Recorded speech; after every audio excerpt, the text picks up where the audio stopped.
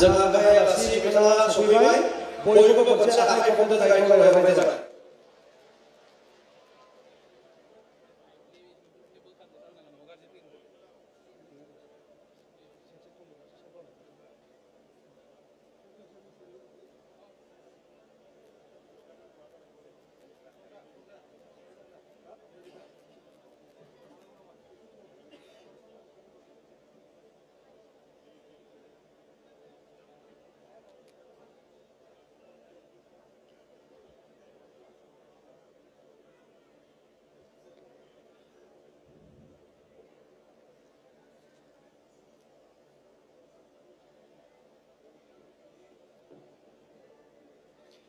A very good afternoon. We are about to start a special seminar on harnessing opportunities and adapting to challenges in the agricultural sector. আমি contact সময়ৰ পিছতে আমাৰ আলোচনাটো আৰম্ভ কৰিম। এতিয়া প্ৰথমতে এটা বাৰ্ডি চিকলা নৃত্যৰে এই অনুষ্ঠানৰ আৰম্ভণি কৰিবৰ কাৰণে অনুৰোধ জনোৱা হ'ল। दोंसे बारदै सिख्ला मोसानायजों जोंनि दिनैनि बे हाबाफारिखौ बरायनो थाखाय खावलायहरनाय जाबाय।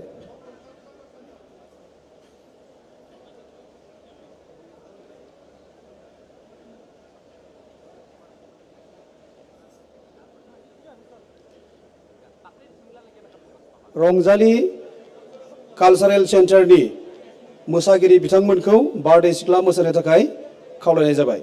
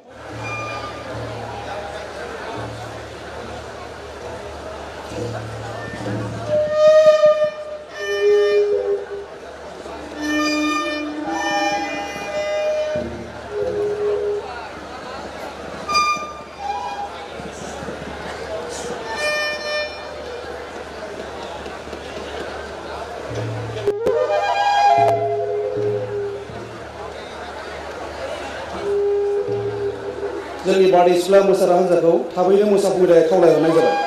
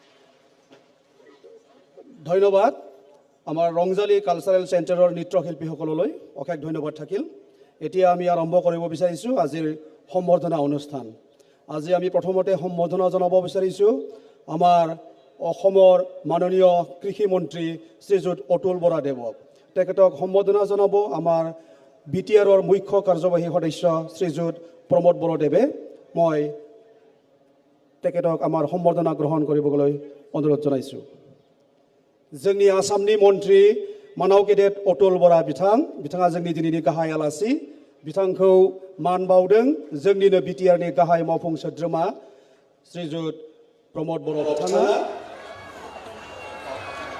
बिथांखौ मान बावदों जोंनि बड'लेण्ड मुलुगसोलोंसालिनि भाइस चेन्सेलर प्रफेसार लालु सिं सारा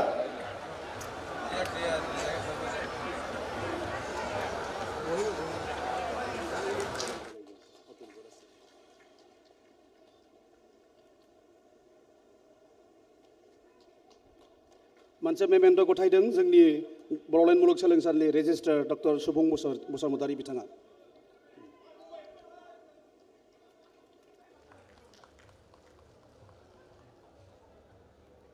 धन्यबाद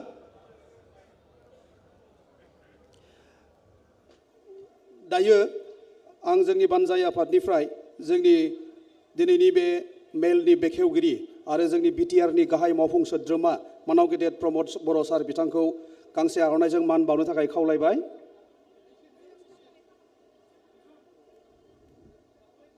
এতিয়া সম্বৰ্ধনা জনাব অনুৰোধ জনাইছোঁ আমাৰ বিটিআৰৰ মুখ্য কাৰ্যবাহী সদস্য শ্ৰীযুত প্ৰমোদ বৰদেৱক दायो जोंनि गेजेराव मान बावगोन जोंनि बर' कसारि वेलफेयार अट'नमास काउन्सिलनि गाहाय मावफुं सोद्रोमा मानाव गेदेर महिनीश्वर बसुमतारी बिथांखौ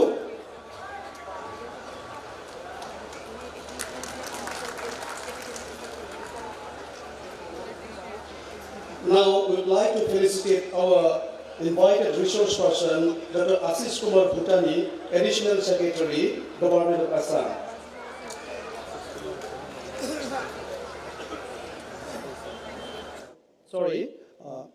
Now we would like to felicitate our invited resource person, Dr. Pankaj Jaiswal. He is a renowned economist. He is from Uttar Pradesh. I would like to request our organizing committee members to felicitate our sir. Thank you, sir. Now, I would like to request our organizing committee members to felicitate Honorable Vice Chancellor of Bodoland University, Professor Lalu Singh, sir.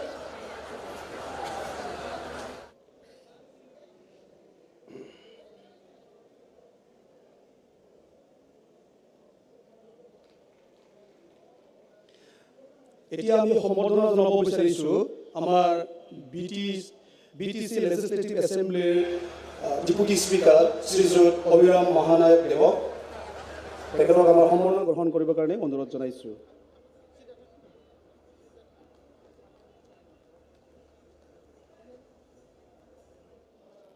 এতিয়া আমি সম্বৰ্ধনা জনাব বিচাৰিছোঁ আমাৰ বিটিআৰৰ কৃষি বিভাগৰ কাৰ্যবাহী সদস্য শ্ৰীযুত ঘনশ্যাম দাস দেৱক তেখেতক আমাৰ সম্বৰ্ধনা গ্ৰহণ কৰিবৰ কাৰণে অনুৰোধ জনাইছোঁ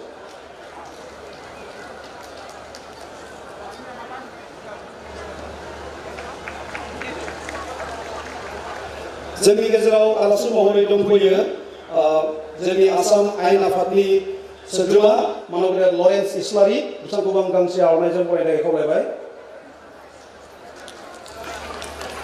जोंनि गेजेराव दङ आसाम आयेन आफादनिनो मानाव गेदेर सोद्रोमा मुस्रि जयन्त बसुमतारी आं बिथांखौबो गांसे आर'नाइजों बरायनाय खावलायबाय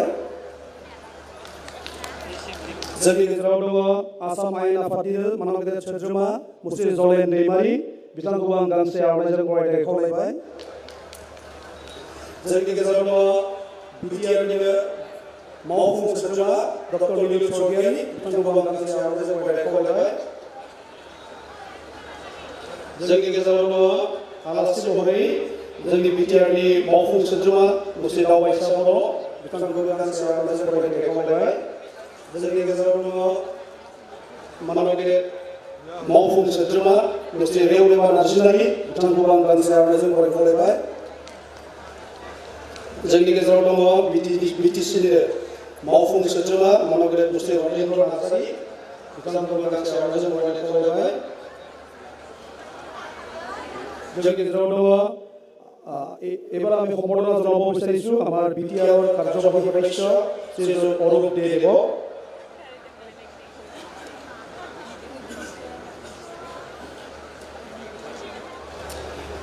जोंनि गेजेराव दङ आलासि महरै मानव गेदेर इएम उखिल मोसाहारि बिथांखौ गांसे आर'नाइजों बरायनाय खावलायबाय जोंनि गेजेराव दङ बिकेडब्लिउएसिनि मानव गेदेर मावफुं सोद्रोमा श्री अनिल बसुमतारी बिथांखौ गांसे आर'नाइजों बरायनाय खावलायबाय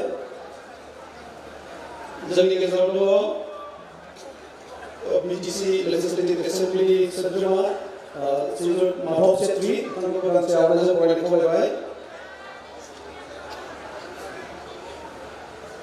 जोंनि गेजेराव दङ बिटिआरनि मावफुं सोद्रोमा मुस्रि राकेश ब्रह्म बिथांखौ गांसे आर'नाइजों बरायनाय खावलायबाय जोंनि गेजेराव दङ जोंनि बिटिआरनि सोद्रोमा पबित्र कुमार बर' बिथांखौबो गांसे आर'नाइजों बरायनाय खावलायबाय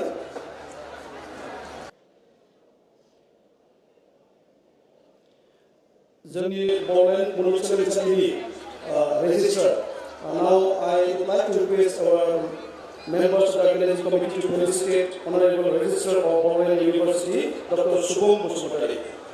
Please, sir.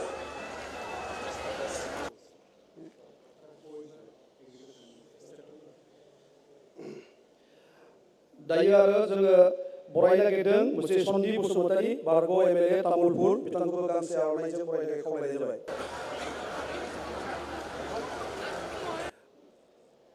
दायो जोंनि गेजेराव दङ मानव गेदेर बिटिसि लेजिस्लेटिभ एसेम्बलिनि सोद्रोमा राजेश कुमार ब्रह्म बिथांखौ गांसे आर'नाइजों बरायनाय खावलायबाय जोंनि गेजेराव दङ एमसिएलए बिथां बिजित गोरा नार्जारि बिथांखौबो गांसे आर'नाइजों बरायनाय खावलायबाय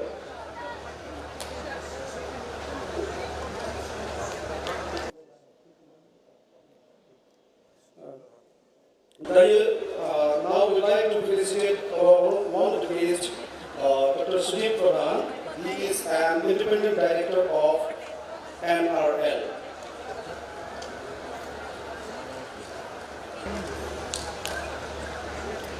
এতিয়া মই আমাৰ বিটিআৰৰ মুখ্য কাৰ্যবাহী সদস্য শ্ৰীযুত প্ৰমোদ বৰদেৱক উদ্বোধনী ভাষণ দাঙি ধৰিবলৈ অনুৰোধ জনাইছোঁ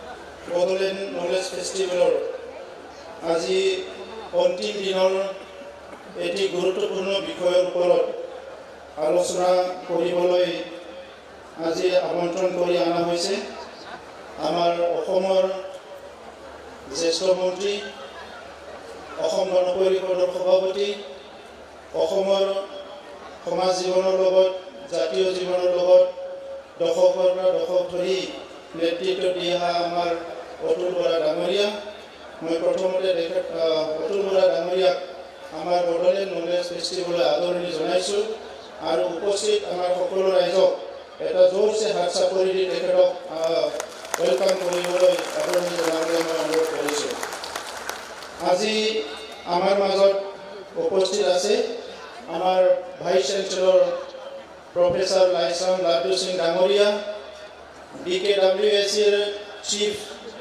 বদলেন যেটো আমাৰ বড় কছাৰী কাউন্সিল আছে ইয়াৰ চিফ মিনেশ্বৰ বসুমতাৰী ডাঙৰিয়া ইয়াত উপস্থিত হৈছে মোৰ বন্ধু ইকনমিক্স হয় লিখক পঙ্কজ জয়সৱালজি ইয়াত উপস্থিত আছে আমাৰ এগ্ৰিকালচাৰ বিভাগৰ ইএম ঘনেশ্যাম দাস ডাঙৰিয়া আৰু মোৰ সতীৰ্থ ইএম সকল আমাৰ এমএলএ সকল এমচিএলএ সকল Bodoland University Registrar Dr. Subham Basumatari Damoria প্রমুখে ইয়াত উপস্থিত আছে আমাৰ ডেপুটি স্পিকাৰ অভিৰাম মহানায়ক ডাঙৰীয়া এগ্ৰিকালচাৰ বিভাগৰ বিষয়াসকল আমাৰ আমন্ত্ৰিত অতিথিসকল আৰু উপস্থিত বড়োলেণ্ডৰ বিভিন্ন জিলাৰ পৰা বিভিন্ন সাব ডিভিজন আৰু ব্লকৰ পৰা উপস্থিত হোৱা আমাৰ প্ৰগ্ৰেছিভ ফাৰ্মাৰসকল সন্মানীয় খেতিয়কসকল আৰু মোৰ মৰমৰ ছাত্ৰ ছাত্ৰীসকল আজি আমাৰ নলেজ ফেষ্টিভেলৰ অন্তিম দিনত এই কাৰ্যসূচীটো লোৱা হৈছে নলেজ ফেষ্টিভেলত যি জ্ঞান মহোৎসৱত বিভিন্ন বিষয়ৰ ওপৰত যোৱা 3টা দিন ধৰি আলোচনা চলি আছে আজিও প্ৰায় 3টা গুৰুত্বপূৰ্ণ বিষয়ৰ ওপৰত আমাৰ বিভিন্ন সেমিনাৰৰ আলোচনা চলি আছে আৰু এই এগ্ৰিকালচাৰৰ ওপৰত যি এগ্ৰিকালচাৰৰ বিভিন্ন বিষয়ৰ ওপৰত আজি যিটো আলোচনা চক্ৰ ইয়াৰ পিছতে আমাৰ ভেলিডিক্টৰী সেশন হ'ব আজি বিশেষভাৱে আপোনালোক সকলোৱে জানে যে বড়োলেণ্ডত দশকৰ পৰা দশক ধৰি অস্থিৰতা বিৰাজ কৰিছে হত্যা হিংসা বিভিন্ন পৰিৱেশৰ মাজত আমি আছিলোঁ কিন্তু লাহে লাহে আমাৰ মাজত পৰিৱৰ্তন আহিছে আজি শান্তি আৰু এটা সুস্থিৰতাৰ সুযোগ লৈ আমাৰ অঞ্চলৰ অৰ্থনীতিটো আগুৱাই লৈ যোৱাৰ কাৰণে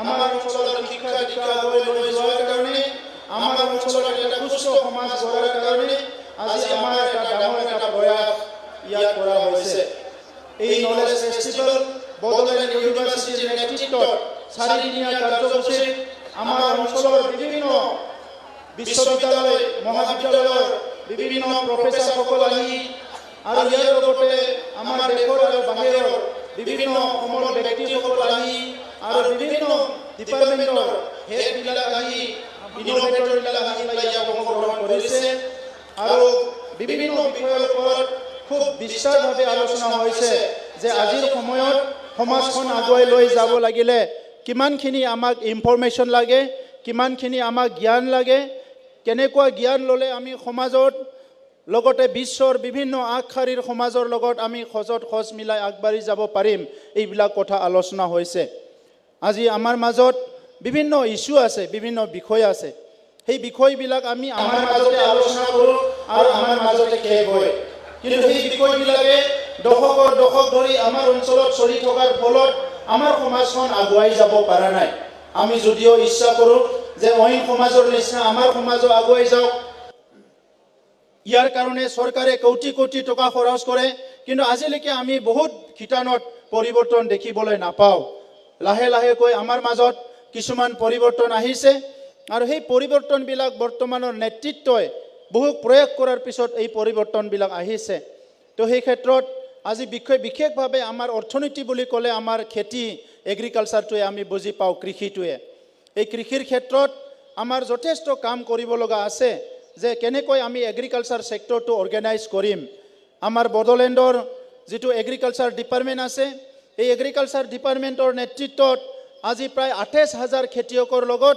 আমাৰ বড়োলেণ্ডৰ কাউন্সিল চৰকাৰখনে কাম কৰা আৰম্ভ কৰিছে ইয়াত বিভিন্ন খেতিয়কসকলৰ কেনেকৈ ট্ৰেইনিং দিয়া কেনেকৈ ভাল বীজবিলাক প্ৰদান কৰা সময়মতে কেনেকৈ খেতিয়কসকলক বিভিন্ন ট্ৰেইনিং আৰু বীজ দি পেলাই ইয়াৰ প্ৰডাকশ্যনটো বঢ়োৱা ইয়াৰ লগে লগে কিছুমান সিলেক্টেড শস্যবিলাক আমাৰ তাত কেনেকৈ লগাব পাৰে যাৰ দ্বাৰা আমাৰ অৰ্থনীতিত তেনেকুৱা টনকিয়াল হ'ব পাৰে তেনেকুৱা কথাবিলাক বহুত আলোচনা হোৱা হৈছে কেবিকেবিলাক আমাৰ পাৰ্টনাৰ কৰি পেলাই কাম কৰাৰ কাৰণে আমাৰ বিভিন্ন প্ৰয়াস কৰা হৈছে আমাৰ দেশৰে বিভিন্ন অনুষ্ঠান আছে কেন্দ্ৰীয় চৰকাৰৰ আৰু কেন্দ্ৰীয় চৰকাৰৰ আশে পাশে থাকি কাম কৰা এগ্ৰিকালচাৰ বিভাগবিলাক আছে তেখেতসকলক আমি টাই আপ কৰিবলৈ গৈ আছোঁ আজি লাইভলিহুড বুলি ক'লে আমাৰ যিটো উপাৰ্জনৰ যিটো পথ জীৱিকা এইটো চাবলৈ গ'লে ৰুৰেল এৰিয়াত আমাৰ ৰুৰেল ইকনমিটো আমি টনকিয়াল কৰিব লাগিব ইয়াৰ কাৰণে ভাৰত লাইভলিহুড মিছন বুলি ফাউণ্ডেশ্যন বুলি এটা সংগঠনে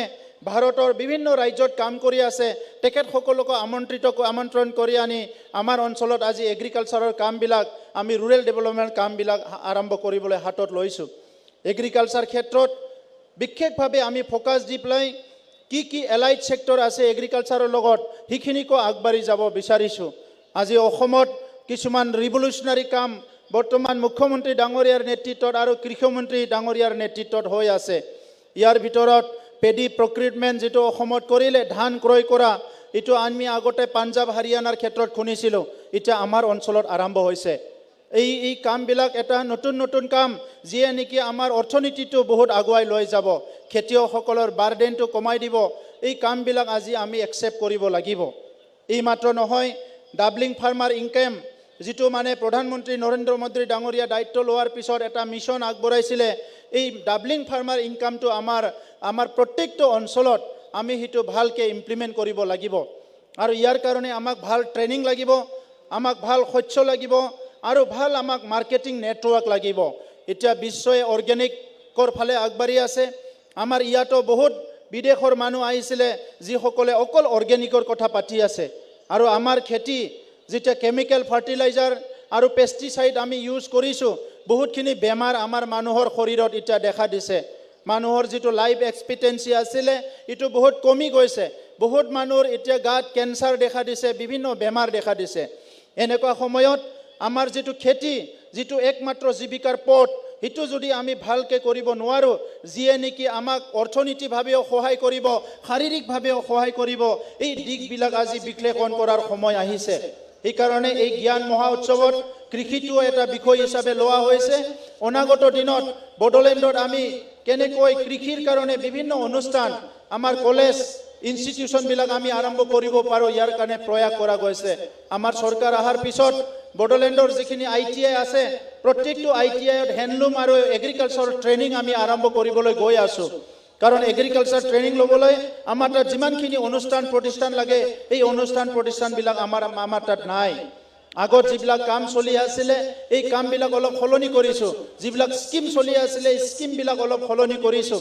তো সেইকাৰণে অলপ আউট অফ বক্স চিন্তা কৰি বড়োলেণ্ড ইউনিভাৰ্চিটিয়ে এই যে জ্ঞান মহা উৎসৱ লোৱা হৈছে, এই জ্ঞান মহা উৎসৱৰ দ্বাৰা বিশ্বত কি চলি আছে, দেশখনত কি চলি আছে, আৰু আমি কি কৰি আছোঁ, ইয়াৰ লগত এটা কানেকশ্যন কৰাৰ কাৰণে, এটা কানেক্টিভিটি কৰাৰ কাৰণে, আৰু বিশ্বৰ বিভিন্ন জায়গাত যিবিলাক নতুন নতুন মডেল আছে, এই মডেলবিলাক আনি আমাৰ খেতিয়কবিলাক কম কষ্টৰে, কম ইনভেষ্টমেণ্টেৰে কেনেকৈ ভাল খেতি বাতি কৰিব পাৰে, আৰু যিটো নেকি গোটেই বিশ্বত আমি মাৰ্কেটটো পাব পাৰোঁ, বজাৰখন পাব পাৰোঁ, ইয়াৰ কাৰণে বিভিন্ন চৰ্চা চলোৱা হৈছে। আজি মই দীঘলীয়া কথা ক'ব বিচৰা নাই। আমাৰ ইয়াত দুজন ব্যক্তি আছে। আমাৰ পংকজ জয়ছোৱাল ডাঙৰীয়া, তেখেতে UPৰ হয়, মুম্বাইত থাকে, মোৰ বন্ধু হয়। বিভিন্ন সময়ত ইকনমিক ডেভেলপমেন্टर ऊपर तेखेते बहुत खिनी लिखे। हम लोग 4 दिन के लिए जो नॉलेज फेस्टिवल आयोजन किया, ये अलग अलग विषय पर चर्चा हो रहा था 4 दिनों से। आज ये जो विषय है एग्रीकल्चर को लेके, यहाँ पंकज जयसवाल जी को हमने आमंत्रण किया।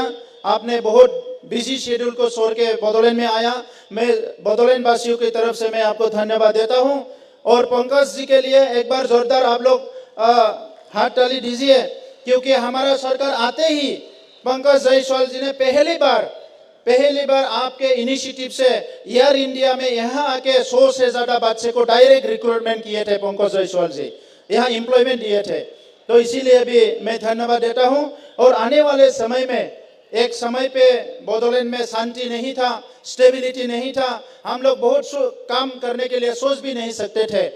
आज एक अच्छा माहौल आ गया है, इसलिए बोडोलैंड यूनिवर्सिटी ने ये इंटरनेशनल नॉलेज फेस्टिवल का आयोजन किया, जहां हम लोग सपोर्ट किया। और 4 दिन का जो अलग अलग सेशन हुआ, कम से कम 25 सेशन में अलग अलग विषय पे बहुत विस्तार से बातचीत हुआ, चर्चा हुआ, और बहुत हल निकल गया, सोल्यूशन निकल गया कि आने वाले समय में बोडोलैंड में कैसे शांति, रेजिलेंस और बोडोलैंड की समाज को कैसे एक अच्छा दिशा मार्गदर्शन मिलेगा, उसके लिए बहुत एक चर्चा किया गया। और आज मैं उम्मीद रखता हूँ पंकज जयसवाल जी इकोनॉमिक डेवलपमेंट के लिए काफी लिख चुके हैं, पत्र अलग अलग पत्र में लिखते रहते हैं और रिसर्च भी करते हैं। तो अभी बोडोलैंड में हम लोग कैसे आगे बढ़ेंगे, मैं उसके लिए आपको मैं अनुरोध करता हूँ, आप बात में आप बोलेंगे। मैं बहुत धन्यवाद देता हूँ आपको, आपने आए हैं। और मैं आशा करिছোঁ যে আমাৰ সকলো ৰাইজে যিখিনি আহিছে ইয়াত থাকিব। মিটিং শেষ হোৱাৰ পিছত এইখন মিটিং আমাৰ ওপেন মিটিং আৰু এটা আছে, ক্লোজিং চেৰেমনি, য'ত আমাৰ ৰামেশ্বৰ তেলী ডাঙৰীয়া আহি আছে, UG ব্ৰহ্ম ডাঙৰীয়া আহি আছে, মন্ত্ৰী, কেন্দ্ৰীয় মন্ত্ৰী আৰু ৰাজ্য মন্ত্ৰী, এক্টৰ সোনু সুদ ডাঙৰীয়া আহি আছে তেখেতসকলেও আমাক বহুত দিশত সহায় কৰিবলৈ আগবাঢ়ি আহিছে এইটো বড়োলেণ্ডৰ কাৰণে এটা নতুন এটা দিগন্ত আৰম্ভ হৈছে এইটো আমি কেতিয়াও হেৰাব দিব নোৱাৰো আগত যিখিনি নেগেটিভিটি আমাৰ মাজত হৈ গ'ল এইটো আৰু পুনৰ আমি আনিব নিবিচাৰো আমিও আগুৱাই যাব বিচাৰো বড়োলেণ্ডৰ অকল ৰাজনীতি নহয় ইয়াত সমাজ আগুৱাই যোৱাৰ কিছুমান কাম হ'ব লাগে বড়োলেণ্ডৰ অকল হিংসা নহয় ইয়াৰ শান্তি প্ৰতিষ্ঠা কৰি অৰ্থনীতি উন্নয়নৰ কাম হ'ব লাগে বড়োলেণ্ডৰ অকল জাতি জনগোষ্ঠীৰ মাজত ভয় ভীত শংকা থাকিব নালাগে সকলো একত্ৰিত হৈ এটা সুস্থ সমাজ গঢ়াৰ কাৰণে আমি আগবাঢ়ি যাব লাগে মই আপোনালোকক অনুৰোধ কৰিছো শেষলৈকে যাতে আপোনালোকে থাকে আৰু উদ্বোধনী ভাষণ দিবলৈ অনুৰোধ কৰিছিলে এইখিনি কথাই কৈ মই সামৰণি মাৰিছো ধন্যবাদ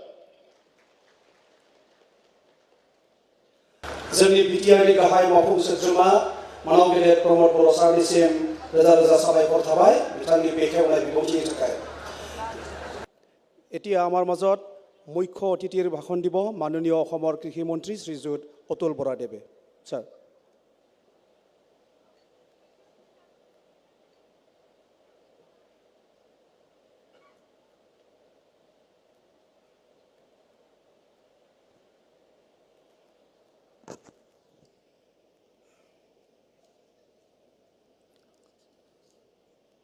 খুলুমবাই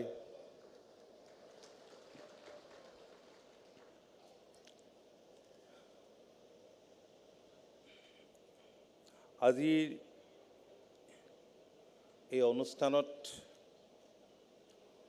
উপস্থিত থকা বিটিআৰৰ চিফ মাননীয় প্ৰমোদ বড়ো ডাঙৰীয়া বড়োলেণ্ড ইউনিভাৰ্চিটিৰ সন্মানীয় ভাইচ চেঞ্চেলৰ প্ৰফেচাৰ এল লাডিউ সিং ডাঙৰীয়া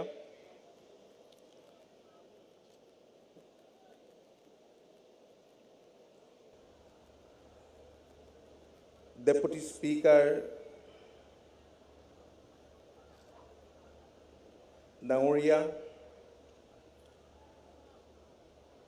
মিনেশ্বৰ বসুমতাৰী ডাঙৰীয়া পংকজ জয়ছোৱাল ডাঙৰীয়া সন্মানীয় বিধায়ক জলেন দৈমাৰী ডাঙৰীয়া সন্মানীয় বিধায়ক লৰেন্স স্লাৰী ডাঙৰীয়া সন্মানীয় বিধায়ক জয়ন্ত মুছাহাৰী ডাঙৰীয়া all executive member BTR all MCLA আৰু মঞ্চত উপবিষ্ট EM agriculture PTR Shri Ghanashyam Das ডাঙৰীয়া সন্মানীয় মঞ্চত উপবিষ্ট বিশিষ্ট ব্যক্তিসকল মোৰ অতি শ্ৰদ্ধাৰ উপস্থিত ৰাইজ কৃষক বন্ধুসকল আৰু প্ৰিয় সংবাদসেৱীসকল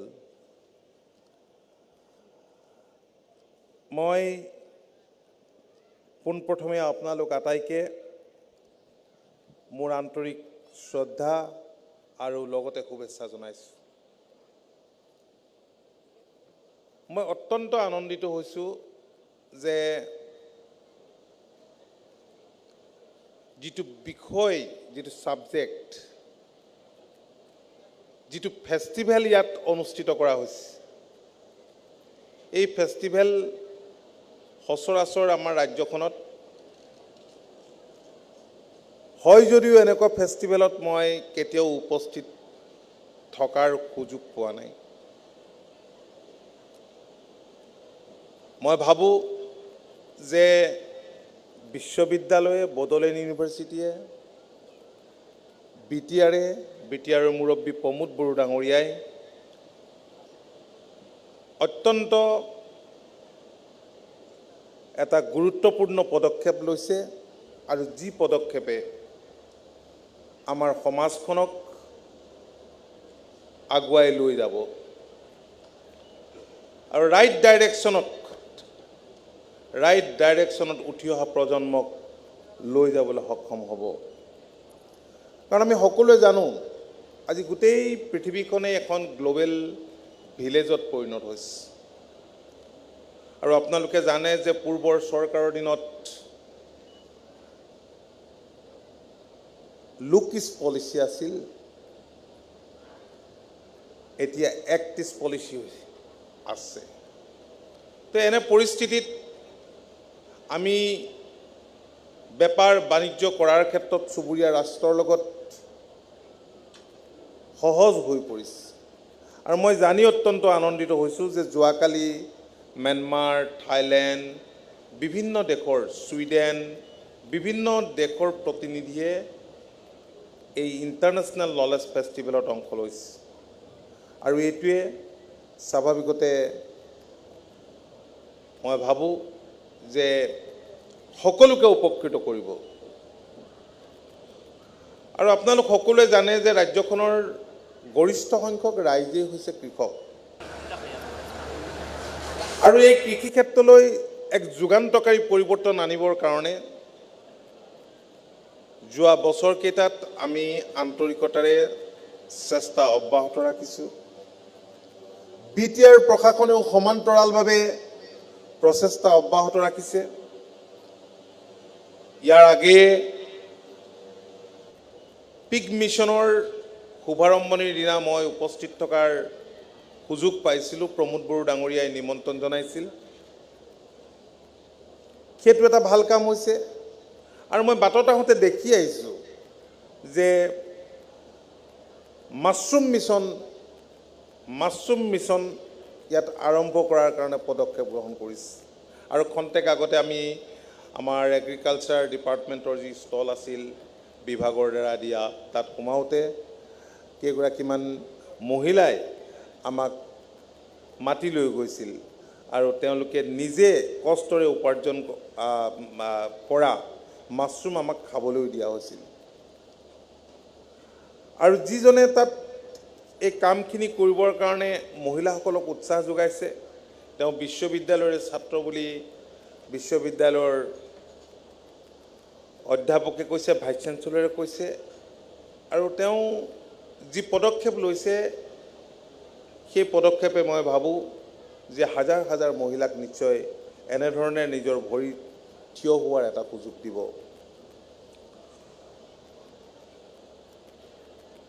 আপোনালোকে সকলোৱে গম পাইছে যে আমাৰ মাননীয় মুখ্যমন্ত্ৰী ডক্টৰ হিমন্ত বিশ্ব শৰ্মা ডাঙৰীয়াই আমাৰ ৰাজ্যখন দেশৰ অগ্ৰণী 5খন ৰাজ্যৰ তালিকাত যাতে অন্তৰ্ভুক্ত কৰিব পাৰে, তাৰ কাৰণে বিভিন্ন বিভাগৰ জৰিয়তে প্ৰচেষ্টা অব্যাহত ৰাখিছে। আৰু বিশেষভাৱে কৃষি আৰু আনুষংগিক খণ্ডৰ ওপৰত গুৰুত্ব আৰোপ কৰিছে। কাৰণ গৰিষ্ঠ সংখ্যক ৰাইজেই হৈছে কৃষক আৰু আমাৰ 20% GDP আহে কৃষি আৰু আনুষংগিক খণ্ডৰ পৰা।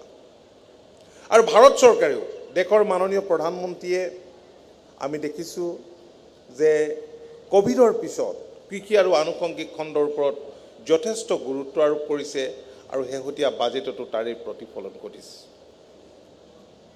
আৰু আমাৰ মাটি যথেষ্ট সাৰুৱা। আৰু বড়োলেণ্ড এলেকাৰ মাটি মই দেখিছোঁ যে যথেষ্ট সাৰুৱা। যিকেইখন জিলা আছে মাটি যথেষ্ট সাৰুৱা। তাত বিভিন্ন ধৰণৰ খেতি আমি কৰিব পাৰোঁ। আপোনালোকে জানে যে দেশৰ জনসংখ্যা বৃদ্ধি পাইছে।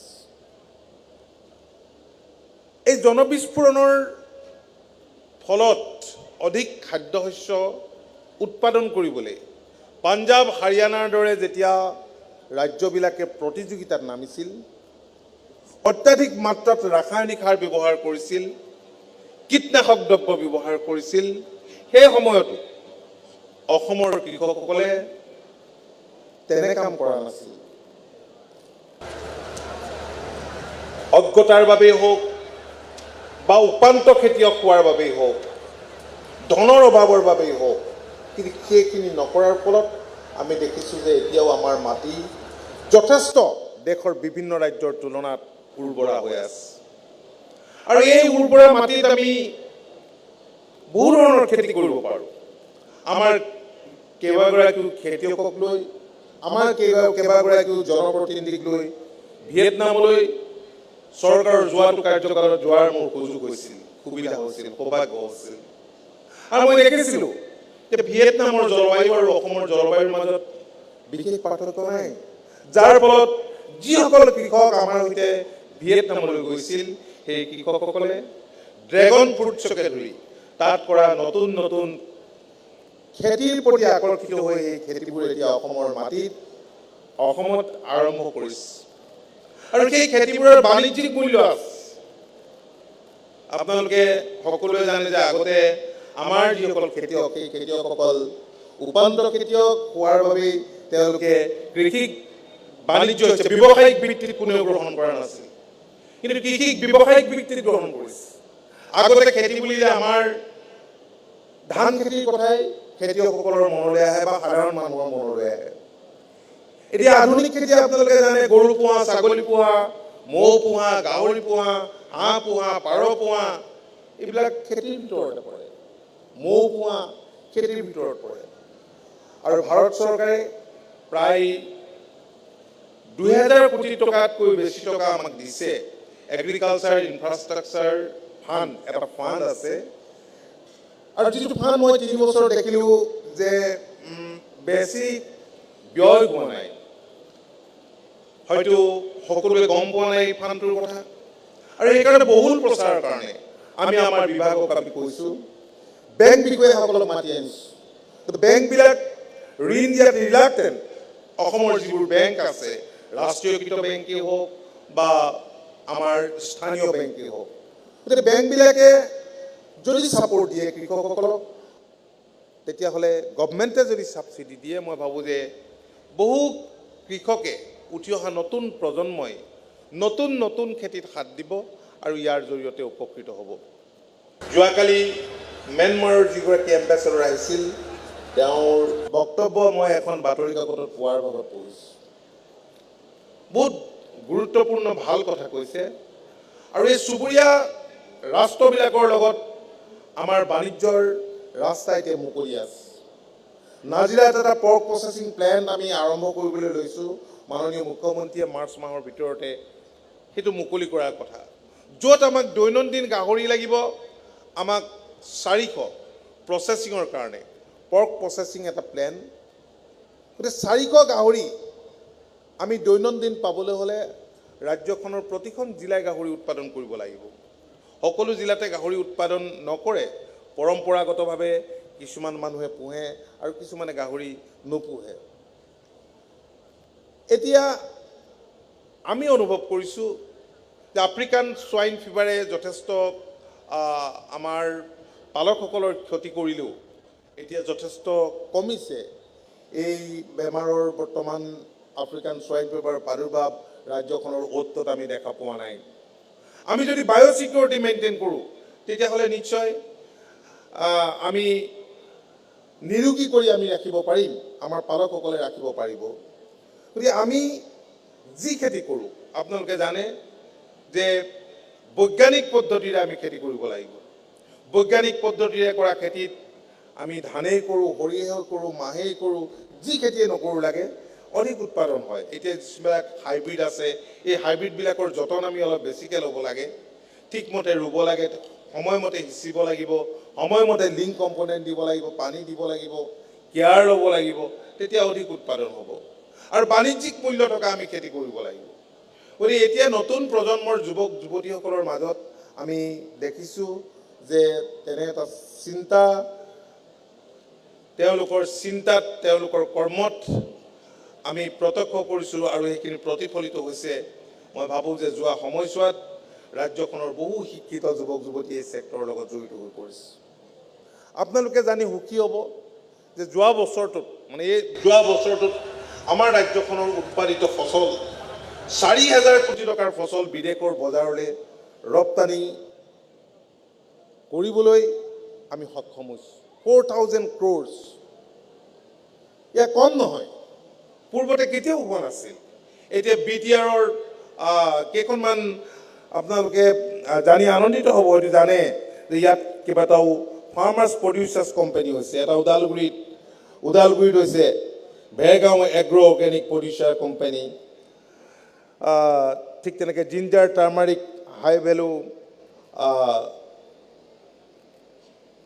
ক্ৰপ, আৰু তেনেকৈ কেইবাখনো ইয়াত ফাৰ্মাৰ্ছ প্ৰডিউচাৰ্ছ কোম্পানী হৈছে, ফেৰেংগা এগ্ৰ' অৰ্গেনিক প্ৰডিউচাৰ কোম্পানী,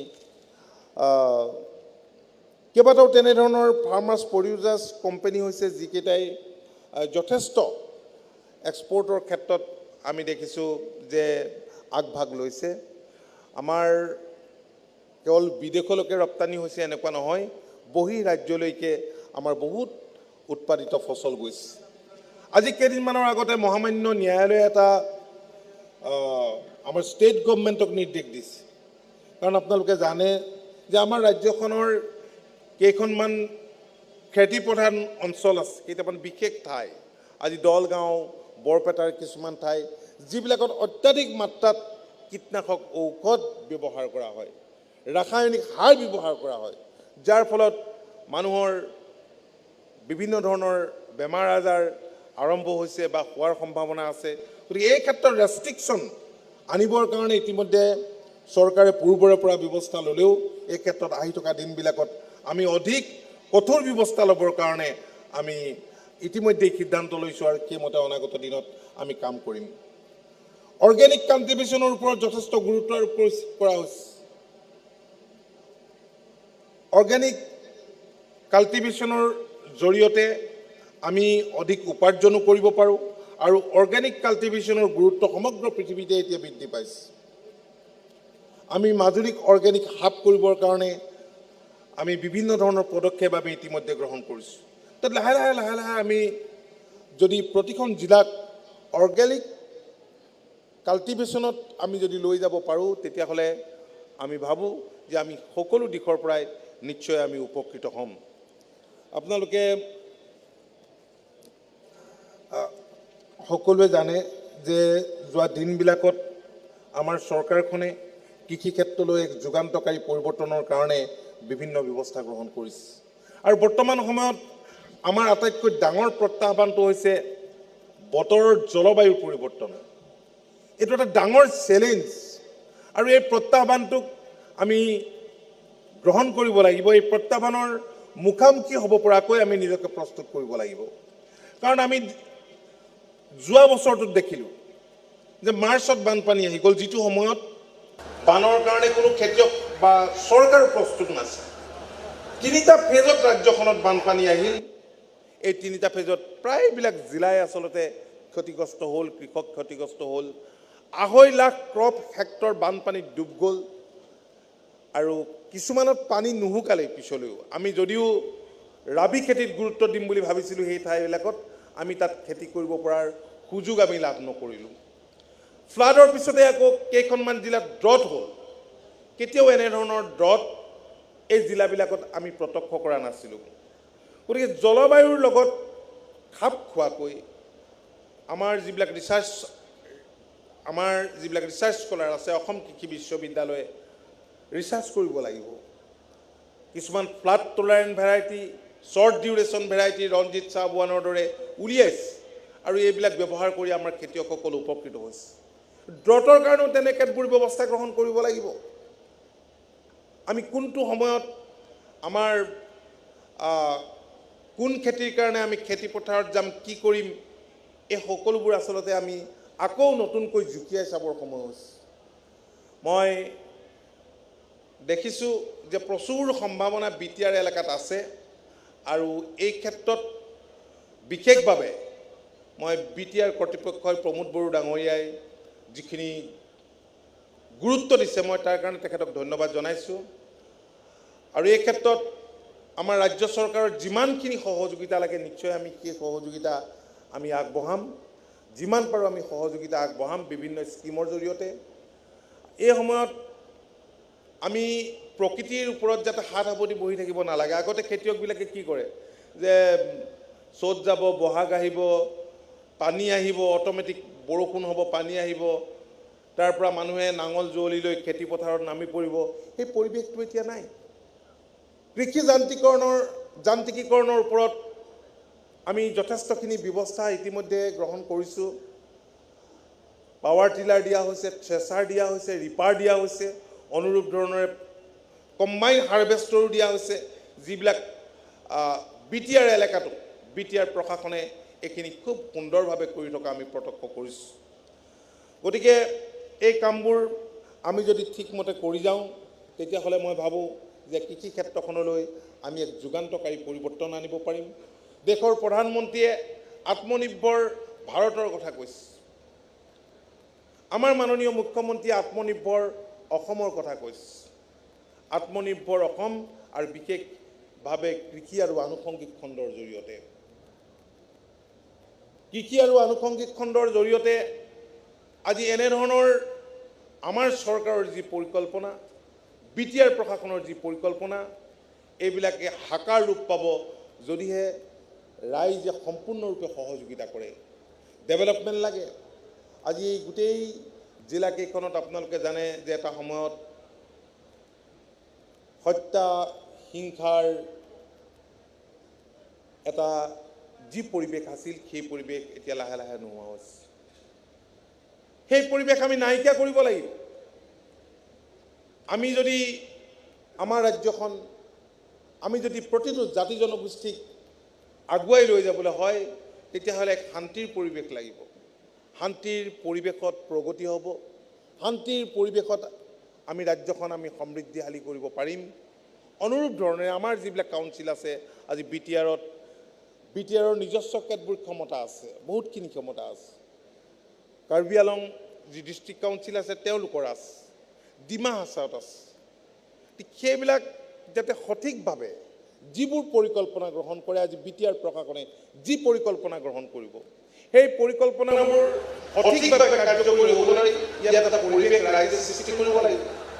কাৰণ প্ৰমোদ বড়ো ডাঙৰীয়া সংগ্ৰামৰ মাজেৰে আহি এই স্থান পাইছে। আপোনালোকে সেই স্থানত তেওঁ বহুৱাইছে, তেওঁৰ সতীৰ্থসকলক লৈ কাম কৰাৰ এটা সুযোগ দিছে। কিন্তু সেই সুযোগ কেৱল নিৰ্বাচনৰ জৰিয়তে দিলে নহ'ব। আপোনালোকৰ চিন্তা চৰ্চা, আপোনালোকৰ ধ্যান ধাৰণা সকলোতে এই কথাবোৰৰ কাম কাজত প্ৰতিফলন ঘটিব লাগিব। আপোনালোকে সহযোগিতা কৰিলে আজি প্ৰমোদ বড়ো ডাঙৰীয়াই আপোনালোকৰ হকে কাম কৰাৰ সুযোগ লাভ কৰিব। তেওঁৰ এটা ভিছন আছে। তেওঁৰ এটা ভিজন নাথাকিলে বিশ্ববিদ্যালয়ৰ লগত লগ লাগি ইয়াত হয়তো অন্য ফেষ্টিভেল পাতিলেহেঁতেন, কিবা খানা পিনা কৰা। এইটোতো খানা পিনা কৰাৰ ফেষ্টিভেল নহয়, এটা সুকীয়া ফেষ্টিভেল। মই কৈয়ে গৈছোঁ যে এনেধৰণৰ নলেজ ফেষ্টিভেলত প্ৰথমবাৰৰ কাৰণে মই জইন কৰিছোঁ। কাৰণ আমাক লাগে স্কিল ডেভেলপমেণ্টৰ কাৰণে আমি বহুতবোৰ ৰাজ্যখনত কৰিবলগীয়া আছে। আমি জানো, কিন্তু বহুত আমি নাজানো। আজি যদি আমি কাৰোবাক মুৰ্গী দি দিওঁ, আমি যদি গাহৰি দি দিওঁ, তেওঁলোকক যদি আমি প্ৰশিক্ষণ নিদিওঁ, তেওঁলোকে সেই কামখিনি চিৰস্থায়ী কৰিব নোৱাৰে, দীৰ্ঘস্থায়ী কৰিব নোৱাৰে, ছাষ্টেইন কৰিব নোৱাৰে। কিবা ইণ্ডাষ্ট্ৰি কৰিলেও ছাষ্টেইন কৰিব নোৱাৰে। মই দেখিছোঁ যে মানুহবিলাক বিটিআৰৰ আজি বড়ো জনগোষ্ঠীৰ লোকেই হওক বা যিসকল লোক ইয়াত বসবাস কৰে, অত্যন্ত কঠোৰ পৰিশ্ৰমী। এই পৰিশ্ৰমী লোকসকলক আমি ৰাইট ডাইৰেকশ্যনত লৈ যাবলৈ হ'লে আমি তেওঁলোকক প্ৰশিক্ষণ দিব লাগিব যে এই বাটেৰে যোৱা, এনেকৈ যোৱা।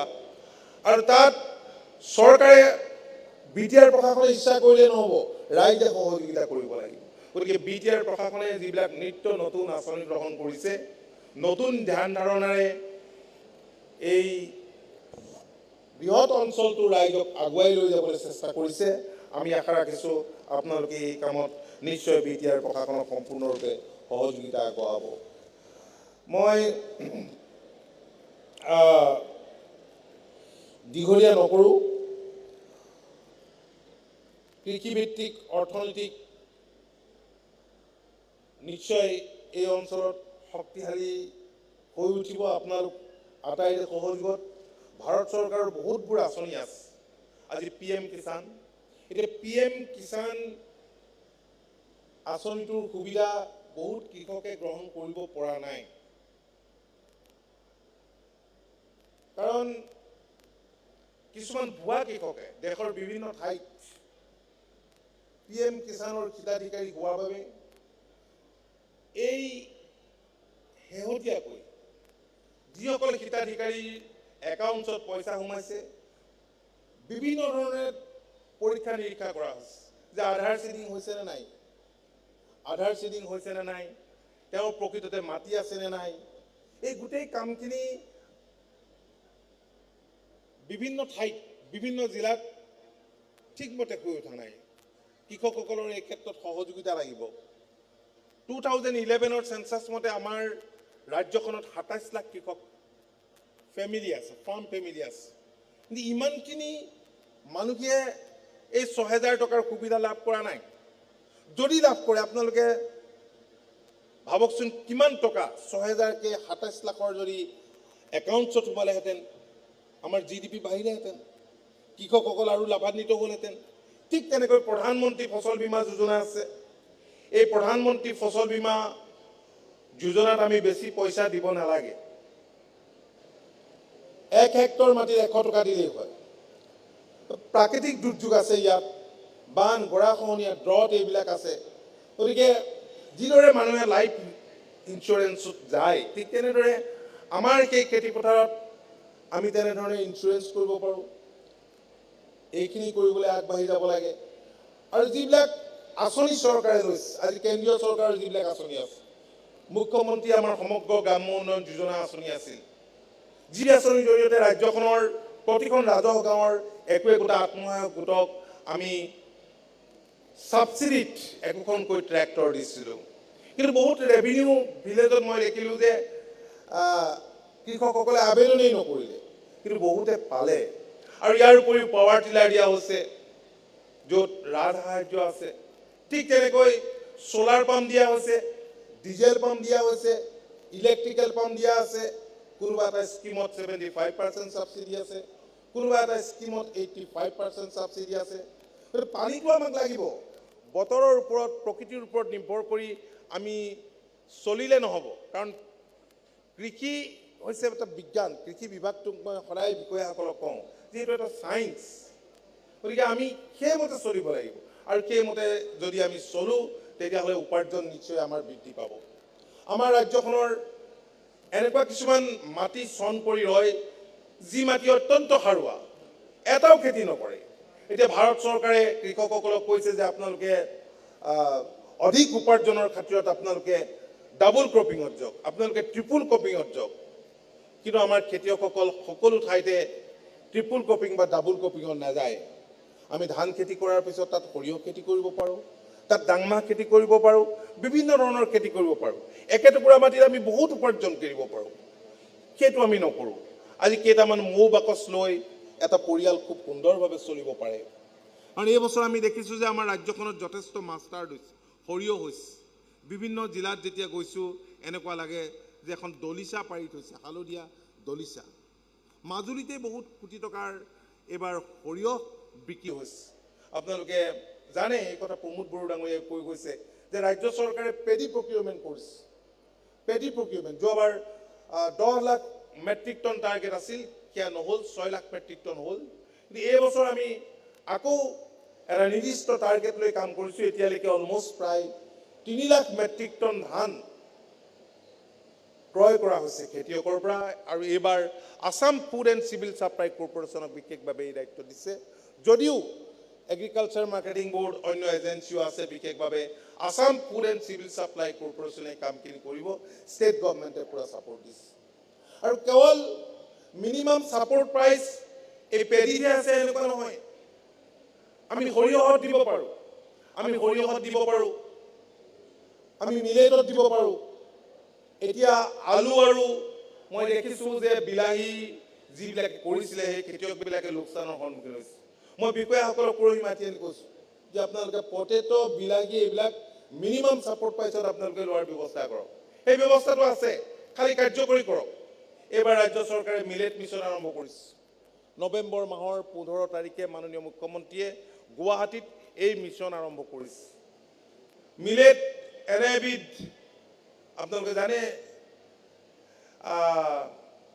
খাদ্য হ'ব য'ত নিউট্ৰিশ্যন অধিক থাকে স্বাস্থ্যৰ কাৰণে অধিক উপকাৰী এতিয়া ছেক্ৰেটেৰিয়েটত সিদিনা প্ৰমোদ বড়ো ডাঙৰীয়াও উপস্থিত আছিলে এখন তেনেধৰণৰ মিলেটৰ ব্যৱস্থা থকা এটা কেফে এটা সেইদিনা মাননীয় মুখ্যমন্ত্ৰীয়ে মুকলি কৰিছে আৰু বিধানসভাত আমি এটা দিন মিলেট যোগান ধৰিবৰ কাৰণে ইতিমধ্যে আমাৰ বিভাগক নিৰ্দেশ দিছে গতিকে মিলেটত যথেষ্ট দাম পায় আৰু মিনিমাম ছাপোৰ্ট প্ৰাইচ ইয়াতো লাগু হ'ব পাৰে আমাৰ বিভাগে এটা সিদ্ধান্ত লৈছে যে যিমান মিলেট প্ৰডাকশ্যন হয় এইখিনি আমি ক্ৰয় কৰি ল'ম গতিকে মিলেটত আপোনালোকে যাওক ফ'ডাৰ মিছন লৈছে ফ'ডাৰ মিছন কাৰণ আপোনালোকে জানে যে আমাৰ কেটল পপুলেশ্যন ৰাজ্যখনত বহুত পৰিমাণে বৃদ্ধি পাইছে যদিও আমি ট্ৰেক্টৰ ব্যৱহাৰ কৰিছোঁ গৰু গাই আমি হাল বাওঁতে ব্যৱহাৰ নকৰোঁ কিন্তু ফাৰ্মিঙৰ কাৰণে ইয়াত বহুত তেনেধৰণৰ কেটল পপুলেশ্যন বৃদ্ধি পাইছে গতিকে কেটল পপুলেশ্যন বৃদ্ধিৰ অনুপাতে আমি খাদ্যৰ সঠিকভাৱে নিজৰ তৰফৰ পৰা ৰাজ্য চৰকাৰে উৎপাদন কৰা খাদ্য যোগান ধৰিব পৰা নাই আমাৰ ৰাজ্যখনত এটা ডাঙৰ ফিড মিল নাই তেনেধৰণৰ পৰিকল্পনা আমি কৰিছোঁ মেজ কাল্টিভেশ্যনৰ ওপৰত আমি গুৰুত্ব দিছোঁ ফ'ডাৰ মিছন আমি আৰম্ভ কৰিছোঁ ঠিক তেনেকৈ ফ্লৰিকাল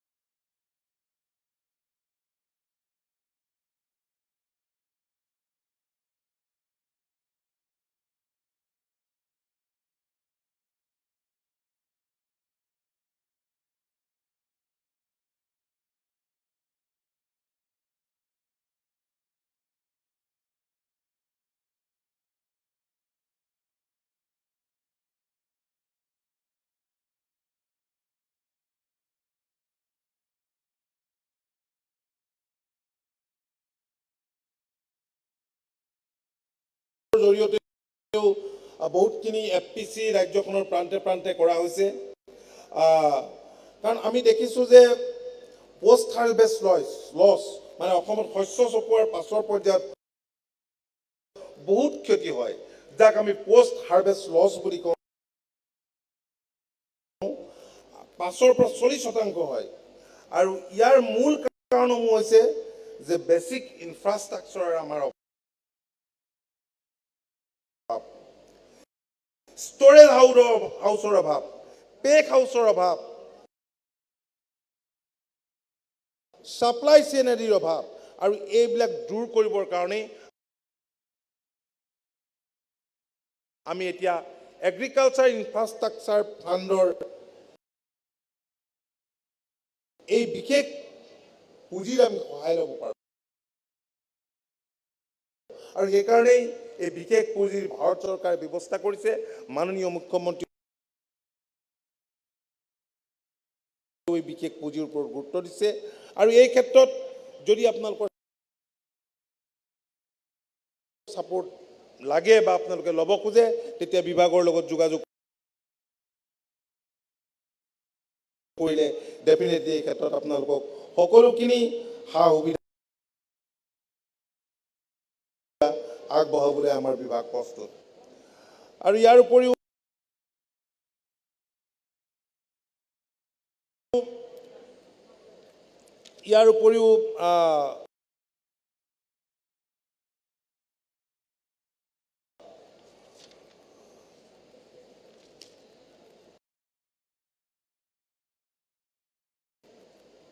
মই শস্য বীমাৰ কথা কৈ গৈছোঁ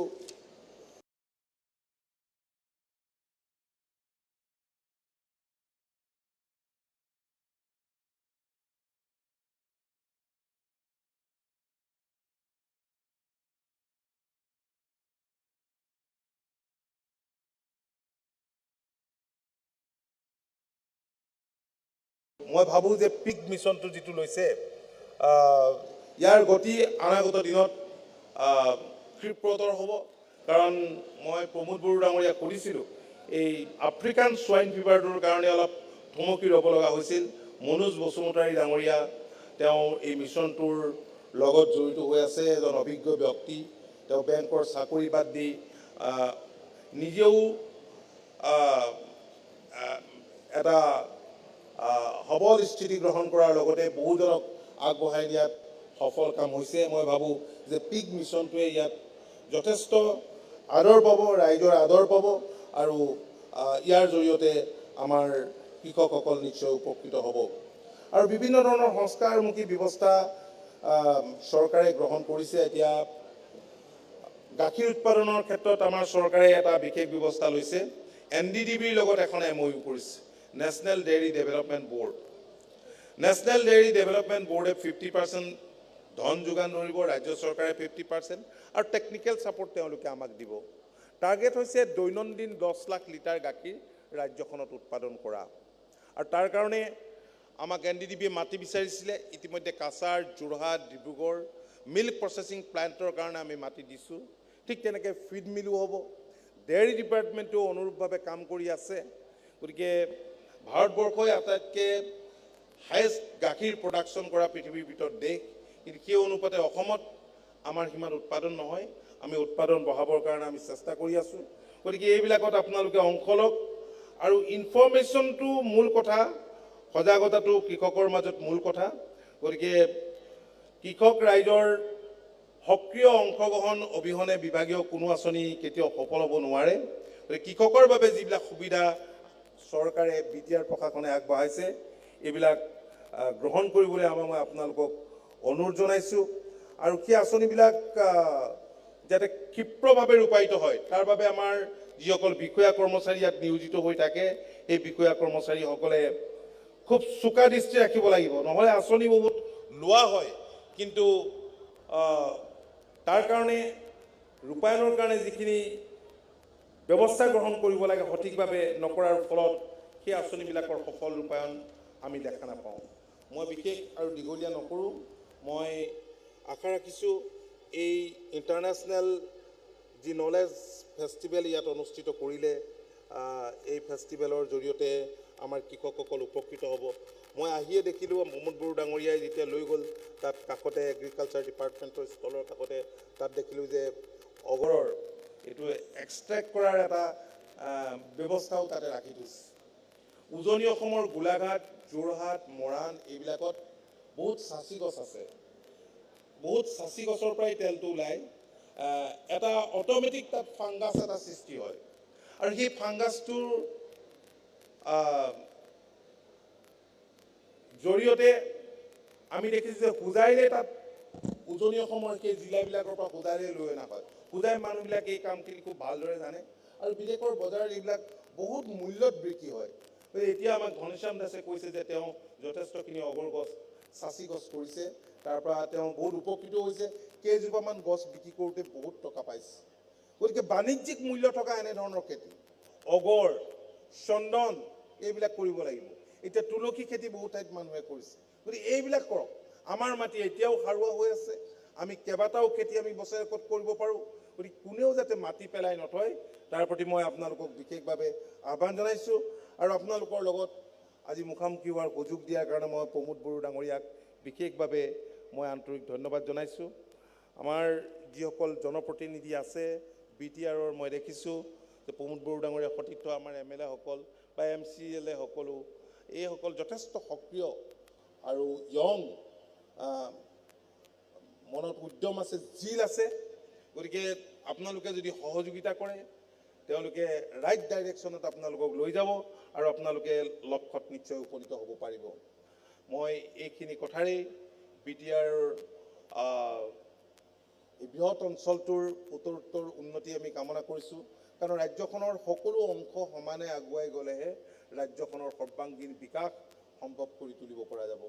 মাননীয় মুখ্যমন্ত্ৰীৰ যি সপোন, সেই সপোনক আমি সাকাৰ ৰূপ দিবলৈ সক্ষম হ'ম। গতিকে সকলোৰে সহযোগিতা বিচাৰি মই সকলোলৈকে পুনৰ মোৰ আন্তৰিক শ্ৰদ্ধা জনাই এই অনুষ্ঠানৰ সফলতা কামনা কৰি মোৰ বক্তব্য মই সামৰণি মাৰিছোঁ। ধন্যবাদ, নমস্কাৰ। বহুত বহুত ধন্যবাদ থাকিল আমাৰ কৃষি মন্ত্ৰী ডাঙৰীয়ালৈ।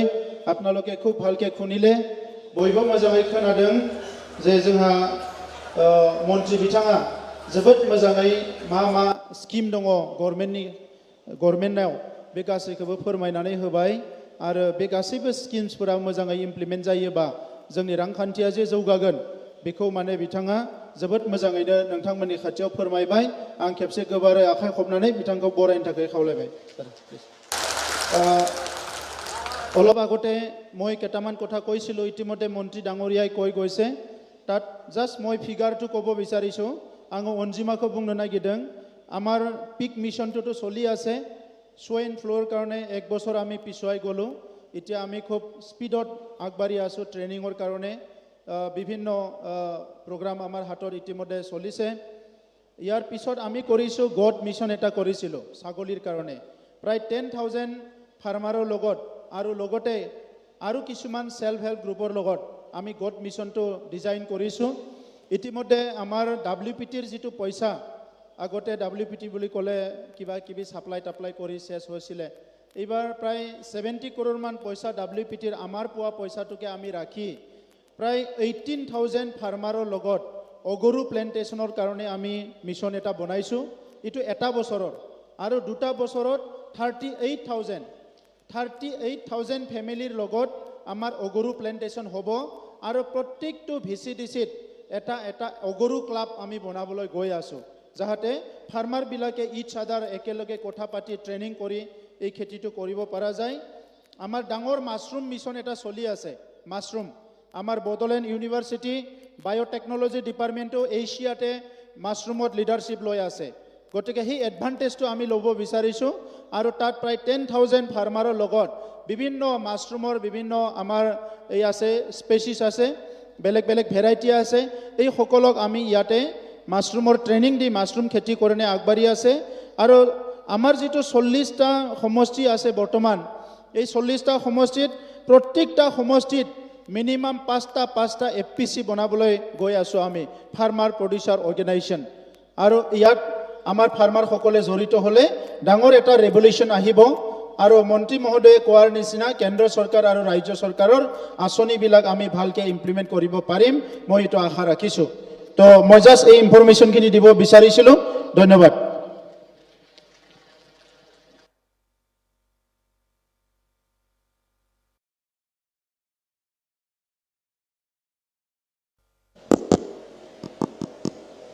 जोंनि मन'गिरित आसामनि आबाद बिफाननि मन्त्रि आरो बिटिआरनि गाहाय मावफुं सोद्रोमा बिथांमोननिसिम साबायखर थाबाय Now we are going to felicitate our guest.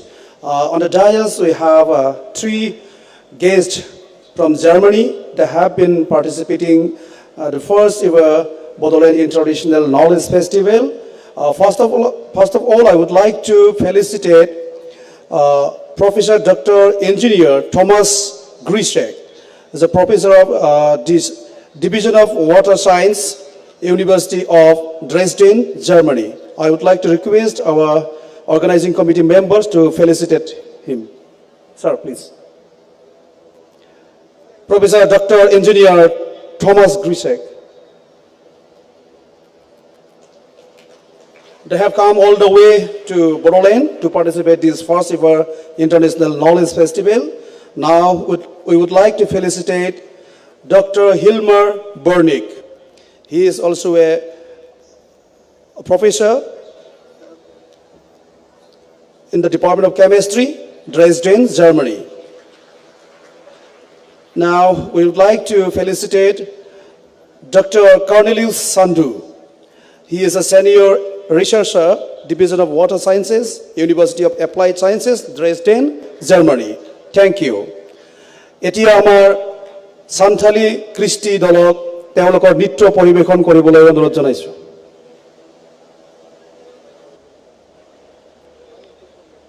Hello.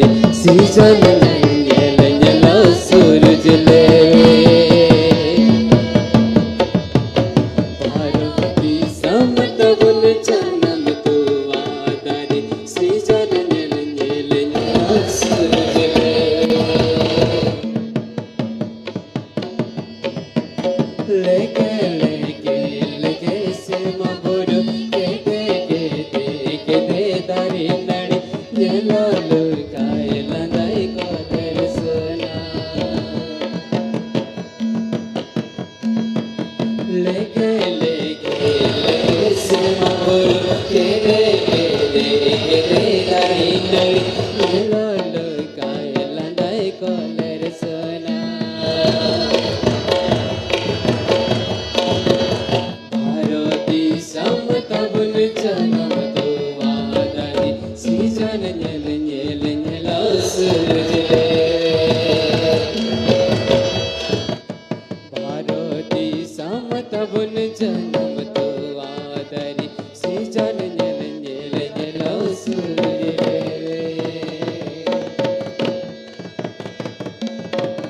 लगे लगे लगे से माबुरु के दे दारी नड़ी नेलो लोई काय लंगाई कलर सोना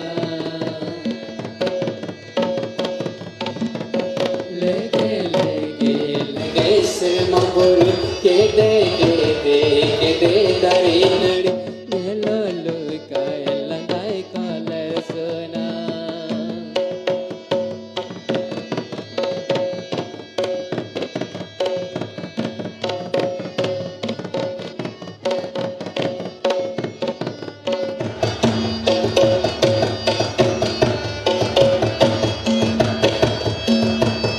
अजमी जति संदल जति अड़ी की बुन सरस जति जाके जा वीर गुरु दरी नड़ी हरियल चियड़ लगे लगे जाके जा गड़ा चना ऋणी में अतु कनाल लगे में लगे जाके जा तुम दाटमा गुबुड इने सिरी न्योड़ जाके जा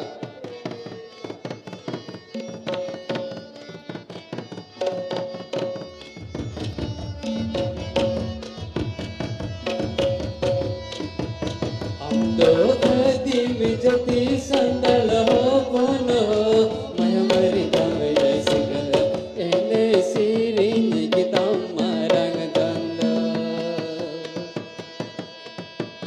हम दो कदम जति संदल हो बन हो मैं मरी दम जैसे एने सिरिन की तमरंग दंद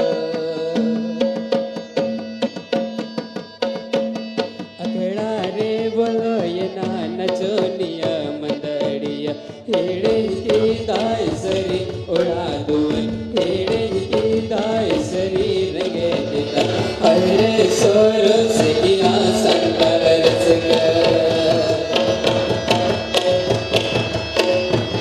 अखेड़ा रे बोलो ये नाना चोनिया मंदड़िया हेड़े की दाई सरी उड़ा दूर हेड़े की दाई सरी रंगे दिता अरे सोर से किया संदल रसकर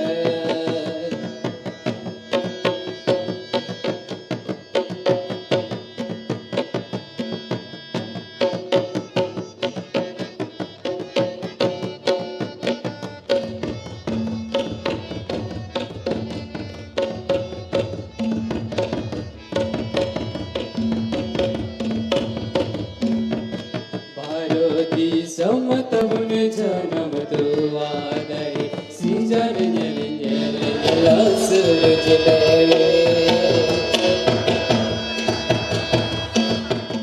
भारती समतबुन जन्म तो वादरी सीजन जल जल लस जले लगे लगे सिर माबुरु के दे दारी नड़ी नेलो लो काय ललाई कलर सोना लगे लगे सिर माबुरु के दे दारी नड़ी नेलो लो काय ललाई कलर सोना नेलो काय ललाई कलर सोना Yellow look, yellow like color sona.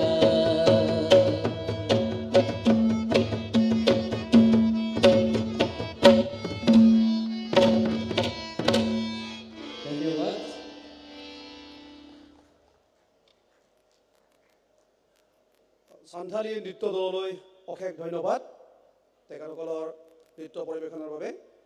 Now I would like to request Dr.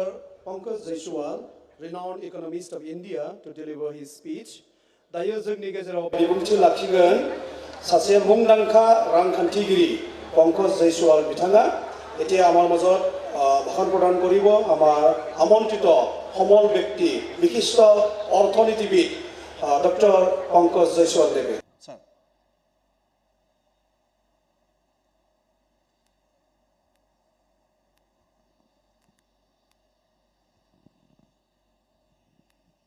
धन्यवाद। खुलुमबाई बोडो, खुलुमबाई BTR, आसाम एंड भारत।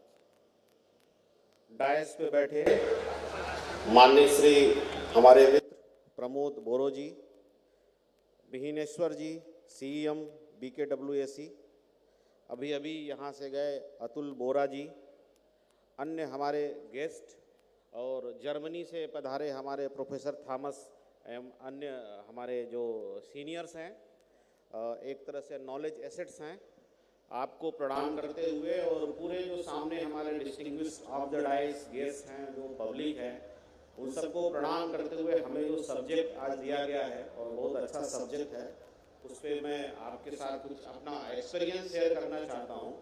और एक्सपीरियंस शेयर करने से पहले इस पूरे आयोजन की जो रूपरेखा है और इस पूरे आयोजन का जो एग्जीक्यूशन है, इसके लिए मैं मिस्टर प्रमोद बोरो और उनकी पूरी टीम को जो है बधाई देना चाहता हूँ, दिल से बधाई देना चाहता हूँ। अभी 15-20 दिन पहले लगभग ऐसा ही एक फेस्टिवल मैं उत्तर प्रदेश में अटेंड करके आया और चूँकि मैं उसका पार्ट भी था, क्योंकि डायस्पोरा कनेक्ट करने की जिम्मेदारी जो है हमारे पूजनीय माननीय योगी आदित्यनाथ जी की तरफ से हमें भी एक जिम्मेदारी मिली हुई थी, तो पूरा उसमें मैंने पार्टिसिपेट किया।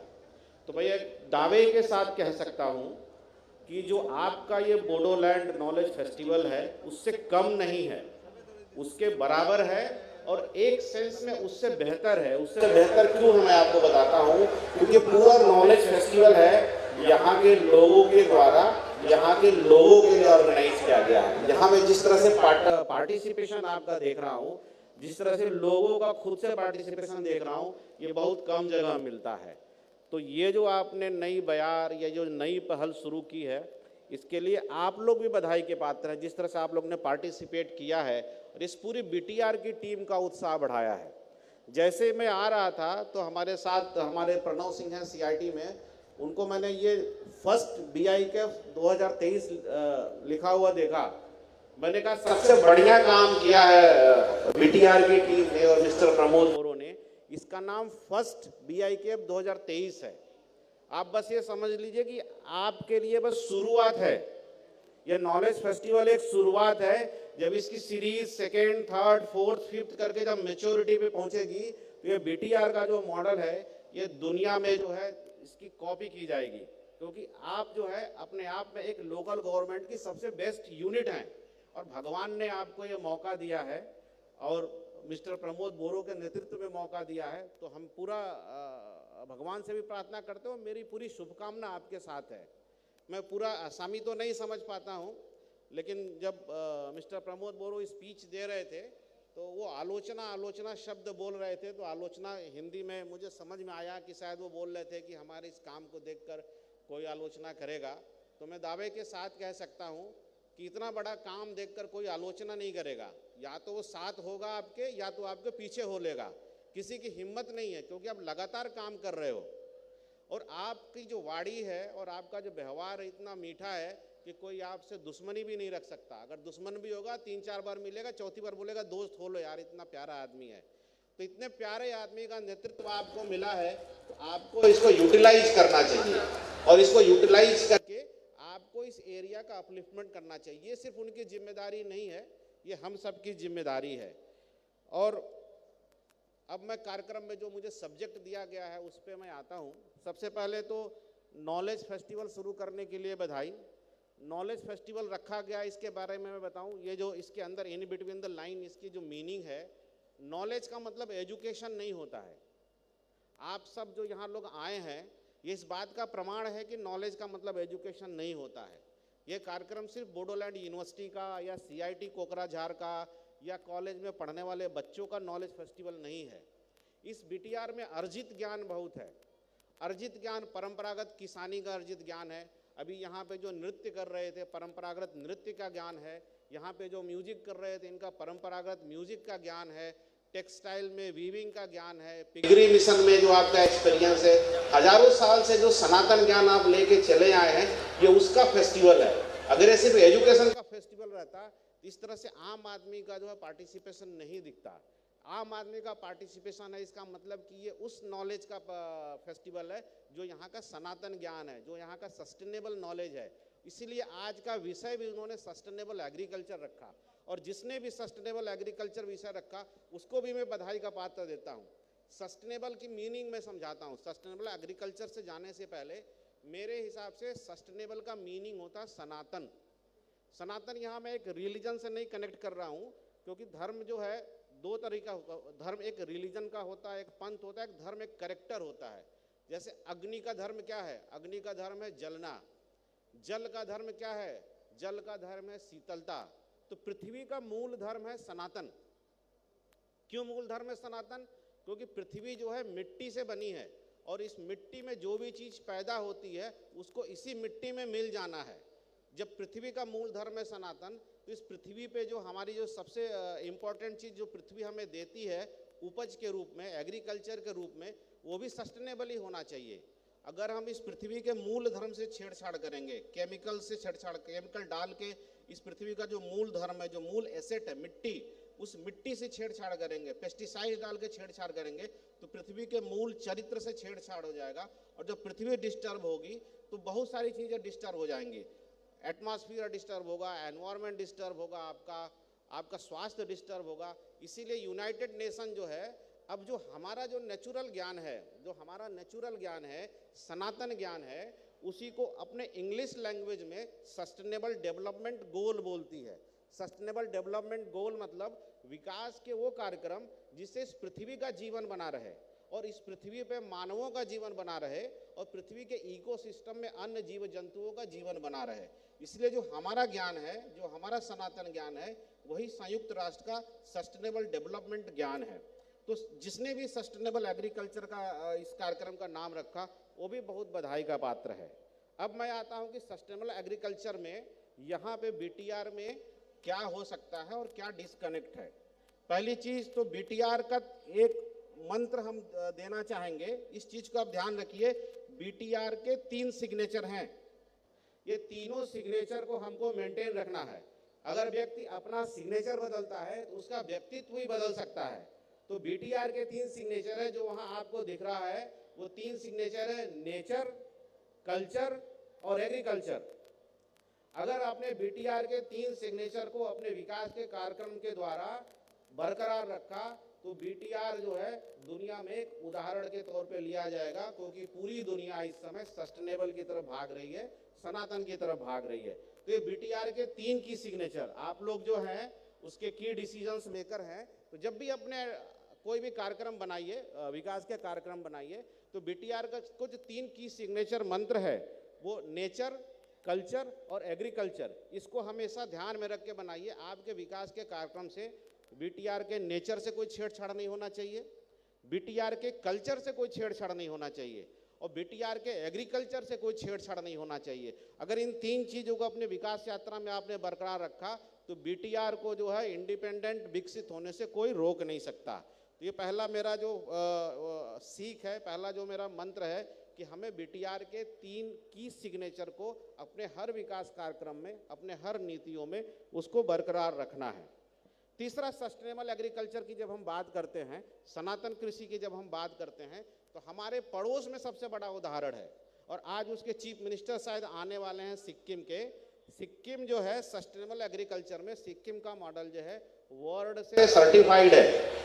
100% ऑर्गेनिक स्टेट का दर्जा सिक्किम को मिला हुआ है, और वर्ल्ड बुक ऑफ लंदन में उसका नाम है, और यूनाइटेड नेशन में भी ऑस्कर अवार्ड के लिए उसका नॉमिनेशन हुआ था। तो पूरी दुनिया जो सिक्किम को ऑर्गेनिक स्टेट के रूप में जानती है। क्या BTR नहीं हो सकता? ये चैलेंज है आपके सामने, और आपके बगल में पड़ोस में सिक्किम है, तो सिक्किम से हमें सीखना है और सिक्किम के मॉडल के तौर पे हमें ऑर्गेनिक फार्मिंग, ऑर्गेनिक बीटीआर को हमें इम्प्लीमेंट करना है। और हमारे यहाँ से जो भी प्रोडक्ट जाए, बीटीआर को नाम है ना, बीटीआर के नाम को ब्रांड बनाइए। अगर किसी प्रोडक्ट पे बीटीआर लिखा हुआ है, इसका मतलब कि ऑर्गेनिक होगा, इसका मतलब कि 100% प्योर होगा। Work on this BTR brand. और जब आप बीटीआर ब्रांड पे आप वर्क कर लेंगे, जैसे सिक्किम का है ना, सिक्किम का अगर उसने लिखा हुआ सिक्किम का ब्रांड है, तो इसका मतलब है कि वो ऑर्गेनिक होगा, 100% ऑर्गेनिक होगा। बहुत से लोगों ने कहा कि अगर हम ऑर्गेनिक फार्मिंग करते हैं तो हमारा प्रोडक्शन जो है वो 50% हो जाता, 40% हो जाता। लेकिन जैसे ही आप ऑर्गेनिक का टैग आप उस पर लगाते हैं या बीटीआर का टैग आप जैसे ही लगाएंगे, तो जो चीज़ अगर 10 रुपये में बिकती है बिकॉज ऑफ ऑर्गेनिक, क्योंकि दुनिया एसडीजी मांग रही है, सस्टेनेबल डेवलपमेंट गोल मांग रही है, सब बीमारी से परेशान है, सबको स्वास्थ्य चाहिए। तो जैसे ही आप उस पर ऑर्गेनिक का टैग लगाएंगे या बीटीआर का टैग लगाएंगे या ऑर्गेनिक का टैग लगाएंगे, तो जो आप 1 हेक्टेयर में, मान लीजिए आपने 50 टन का कोई प्रोडक्शन किया और वो भेजते थे आप 5 लाख में, और बिकॉज ऑफ ऑर्गेनिक अगर वो 25 टन का प्रोडक्शन हो गया, बिकॉज ऑफ प्राइसिंग जो है वो 5 से 6 लाख, 7 लाख, 8 लाख आप कर सकते हैं। तो ऑर्गेनिक का आपको प्राइसिंग बेनिफिट मिलेगा। इसलिए आप बीटीआर टैग पे काम करिए सस्टेनेबल एग्रीकल्चर मॉडल में। दूसरा, आपके बगल में भूटान है, भूटान भी सस्टेनेबिलिटी पे काम करता है। और भूटान का जो इकोनॉमी को नापने का मॉडल है वो ग्रॉस नेशनल हैप्पीनेस है। तो बीटीआर में भी अभी हमने सुना था हैप्पीनेस स्कीम, शायद मिस्टर प्रमोद बोरो ने लॉन्च किया था। तो आप अपने बगल के एक देश भूटान और अपने एक बगल के प्रदेश सिक्किम, इन दोनों के ज्ञान से सीखकर सस्टेनेबल डेवलपमेंट का मॉडल जो है आप अपने बीटीआर में लागू कर सकते हैं। अब आते हैं आपका जो एग्रीकल्चर है, आपका जो एग्रीकल्चर का जो परंपरागत ज्ञान है उसको हम कैसे यूज करें, आप उसको कैसे कमर्शियली एक्सप्लॉइट करें, अपने इनकम को कैसे बढ़ाएं। आय बढ़ना बहुत ज़रूरी है। किसान जो है हजारों साल से खेती कर रहा है, लेकिन उसके पास एक डिस्कनेक्ट है, उसके पास या आपके पास, बीटीआर के किसानों के पास जो है परंपरागत ज्ञान है जो आपके पुरखों ने आपको ट्रांसफ़र की है, या सरकार की तरफ से बहुत सी नीतियाँ आपको अनाउंस होती हैं, लेकिन उन नीतियों का जो एक्सप्लेनेशन, उन नीतियों का मतलब आपके पास पहुंचने में समय लगता है, कई बार नहीं पहुंचता है। कई बार उस नीतियों को आपसे जोड़ने के लिए बीच में कनेक्शन की ज़रूरत होती है, वो कम्युनिकेशन गैप है। पूरी दुनिया में कृषि को लेकर बदलाव हो रहे हैं, उस बदलाव की जानकारी भी आपके पास नहीं पहुंचती है, लेकिन वो किसके पास पहुंचती है? यूथ के पास पहुंचती है, क्योंकि यूथ जो है लेटेस्ट नॉलेज से अपडेट रहता है। तो हमें बीटीआर में क्या काम करना है? परंपरागत जो हमारे किसान हैं इनको यूथ से कनेक्ट करना है। अब यूथ कैसे कनेक्ट होगा? अब कोई भी यूथ जब पढ़ता लिखता है तो वो बोलता मैं एमबीए करूंगा, पापा मैं इंजीनियर करूंगा, मैं जो है चार्टर्ड अकाउंटेंसी करूंगा, कोई कृषि विज्ञान से पढ़ना नहीं चाहता है। तो हमें सबसे पहला काम क्या करना पड़ेगा? कृषि विज्ञान सब कोर्स को लुक्रेटिव बनाना पड़ेगा और एमबीए इन एग्रीकल्चर लॉन्च करना पड़ेगा, engineering in agriculture course launch करना पड़ेगा। ऐसा नहीं है कि इंजीनियरिंग इन कृषि एग्रीकल्चर सब्जेक्ट नहीं है, but engineering in agriculture subject में जो 80 to 90% फोकस है वो फोकस बेसिकली टेक्नोलॉजी बेसिस पे है, टेक्नोलॉजी पे है कि हम उत्पादन कितना करें।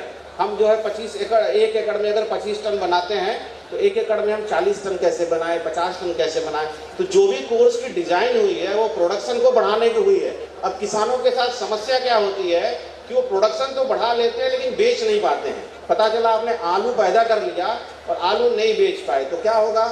जो आलू जनवरी के महीने में अगर 10 रुपये किलो बिकता है, अगर आप आगे महीना बीतता जाएगा आप सोचोगे यार आलू तो सड़ रहा है, तो फरवरी तक जाते जाते वो 5 रुपये किलो होगा, मार्च तक जाते जाते 3 रुपये किलो होगा, अप्रैल तक जाते जाते अगर कोल्ड स्टोरेज नहीं है तो 1 रुपया किलो होगा, और मई तक जाते जाते आप आलू कहीं फेंक के चले आओगे। तो हमें नॉलेज किसमें चाहिए? एमबीए इन एग्रीकल्चर आप पढ़ाओ, इंजीनियरिंग इन एग्रीकल्चर आप पढ़ाओ, लेकिन लॉजिस्टिक सपोर्ट का कोर्स दो उसको, मार्केटिंग का कोर्स उसमें डिजाइन करो, ताकि जो हमारा यूथ है उसके पास ये स्किल आए कि दुनिया में ऑर्गेनिक फूड्स का या बीटीआर के जो कृषि उपज है उसका मार्केट कहाँ कहाँ है, दुनिया के लोग ओरिजिनल सामान किस किस देश में और कहाँ कहाँ खोज रहे हैं, उसकी जानकारी जो है वो हमारे किसानों को देगा। तो किसानों को पता चलेगा अरे ये तो पूरी दुनिया में हमारे उपज की मांग है, हमको मालूम ही नहीं था, चलो चलो इसको पैदा करते हैं। तो पहला ज्ञान जानकारी देगा दुनिया में कहाँ कहाँ मांग है, फिर वो ये भी जानकारी देगा कि आप कैसे बेचेंगे इसको, कैसे बेचेंगे आप? यहाँ से माल को सपोज करिए आपने जो चीज़ बनाई उसको दुबई में बेचना है, वो जानकारी हमारे किसान को नहीं है। वो जानकारी उस MBA किए हुए लड़के को होगा, उस यूथ को होगा। वो बताएगा कि ये माल जो है यहाँ से गुवाहाटी जाएगा, गुवाहाटी से जो है मुंद्रा पोर्ट जाएगा, मुंद्रा पोर्ट से दुबई जाएगा या एयर कार्गो से जाएगा। तो उस पूरी जानकारी जो है, वो जो नो हाउ है, वो जो नॉलेज है, उस यूथ के पास है। तो BTR एडमिनिस्ट्रेशन को क्या काम करना है कि जो BTR का यूथ है उसको किसानों से कनेक्ट करना है। अभी सरकार ने इसके लिए स्टार्टअप स्कीम लाई है। भारत सरकार के माननीय प्रधानमंत्री मोदी ने, अभी आपने देखा होगा बजट में निर्मला सीतारमण जी ने एग्रो स्टार्टअप पे जो है बहुत ज़्यादा फोकस किया है।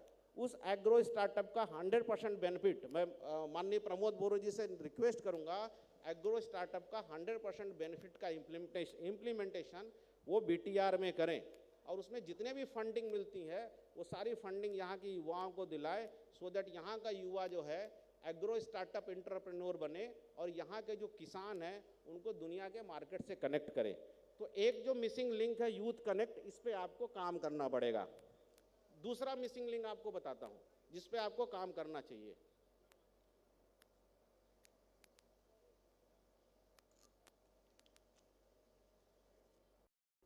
हम यहाँ नॉलेज फेस्टिवल कर रहे हैं, यहाँ टैलेंट को हम उभार रहे हैं, चाहे वो ऑर्गेनिक टैलेंट हो, ओरिजिनल टैलेंट हो, नेचुरल टैलेंट हो या एजुकेशन से जो पढ़े लिखे बच्चे हैं वो टैलेंट हो, लेकिन इनको दुनिया से जोड़ने में थोड़ा सा गैप है। जैसे मुझे ही गुवाहाटी से यहाँ आने में 4 घंटा लगा, तो दुनिया के टैलेंट को, जैसे जर्मनी से सर आए हैं, इनको जर्मनी से यहाँ बुलाने में, गुवाहाटी तक तो आराम से आते हैं, लेकिन गुवाहाटी से आप तक पहुँचने में 4 घंटे लगता है। तो 50% लोग वहीं फिल्टर हो जाते हैं कि गुवाहाटी से हम 4 घंटा जाएंगे। तो यहाँ पे जो सबसे बड़ी ज़रूरत है, वो सबसे बड़ी ज़रूरत है एक full fledge running passenger airport cum cargo airport, दोनों एयरपोर्ट की ज़रूरत है और इस पे काम करने की ज़रूरत है। मैं चाहूँगा कि पॉलिसी मेकर इस चीज़ को नोट कर ले, अपने एजेंडा में ले और चिट्ठी पत्री चालू कर दे। अगर कोकराझार का या पूरे BTR के भविष्य को संवारना है, पूरे BTR में विकास का करंट लाना है, तो बिना कार्गो एयरपोर्ट के नहीं हो पाएगा। आपका अरेका नट जो है सस्ते में बिकेगा, लेकिन जब वही कार्गो एयरपोर्ट आप खोल देंगे, ये अरेका नट की प्राइसिंग जो है आप US की प्राइसिंग से मैच करेंगे, और कार्गो पोर्ट नहीं खोलेंगे, इस अरेका नट की प्राइसिंग जो आप गुवाहाटी के मार्केट से तय करेंगे। तो यहाँ के प्रोडक्ट का वर्ल्ड वैल्यू लाने के लिए, ग्लोबल वैल्यू लाने के लिए आपको लॉजिस्टिक पे काम करना पड़ेगा, आपको लॉजिस्टिक को ग्लोबल से कनेक्ट करना पड़ेगा। वहां के लोगों को यहाँ से जोड़ने के लिए आपको इसको लॉजिस्टिक से कनेक्ट करना पड़ेगा। चूंकि ये लैंडलॉक प्रदेश है, चारों तरफ जो है हम पहाड़ों से घिरे हैं, चारों तरफ हम जमीनों से घिरे हैं, हमारे पास कोई बंदरगाह नहीं है। तो इस लॉक को तोड़ने का एक ही रास्ता है कार्गो पोर्ट, जैसा उत्तर प्रदेश ने किया है, जैसे माननीय योगी आदित्यनाथ ने किया है। आज पूरे उत्तर प्रदेश में विकास का करंट बह रहा है। 14 एयरपोर्ट उस छोटे से प्रदेश में जो है उन्होंने खोला है, 5 इंटरनेशनल एयरपोर्ट खोला है। तो क्या हमारे कोकराझार में एक एयरपोर्ट नहीं हो सकता? क्यों हमें 4 घंटा लग रहा है? क्यों कोई व्यापारी आएगा, कोई इन्वेस्टर आएगा, कोई ट्रक भेजेगा, पता चला कि ट्रक के भाड़ा के साथ अगर माल गुवाहाटी के एयरपोर्ट पे पहुंचता है तो मार्केट के रेट से हमारा माल ज्यादा हो जाता है। इस पे काम करने की जरूरत है, इस इंफ्रास्ट्रक्चर पे काम करने की जरूरत है, जिस कारण से बाहर से व्यापारी खरीदने के लिए भी आएंगे, आपका माल देश और विदेश में भी जाएगा और बाहर से एक्सपर्ट भी आएंगे। तो मैं ये आशा करता हूं कि जब हम अगला सेकंड ये BI के अब 2024 करें, तब तक इस पे कार्रवाई आगे बढ़ चुकी होगी। प्रमोद बोरो जी आए हैं, प्रमोद बोरो जी से निवेदन है कि प्रमोद जी कार्गो पोर्ट और एयरपोर्ट पे आप काम करिए, ये बहुत बड़ा डिस्कनेक्ट है। अभी से चिट्ठी पत्र ये बड़ा काम होता है, जल्दी होता नहीं है, लेकिन अगर आप एक कार्गो पोर्ट यहाँ बना लेंगे ना, तो यहाँ की जो चीज़ें हैं जैसे सेरीकल्चर की या पिगरी मिशन आपने किया, यूरोप में बहुत बड़ा डिमांड है, कैसे एक्सपोर्ट करेंगे? अरेका नट की प्राइसिंग आपको नहीं अच्छी मिलेगी। इस पे काम करने की जरूरत है। दुनिया भी ई-कॉमर्स पे भाग रही है। अब अमेजन को गोदाम बनाना, जब यहाँ गोदाम का माल ले जाने की व्यवस्था नहीं होगी तो अमेजन गोदाम कैसे बनाएगा? तो ई-कॉमर्स से भी अब इस पूरे क्षेत्र को जुड़ने के लिए कार्गो पोर्ट की जरूरत है। तो मैं पॉलिसी मेकर से रिक्वेस्ट करूंगा कि कार्गो पोर्ट पे काम करें।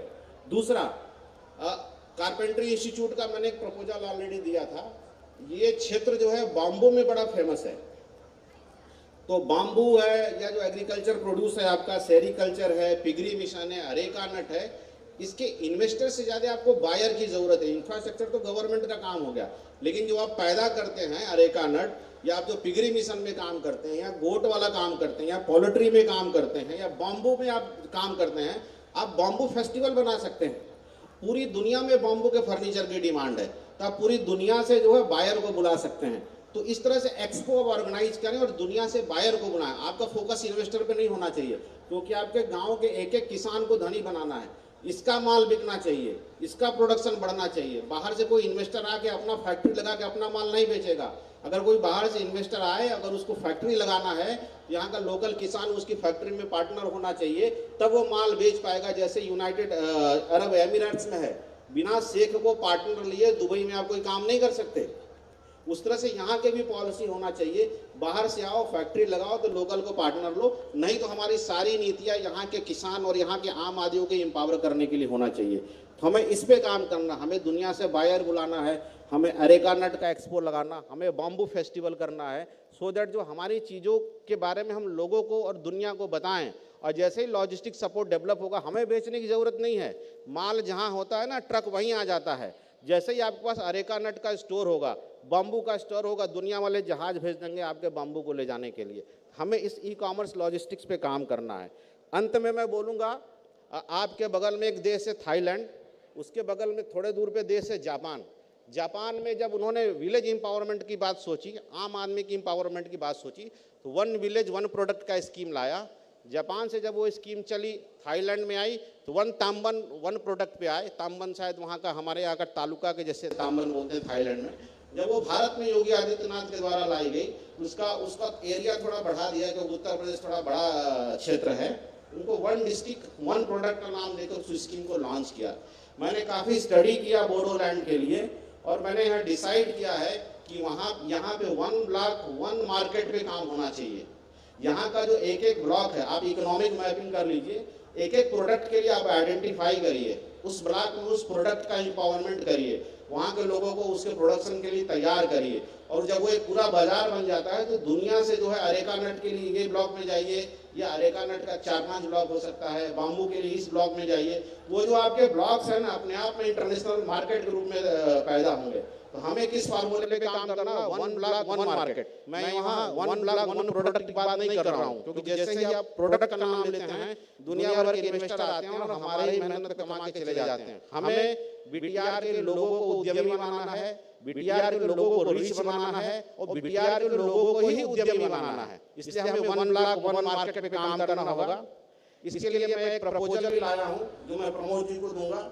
और इसी के साथ जो है अपनी वाणी को विराम देता हूँ, और आशा करता हूँ कि जब मैं सेकंड बीआई के फेस्टिवल में आऊँ, इस बीआई के फर्स्ट का जो है परिणाम ऐसा हो कि इसके विकास का जो मानक है या विकास का जो लक्ष्य प्रमोद जी ने तय किया है वो पूरा हो। इसी बात के लिए आपको बहुत बहुत धन्यवाद। नमस्कार।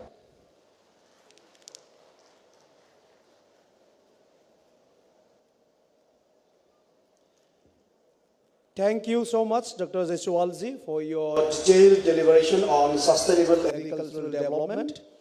बिथाङा जोंनि दिनैनि हांख्रायजानाय फुंखा सुबुं, बिथाङा जोंनो गोबां गुवारै sustainable agricultural developmentनि सोमोन्दै बुंफोरना होबाय। बिथांनिसिम साबायखर थाबाय।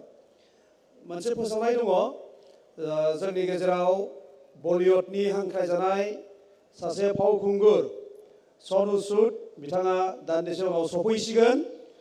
दाखालिबो जोंनि हांख्रायनाय बायदियै बिबेक ओबेरय बिथाङा फैनानै थांखांबाय, आरो दिनै नोंथांमोननि गेजेराव फैगोन बलिउडनि मुंदांखा फावखुंगुर सनु सुद। আমাৰ মাজত আহি আছে আমাৰ বলিউডৰ বিশিষ্ট অভিনেতা সনু সুদ ডাঙৰীয়া। তেখেতে কণ্টেক্ট বেছতে আমাৰ মঞ্চত আহিবহি। नोंथांमोन बयखौबो सिरिबाङै जोंनि बे हाबाफारियाव बाहागो लानो थाखाय खावलायबाय। दायो जोंनि गेजेराव मोसानानै दिन्थिफुंगोन लक्ष्मी मोसाग्रा हान्जानि मोसागिरिफोर। बिथांमोनखौ थाबैनो जौसाङाव मोसाफैनो थाखाय खावलायबाय।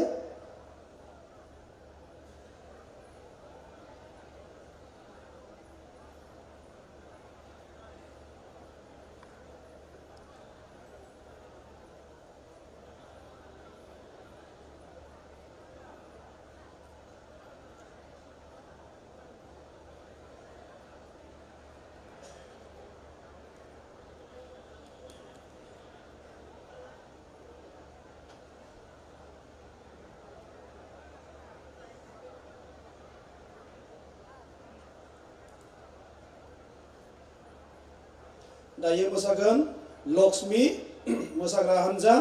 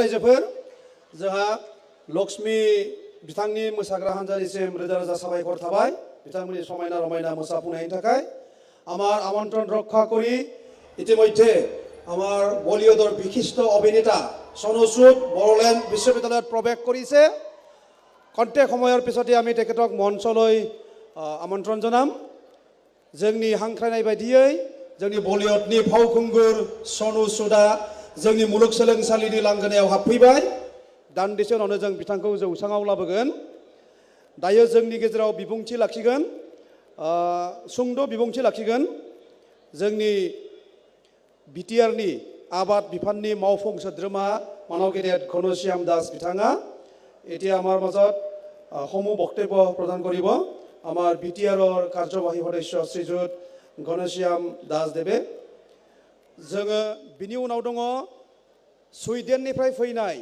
प्रफेसर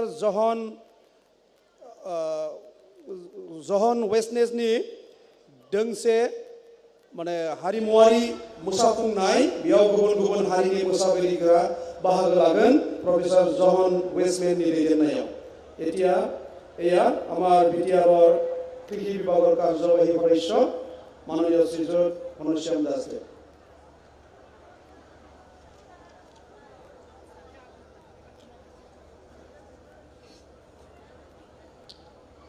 সকলোকে নমস্কাৰ আজিৰ উপস্থিত হ'ব পৰা chief guest Atul Bora sir agriculture minister governor of Assam CM Sri Pramod Bora, Chief BTR, Research Person, Dr. Pankaj Geswal, our Vice Chancellor L. Lado Singh, Bodoland University, our Logote Amar, Daisot Bohitaka Yamhokol, our MLS Sokol, Homo Rice, our Logote Honmot Bohitaka Homo, Ama Farmers Logote, Homo Rice, Imatri Hokol.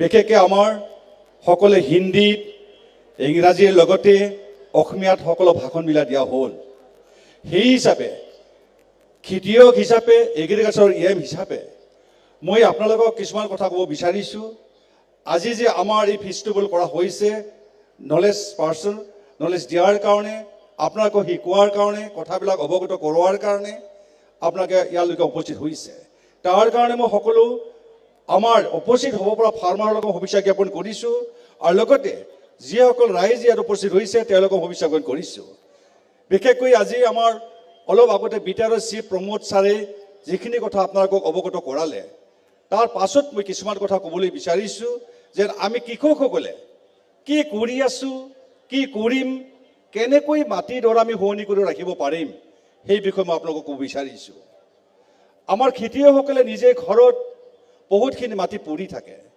সেই পৰি থকা মাটিখিনি যদি আমি শুৱনি কৰিব বিচাৰোঁ green valley কৰিব বিচাৰোঁ সেউজীয়া কৰিব বিচাৰোঁ তেতিয়াহ'লে সেই মাটিখিনি কিবা না কিবা এটা আমি কৰিব লাগিব মই বাৰে বাৰে যলৈকে মিটিং কৰিবলৈ যাওঁ সেই সময়ত সকলো কৃষকসকলক মই কিছুমান ভাষণেৰে কওঁ আমাৰ মাটিডৰা এনে পৰি আছে তাতে কিছুমান খেতি কৰি লোৱা সেইকাৰণে এইবাৰ আমাৰ বিটিআৰৰ প্ৰমোদ বৰা ছাৰে এটা প্ৰজেক্ট লৈছে সেই পদক্ষেপত অগৌৰী প্লান্টেশ্যন আপোনালোকে নিশ্চয় ইয়ালৈকে আহিছে আমি এটা ডেমো সজাইছোঁ সেই ডেমো এগ্ৰিকালচাৰ ডেমোত আপোনালোকে গৈ চাব আমি অগৰুৰ পৰা কিমান টকা কমাব পাৰোঁ আৰু অগৰুৰ পৰা আমি কেনেকৈ ডেভেলপমেণ্ট হ'ব পাৰোঁ আৰু অগৰুৰ পৰা আমি জীৱন ৰক্ষা কেনেকৈ কৰিব পাৰোঁ সেইবিলাক আপোনালোকে নিশ্চয় আমাৰ ডেমোলৈকে গ'লে আপোনালোকে চাব পাৰিব নিজৰ চকুৰে দেখিব যদি আমি এজন অগৰু যদি কৰিব পাৰোঁ 3 বছৰ বয়সৰ পৰাই সেই অগৰু প্লান্টেশ্যনৰ লগত জড়িত ৰাখি আমি সেই কামবিলাক কৰাৰ কাৰণে চেষ্টা এটা কৰিব লাগে কাৰণ আমি যদি 1 কিলো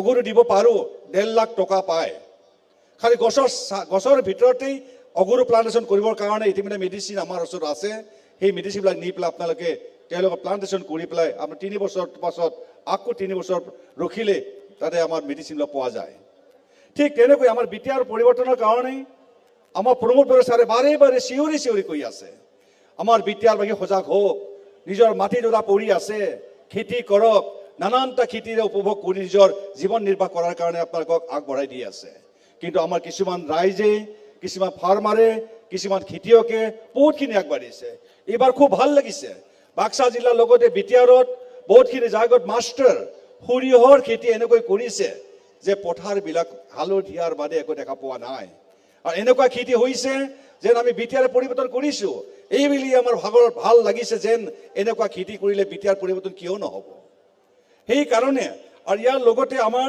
এনেকুৱা খেতি আছে এইবাৰ আমি দিব বিচাৰিছোঁ আমি সয়াবিন আমি ইন্দোৰলৈকে গৈছিলোঁ সয়াবিনৰ খেতি চাবৰ কাৰণে তাতে চাইছোঁ ৰিচাৰ্চ পাৰ্চনৰ কথা পাতিছোঁ আৰু ফেক্টৰীলৈকে গৈছোঁ যদি আমি 1 কিলো সয়াবিনৰ পৰা যদি 2 কিলো দুধ উলিয়াব পাৰোঁ সেই 2 কিলো দুধৰ পৰা যদি আমি এইটো টেঙা ঢালি পেলাই ফটাৱাৰ পাছত আমি 1 কিলো 25 গ্ৰাম যদি পন উলিয়াব পাৰোঁ মানে পনীৰ ওলাই আমাৰ কিমানখিনি লাভ হয় তাৰ লগতে 1 কিলো আমাৰ সয়াবিনৰ পৰা যদি আমি তেল উলিয়াব বিচাৰিছোঁ 50 গ্ৰাম তেল ওলায় সেইখিনি অতি সহজে কৰিব পৰা আমাৰ কণ্ডিশ্যন আছে ইতিমধ্যে আমাৰ ওদালগুৰিৰে এজন ব্যক্তি আছে এইবাৰ আমাৰ এগ্ৰিকালচাৰ গুৱাহাটীত তেখেতে প্ৰাইজ প্ৰাপ্ত হৈছে ঠিক তেনেকৈ আমি এতিয়া ষ্ট্ৰবেৰী খেতি আমাৰ বৰ্তমান অৰ্গেনিক হিচাপে বিটিআৰত ইমান ধুনীয়াকৈ কৰিছে আপোনালোকে কৰিব পাৰে কোনো কৰিব নোৱাৰা কথা নাই কাৰণ ষ্ট্ৰবেৰী আমাৰ ইয়াৰ বস্তু যোৱাৰ লগে লগে গুৱাহাটীত 5 মিনিটতে শেষ হৈ যায় ইতিমধ্যে আমি সাপ্লাই দিবই পৰা নাই তথাপিতো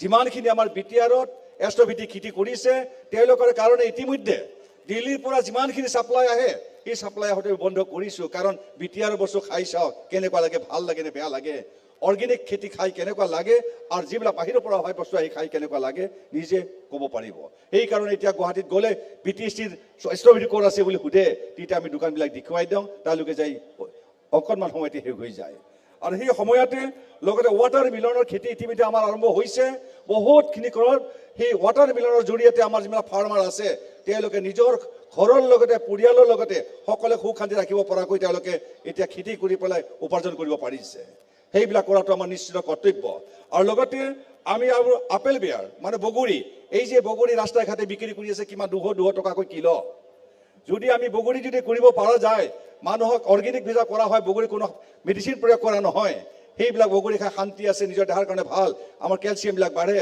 আমি আগবাঢ়ি নিব পাৰিম ঠিক তেনেকৈ আৰু যদি আমি কওঁ ড্ৰাগন ফ্ৰুট মোটামুটি 300 পৰা 400 টকালৈ কেজি বিক্ৰী কৰি আছে প্ৰথম ওলোৱাৰ লগে লগে ড্ৰাগনৰ দাম আছিল কিমান 600 800 লৈকে আছিল এতিয়া কমচে কম 300 পৰা 400 টকা এতিয়া মানে আমাৰ ৰাইজখনে পায় সেইবিলাক কিয় নিবিচাৰে আপোনালোকে সেইবিলাক কৰাৰ কাৰণে চেষ্টা এটা কৰক তাৰ লগতে আমি যিমানখিনি আমাৰ খেতি কৰিব লগা আছে আমাৰ অগৰু গাছ এইবাৰ প্ৰমোদ ছাৰে আমাৰ ডব্লিউবিটিত হৈছে আমাৰ অগৰু প্লান্টেশ্যনৰ কাৰণে আমাৰ যিখিনি খেতিয়কে কৰিব বিচাৰিছে 1 বিঘা মাটিৰ কাৰণে অগৰুৰ কাৰণে আপোনালোকক প্ৰদান কৰা হ'ব সেই ৰাইজে আপোনালোকৰ যে বেনাৰ বনাই পেলাই ধুনীয়াকৈ অগৰু প্লান্টেশ্যন কৰক 3 বছৰৰ পাছত গছডালৰ কাৰণে আমাৰ অগৰু প্লান্টেশ্যনৰ লগত জড়িত ৰাখি কি মেডিচিনে প্ৰয়োগ কৰিব লাগে সেই মেডিচিন প্ৰয়োগ কৰাৰ লগে লগে তাতে আমি চেণ্টটো পোৱা যায় কাৰণ বড়োদে আজমলে এইবিলাক খেতি কৰি ক্ৰপতি হৈ আজি লাখপতি আৰবপতি হৈ আছে ঠিক তেনেকৈ আমি কিয় নোৱাৰোঁ আমাৰ এনেকুৱা মাটি পৰি আছে আমি বাৰীৰ ভিতৰতে মাটি পৰি আছে কিন্তু কোনো খেতি সুখী নাই আমি যদি এজন সন্তান জন্ম দিওঁ সন্তান জন্ম দিয়াৰ লগত চিন্তা কৰিব লাগে আমি যদি এটা লাল চন্দ যদি কাঢ়িব পাৰোঁ আৰু অগৰু গছ পাতডাল কৰিব পাৰোঁ ঠিক তেনেকৈ যদি 18 বছৰ বয়স হোৱাৰ লগে লগে সেই ল'ৰাজনৰ পঢ়োৱাৰ পৰা আৰম্ভ কৰি চাকৰিৰ পৰা আৰম্ভ কৰি গোটেই পইচাখিনি সেই গাছডালেই ওলায় আমি সেইখিনি কিয় নকৰোঁ নিজৰ ল'ৰা ছোৱালী নিচিনাকৈ পালন কৰক সেই গাছকেইডালক সেই গাছকেইডাল পালন কৰাৰ লগে লগে সেই গাছকেইডাল যেতিয়া শক্তিশালী হৈ আহিব ডাঙৰ হৈ আহিব মিচিয়ৰ হৈ আহিব তেতিয়া সেই গাছৰ পৰা আমাৰ নিজৰ যিকেইজন ল'ৰা ছোৱালী আমি জন্ম দিওঁ সেই ল'ৰা ছোৱালীক সেই টকাৰে আমি ভৰণ পোষণ দি হ'লে পঢ়াই নি চাকৰি দিয়াৰ কাৰণে ব্যৱস্থা কৰিব পাৰোঁ আৰু ঘৰখনক পোহপাল দিব পৰা ব্যৱস্থা কৰিব পৰা যায় কিন্তু আমাৰ মানুহবিলাকে ইচ্ছা নকৰাৰ কাৰণে আজি অৱস্থাত হৈ আছে আমি বিচাৰি আছোঁ বড়োলেণ্ডখন পৰিৱৰ্তন হওক এতিয়া পৰিৱৰ্তন হৈ আহিছে আজি ফাৰ্ষ্ট আমাৰ যি আমাৰ নলেজ ফেষ্টিভেল চলিছে প্ৰথম কেনেকুৱা আজি দেশ বিদেশৰ পৰা মানুহ আহি কিমান ধুনীয়াকৈ আপোনাৰ ভাষণেৰে শিকাই গৈছে আমি যদি সেইখিনি নিজৰ অন্তৰত যদি সজাই নাৰাখোঁ তেতিয়াহ'লে কি হ'ব কি কৰিম এইবিলাক শিকোৱাৰ কাৰণে আজি আপোনালোকক ফাৰ্মাৰৰ পৰা নিমন্ত্ৰণ দিয়া হৈছিলে আৰু আপোনালোকে নিজে জানি শুনি মাত্ৰ আহি ঘূৰি ফুকি গ'লে নহ'ব অন্তৰ আত্মাত নিজৰ মন মন্দিৰত সকলোখিনি সজাই লৈ যাওঁ আমি আজি ফাৰ্ষ্ট আমাৰ নলেজ ফেষ্টিভেললৈ গৈছিলোঁ এইখিনি আমি শিকি আহিছোঁ ৰাইজ আমি এনেকুৱা কৰিব লাগে এনেকুৱা কৰিব চেঞ্চ চিষ্টেম যদি গাঁৱৰ মানুহক যদি কথাখিনি যে আমি বুজাই দিব পাৰোঁ নিশ্চয় গাঁৱৰ মানুহবিলাকে আগবাঢ়ি আহিব ধুনীয়াকৈ আগলৈকে খেতি কৰিব চেষ্টা এটা কৰিব তাৰ লগতে এতিয়া মাছৰুম খেতি আমি বাৰে বাৰে সকলো মহিলাসকলে মাছৰুমৰ এনেকুৱা আগবাঢ়ি গৈছে গোসাইগাঁও এৰিয়াৰ লগতে বিটিআৰত সকলো জেগাতে মাছৰুম আৰম্ভ হৈছে মাছৰুমবিলাক পেলনি নাযায় শুকোৱাৰ পাছতো ধুনীয়াকৈ সেই মাছৰুমবিলাক আমি পেকেজিং কৰি বিক্ৰী কৰিব পাৰোঁ। এইমাত্ৰ আমি আমাৰ এগ্ৰিকালচাৰ ডেমলৈকে গৈছিলে, আমাৰ অসমৰ এগ্ৰিকালচাৰ মিনিষ্টাৰ তাতে গৈ আমাৰ মহিলাসকলে ফুলুৰি বনাই পেলাই তেখেতক কোৱা হ'ল, খুব শান্তি পালে তেখেতে। হয়, একচুৱেলি আমাৰ বিটিআৰৰ মহিলাসকলৰ খুব পাৰ্গত হৈছে, পাৰ্গত আছে আৰু ভাল লাগিছে। ঠিক তেনেকৈ যদি আমি গোটেইখিনি যে সকলৰ পৰা আশীৰ্বাদ পাওঁ, তেতিয়াহ'লে বিটিআৰ পৰিৱৰ্তন কৰাটো বেছি সময় নালাগে। ভাৰতবৰ্ষৰ চৰকাৰখনে কি কৰিছে, কি কৰা নিশ্চয় ৰাইজে দেখা পাইছে। সেই ৰাইজে দেখি শুনি আগবাঢ়িব লাগিব। একেই দিনতে বা একেই বছৰতে সকলো কাম কৰিব নোৱাৰে, কাৰণ আজি এনেকুৱা ডাঙৰ এটা ফেষ্টিভেল আহিছে। এই ফেষ্টিভেল কিন্তু আগতে কোনোবাৰ হোৱা নাছিল আৰু হ'ব আশাও নাছিল। আমাৰ চৰকাৰখন পৰিৱৰ্তনৰ কাৰণে প্ৰমোদ ছাৰৰ নেতৃত্বত এইখিনি আগবাঢ়ি আহিছে। তেওঁলোকে আপোনাৰ নিজে চিন্তাধাৰা কৰি স্বাধীন কৰ্তব্য বুলি ভাবোঁ। সেয়েহে সমূহ ৰাইজক বা জনাইছোঁ, যিবিলাক এবাৰ খেতি কৰিব আৰু খেতিৰ লগত জড়িত থকা ব্যক্তিসকলে আছে, নিজৰ মাটি ডৰা যেন চুকে কোণে পৰি থাকিব নিদিব। কিছুমান গছ গছনি গৈ হ'লেও আপোনালোকে আগুৱাই যোৱাত মই ভাল বুলি মই ভাবোঁ, আৰু আগুৱাই গ'লে নিশ্চয় ভাল হ'ব আৰু সকলো খেতিয়কসকলে আগবাঢ়িত হ'ব। সেয়েহে মই বেছি দীঘলীয়া কৰিব বিচৰা নাই। সমূহ ৰাইজক মই অভিনন্দন জনাইছোঁ, অহা কষ্টৰে আহিছে, তাৰ কাৰণে সকলোকে অভিনন্দন জনাই মই চমুকতে সামৰিছোঁ। সময়ৰ কামৰ কাৰণে সময় মাৰি লগা হৈছে, সময় পালে আপোনালোকক আৰু দীঘলীয়া কৰিম। এইখিনি মই চমুকতে সামৰি মাৰিছোঁ। নমস্কাৰ, ধন্যবাদ। আমাৰ বিটিআৰৰ কৃষি বিভাগৰ কাৰ্যবাহী সদস্য ঘনশ্যাম দাসদেৱক অশেষ ধন্যবাদ থাকিল। जोंहा दान्दिसे उनावनो उननि हाबाफारिखौ जागायजेनसै। जोंनि हांख्रायजानाय बलिउडनि आलासि बिथाङा जोंनि स्टेजनि उनथिं सफैबाय। जोंनि रायजो राजा बिथांमोना, बाहागोलारि बिथांमोना जाहाथे जोंनि बिथिं उनथिंजाय फैनानै खायसो खालामफैया, बेखौ खावलायखानाय थाबाय। बिथाङा जोंनि गेजेराव बिबुंथि लाखिगोन दा दसे उनाव।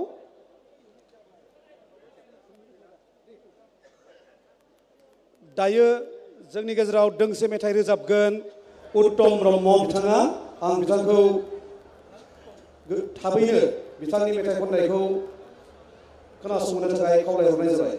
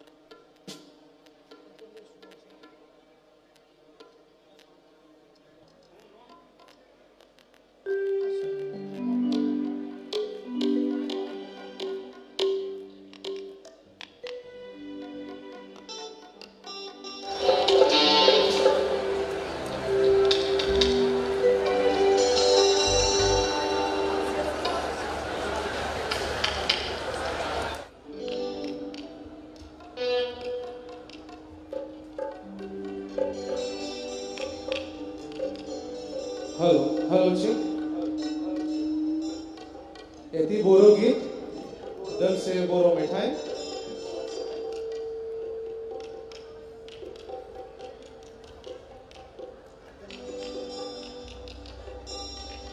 बरसी दैमा बराई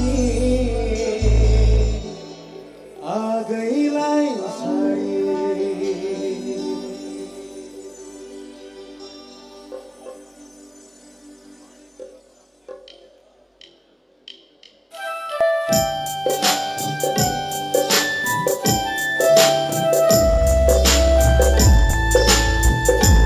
हेलो रिभार hello hello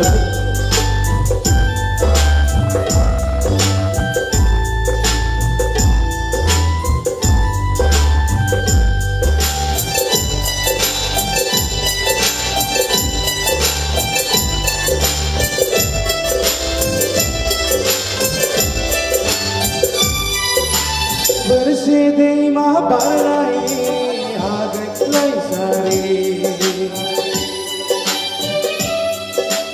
bela si soma arsi bezakane otho agai ang bertampani dei magatna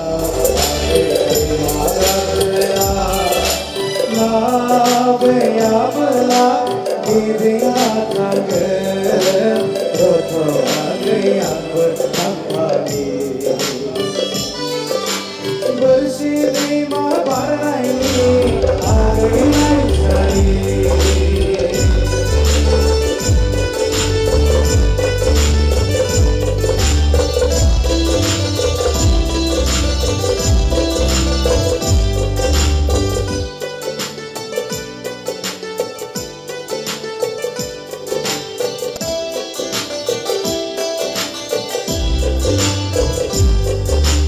Mini khair mohor Bermutang gaiya agor bela lokhona Sanso hai somai namo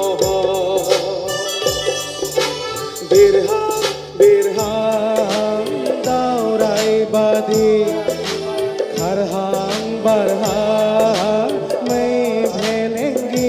Badiru se angte rotho age ang bertampani bersidih mahaparnai agai lai sari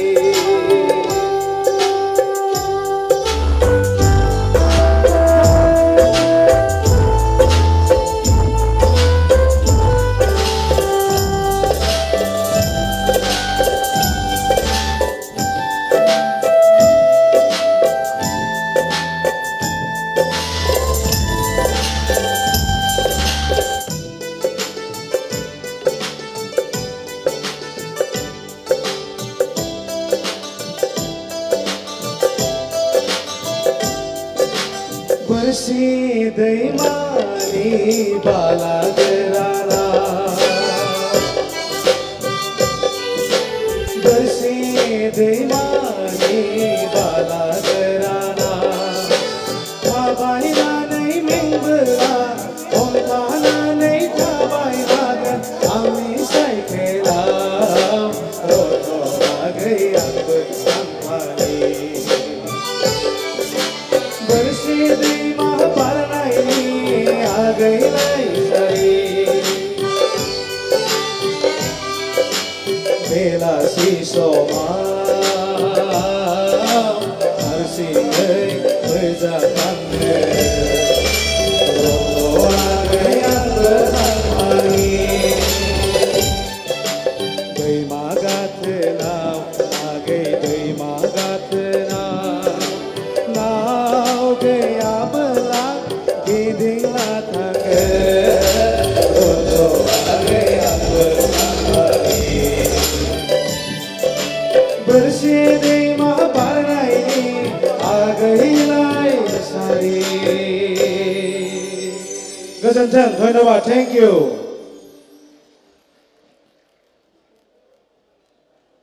जोबोद साबायखर थाबाय गौतम ब्रह्म बिथांनिसिम बिथांनि मिलौदो देंखोनि थाखाय এতিয়া মই আমন্ত্ৰণ জনাব বিচাৰিছোঁ আমাৰ বিটিআৰৰ সন্মানীয় MCLA শ্ৰীযুত প্ৰদীপ কুমাৰ বায়ন দেৱক তেখেত কবিতা এটি আবৃত্তি কৰিবলৈ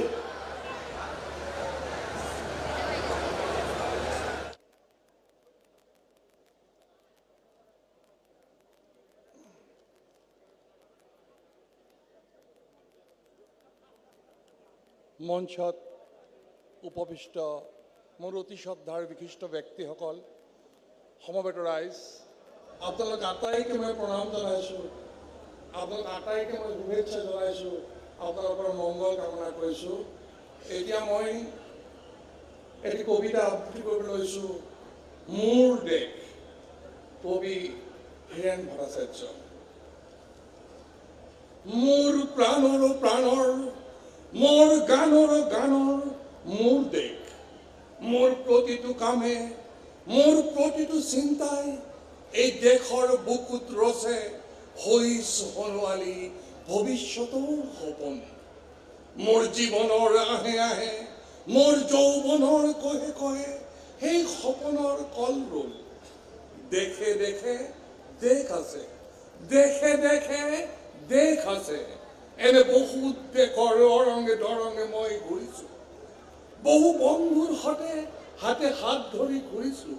কেতিয়াবা কেতিয়াবা সাগৰ পাৰত, কেতিয়াবা খেজুৰ তলত, নতুবা পাহাৰ তলিত খন্তেক জিৰাইছোঁ। বন্ধুৰ সতে প্ৰাণ খুলি প্ৰাণৰ কথা পাতিছোঁ। তাৰ পিছত আকৌ আৰম্ভ কৰিছোঁ নতুন যাত্ৰা। এনে বহু যাত্ৰাৰ শেষ মোৰ এই দেশ। এনে বহু যাত্ৰাৰ শেষ মোৰ এই দেশ। যাৰ বুকুৰ উমে মোক দিছে ভাল পোৱাৰ আনন্দ, যৌৱনৰ প্ৰাচুৰ্য, জীৱনৰ নতুন অৰ্থ। এই দেশৰ প্ৰতিটো পুৱাই মোলৈ লুকুৱাই আনে ঐশ্বৰ্যৰ বিপুল সম্ভাৰ। প্ৰতিটো সন্ধিয়াই বৈ আনে স্নিগ্ধ ফুলৰ সুৱাস। প্ৰতিটো ঋতুৱে মোক দি যায় জীৱনৰ আদৰ্শ। মোৰ দেশৰ বাবে মই জীয়াই আছো, মোৰ দেশৰ বাবে মই জীয়াই আছো, মোৰ দেশৰ বাবে মই জীয়াই আছো। এই দেশৰ বাবে মই জীয়াই থাকিবলৈ মৰণ পণ কৰিছো। এই দেশৰ বাবে মই জীয়াই থাকিবলৈ মই মৰণ পণ কৰিছো। ৰনোৱা বনোৱা হালোৱা এই সকলোৰে মাজত ঐক্য হৈ, বিৰোধৰ মাজত সংহতিৰ সম্ভাৱনা হৈ মই আছো। জীৱনে মৰণে শয়নে সপনে এই দেশৰ আহ্বান মই শুনিছো। শত্ৰু মিত্ৰ সকলোকে মই চিনিছো। সিহঁতৰ অন্তৰ মই বিশ্বাসেৰে জিনিছো। শান্তিৰ চৰাই জুৰিক আজৰি ভৰাই দিছো। ভঁৰালৰ এমুঠি ধান, পৰাণৰ একোটি গান। আৰুতো মোৰ একো নাই, আৰু মোৰ একোই নাই। মোৰ দেশ, মোৰ কল্লিত সপোনৰ উত্তল তৰংগই মোক লৈ যায় গভীৰৰ পৰা গভীৰতলৈ। আদৰ্শৰ পৰ্বতমূললৈ। মোৰ দেশ, মোৰ এই দেশ, মোৰ বাবে, আমাৰ শান্তিৰ বাবে, আমাৰ বাবে, মোৰ দেশ।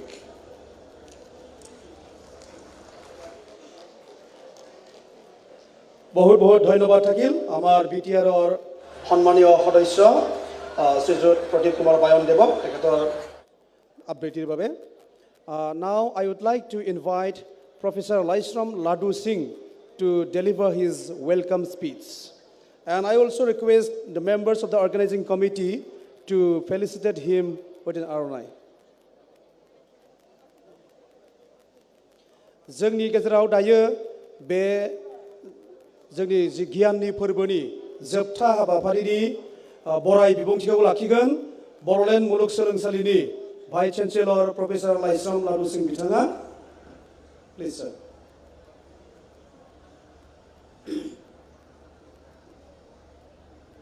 Very good afternoon. In the military function of Bodoland International Knowledge Festival 2023, the Bodoland University and BTC wholeheartedly extend a warm welcome to our Honorable Union Minister Sri Ramesh Teliji. We also extend a warm welcome to Srijut U.G. Verma ji, the Honorable Cabinet Minister of Assam.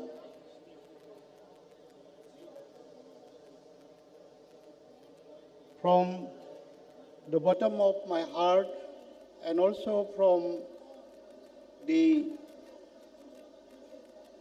fraternity of Bodoland University, I extend a warm welcome to Srijut Pramod Boroji, the Honorable Chief Executive Member of BTC. I also welcome all the respected Honorable MLA, MCLA, EMs, and other dignitaries on the dais. The Bodoland University and the BTC also extend a warm welcome to Actor Shri Sonu Sood ji, who will be just joining us shortly on the dais. I extend a warm welcome to all the foreign delegates who have been with us continuously for the last 4 days, including today. I extend a warm welcome to the media persons who are covering and reporting all the events that is happening in the Bodoland International Knowledge Festival. And my hearty welcome also goes to the general public who have come from the neighboring villages, adjoining villages, from within Kokrazars and other districts of the Kokrazars. Hearty welcomes also is extended to our beloved students from the university, colleges, and schools. We all know that Bodoland International Knowledge Festival 2023 has been conceived, monitored, organized, and implemented under the able leadership of our Honorable Chief Executive Member of BTC, Sri Pramod Boroji. The whole concept of organizing the Bodoland International Knowledge Festival is to share our practical experiences, best practices, the knowledge that we acquire from studying, and integrate them to find solutions for the all-round development and growth of the BTR. Special emphasis can be made of the due deliberations, attempts, and implementations of the various programs in the BTR, especially to promote peace and development in the region, because we all know that peace is preconditions and a requirement for making all program penetrate to the grassroots level and its fruits of success reach out to everyone, all community members in the BTR. It is also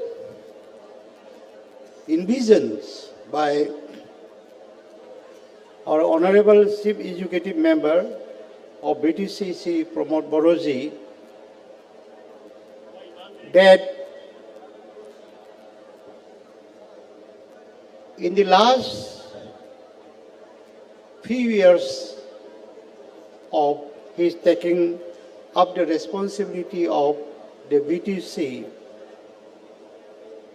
the peace along with happiness have been restored in the BTR. People from all walks of life find the BTR no more disturbed, and the environment is conducive for learning and spreading knowledge. With these few words, I thank all the honorable ministers, honorable MLA, honorable MCLA, honorable EMs, all the government officials, resource persons who have come from various countries, including USA, Germany, Philippines, and we had in the midst of us Myanmar ambassador to India, Bhutan, and Iran, and we also had in midst of us in the Bodoland International Knowledge Festival, Deputy Ambassador of Taiwan, who himself is a professor and deliberated on the education systems in Taiwan and in other countries, and compares the education system that we are practicing and come out with suggestions where emphasis is given more on skill procurement for spontaneous and instant employment. So with these few words, I thank once again and conclude my welcome address. Thank you, everyone.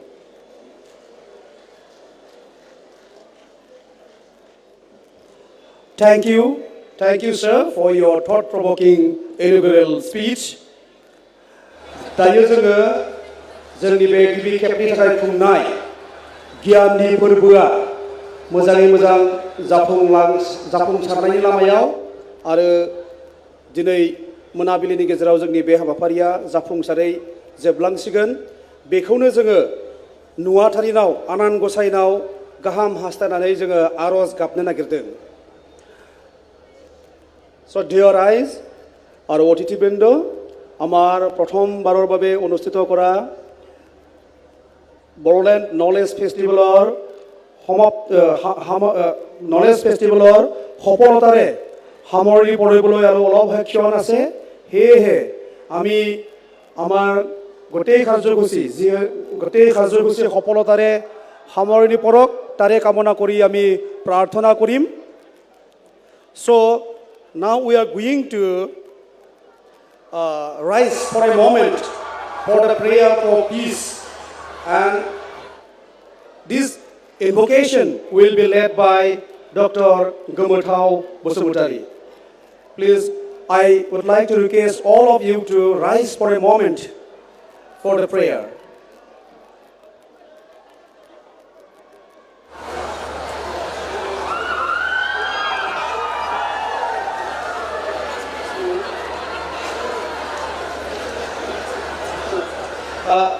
আমাৰ অতিথিবৃন্দক অলপ সময় বহি থাকিবৰ কাৰণে অনুৰোধ জনাইছোঁ। যেতিয়া আমাৰ গোমুঠাও বসুমতাৰী তেখেতে ইনভকেশ্যন আৰম্ভ কৰিব, আমি আটাইকেইজনে ৰাইজ হ'ম।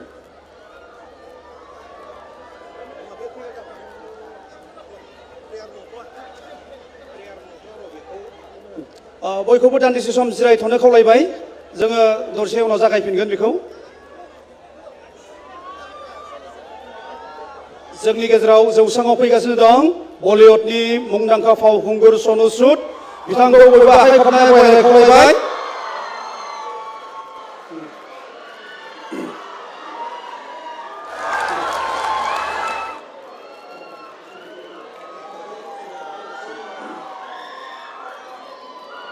बयखौबो दान्दिसे सम सिरि थाथ'नो थाखाय खावलायबाय बयखौबो दान्दिसे सम सिरि थानो थाखाय खावलायनाय जाबाय Now I would like to request all of you to rise for a moment for the invocation. गोमोथाव नोंथाङा जागायनांसिगौ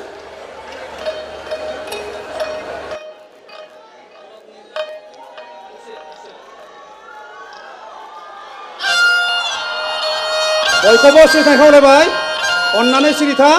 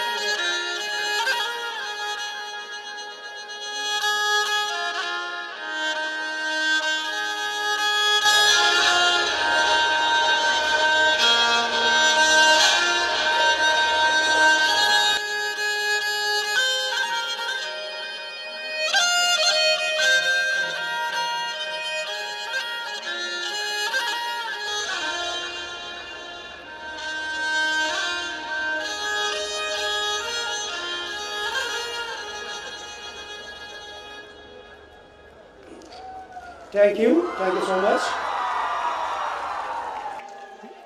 गोमोथाव बसुमतारी बिथांनिसिम साबायखर थाबाय बयखौबो सिरिबाङै गावबा गाव मासियाव जिरायनाय खावलायबाय आरो जोंनि जौसांनि खाथियाव थानाय गासैबो रायजो राजा आरो फरायसा नोंथांमोनखौ सिरिबाङै थानो थाखाय खावलायबाय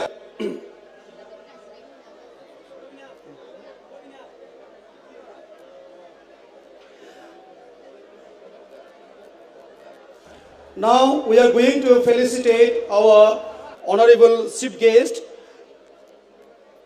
Honorable Union Minister of State, Mr. Rameswar Telly. So I would like to request our organizing committee members to felicitate Honorable Minister of State, Union Minister of State, Mr. Rameswar Telly ji. I also request our Honorable Chief of BTR, Sri Pramod Boroji, to felicitate our chief guest.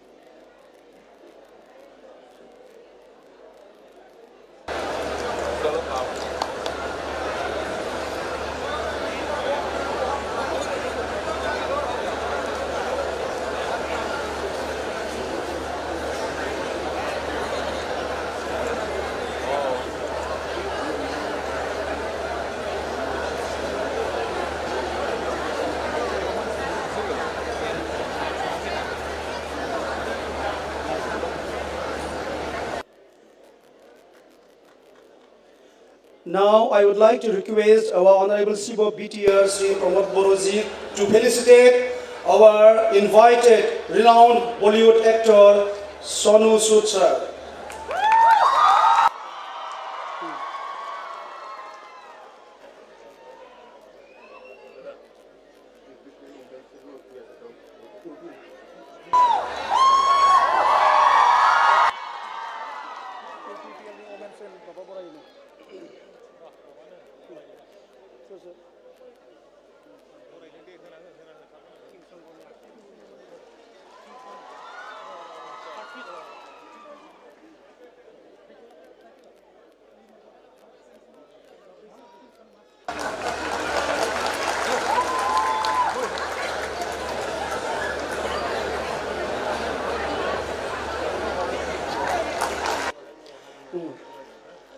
Renowned Boro artist, Mr. Kingshan Sorgari, he is also going to felicitate with painting.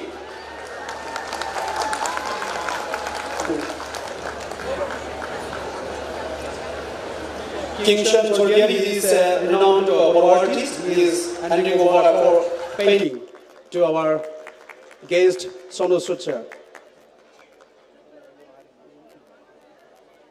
Now, all Bodo Harimu Afar is also going to felicitate him with an Aronai. Please.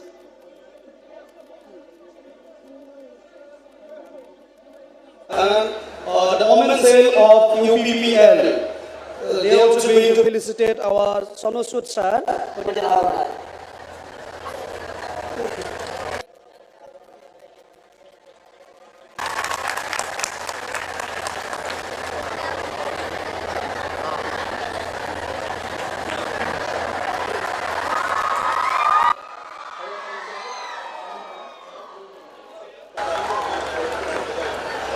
Now we are going to felicitate our honorable guest, honorable president of Bodo Sahitya Sabha, Mr. Toren Boro. I request our honorable Sibo BTR to felicitate him.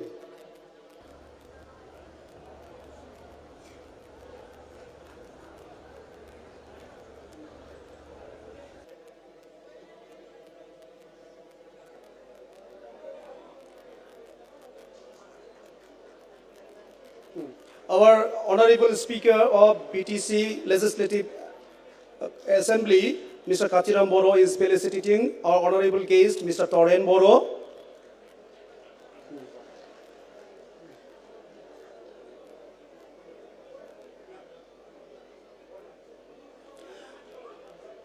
Thank you.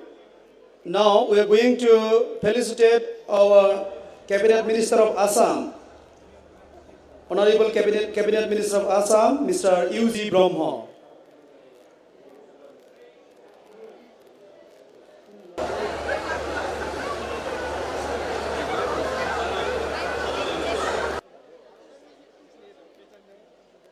दायो जों बरायनो आखायाव लादों जोंनि मानव गेदेर आसामनि मन्त्रि Shri U.G. ब्रह्म बिथांखौ.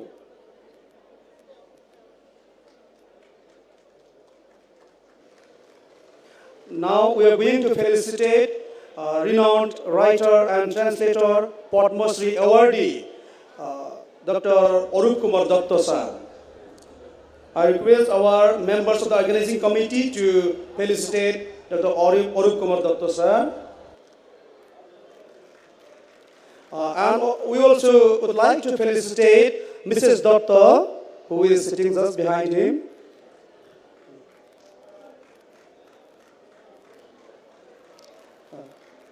Thank you, ma'am.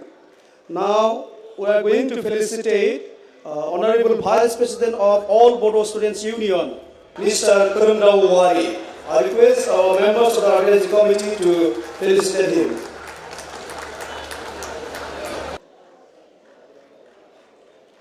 Now we are going to felicitate our Honorable Speaker of BTC Legislative Assembly, Sri Katiram Boro. I request our members of the organizing committee to felicitate him.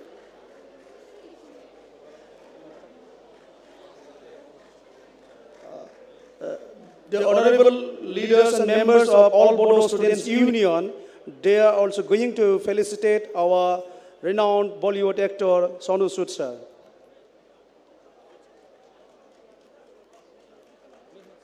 All Bodoland Union's Vice President Khudam Dawari. Thank you so much. Now, I would like to invite Honorable Union Minister of State, Mr. Rameshwar Teliji, to kindly deliver his speech.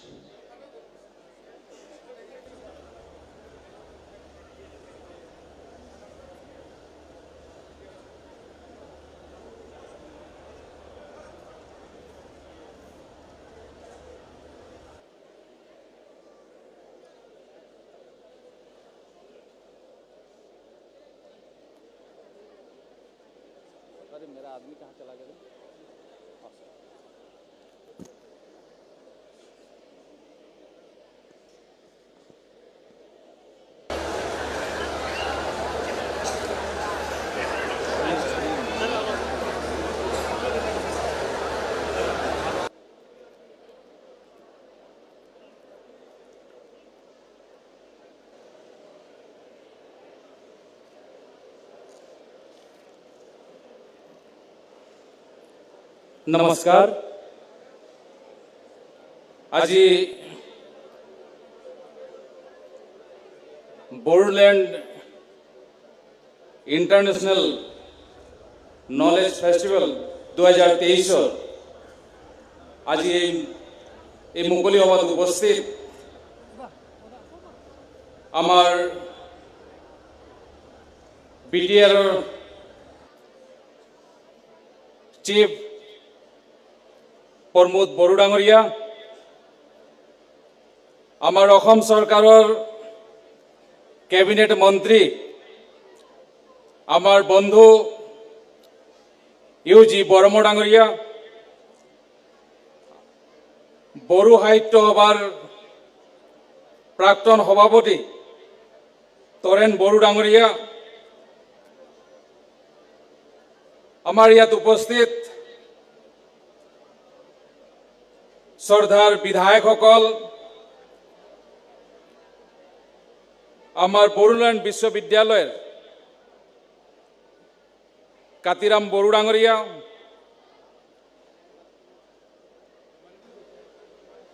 बड़ो छात्र सन्थार सभापति सम्पादक डांगरिया आमार इएम Numaligarh रिफाइनारिर independent director Sudeep प्रधान डांगरिया और আজি এই মঞ্চত उपविष्ट हमारे बॉलीवुड के हमारे अभिनेता सोनू सूद जी और यहाँ उपस्थित विशिष्ट व्यक्ति सांबादिक बंधु और श्रद्धार राइज आज केइदिनमान आगते मैं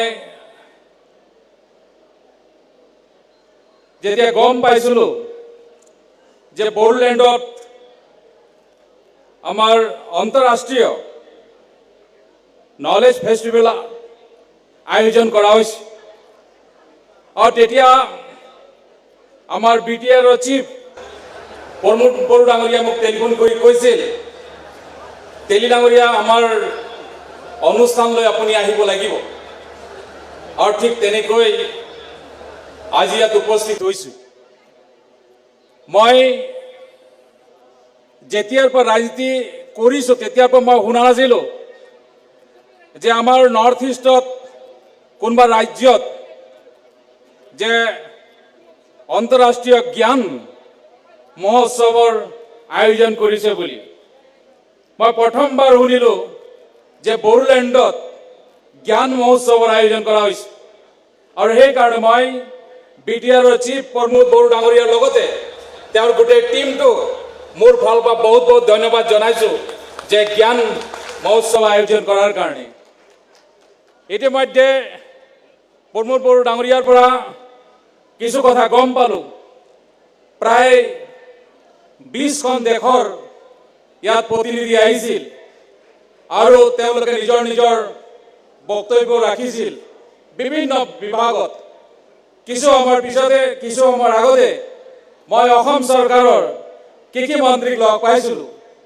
আৰু তেওঁ কৈছিল যে আমি অসমত কেনেকৈ আমি খেতি কৰিব লাগিব আমাৰ কেনেকৈ আয় দুগুণ কৰিব লাগিব তেনেধৰণৰ কথাবিলাক তেওঁ কৈছিল আৰু তেনেকৈ নিশ্চয় তেনেকৈ জ্ঞানৰ কথা বহুত হয়তো বক্তাই আপোনালোকক বক্তব্য ৰাখিছিল আৰু নিশ্চয় ইয়াৰ পৰা যথেষ্ট আপোনালোক উপকৃত হ'ব মই বেছি দীঘলীয়া কৰিব বিচৰা নাই কাৰণ কেইবাজনো বক্তাই ইতিমধ্যে মঞ্চত উপবিষ্ট আছে তাৰ উপৰিও আপোনালোক আমাৰ মুম্বাইৰ পৰা অহা অভিনেতা সোনু সুদ ডাঙৰীয়াৰ বক্তব্য আপোনালোক শুনিব মই দুটামান কথাই ক'ব বিচাৰিছোঁ নিশ্চয় আপোনালোক জানে যে মই পেট্ৰলিয়াম আৰু natural gas labour and employment বিভাগৰ মই ৰাজ্যিক মন্ত্ৰী হিচাপে ভাৰত চৰকাৰ মোদী চৰকাৰত আছোঁ আৰু আমিও এই বড়োলেণ্ডৰ কাৰণে আমি কি কৰিছোঁ তাৰ দুআষাৰ মই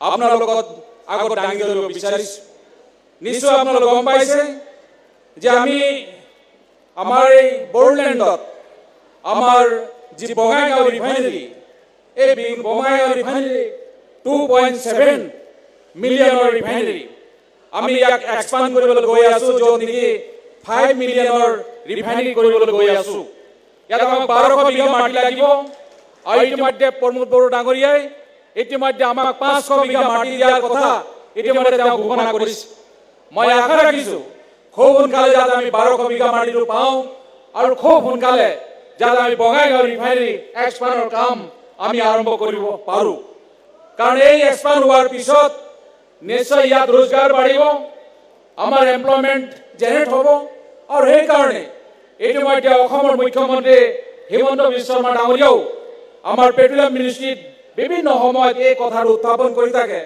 যে খুব সোনকালে বঙাইগাঁও ৰিফাইনেৰী এক্সপাণ্ড হ'ব লাগিব আৰু এই কথা খুব গুৰুত্ব আকাৰ ইতিমধ্যে আমি পেট্ৰলিয়াম মিনিষ্ট্ৰীয়ে ইতিমধ্যে সিদ্ধান্ত লৈছোঁ যে বঙাইগাঁও ৰিফাইনেৰীক আমি 2.7 মিলিয়নৰ পৰা 5 মিলিয়ন কৰিবৰ কাৰণে সিদ্ধান্ত লোৱা হৈছে ইয়াত মোৰ সৈতে উপস্থিত আছে আমাৰ নুমলীগড় ৰিফাইনেৰী ইণ্ডিপেণ্ডেণ্ট ডাইৰেক্টৰ তেওঁৰ লগত আজি কিছুদিন আগত আমি আলোচনা কৰিছিলোঁ যে আপোনালোক জানে বিজুলীত এখন আৰ্মি স্কুল খোলা হৈছে সেই আৰ্মি স্কুলটো প্ৰায় 16 কোটি টকা খৰচ কৰা হ'ব আৰু বিটিআৰৰ ফালৰ পৰা ইতিমধ্যে মাটি দিয়া হৈছে আমি ভাবোঁ যেতিয়া 2020 চনত যেতিয়া শান্তি চুক্তি হৈছিল কাৰণ আপোনালোক জানে এই অঞ্চল যথেষ্ট অশান্ত অঞ্চল আছিল যেতিয়া বাজপেয়ী গভৰ্ণমেণ্ট হৈছিল আৰু সেই সময়তে শান্তি আলোচনা হোৱাৰ পিছত এই অঞ্চলৰ কেনেকৈ উন্নয়ন হ'ব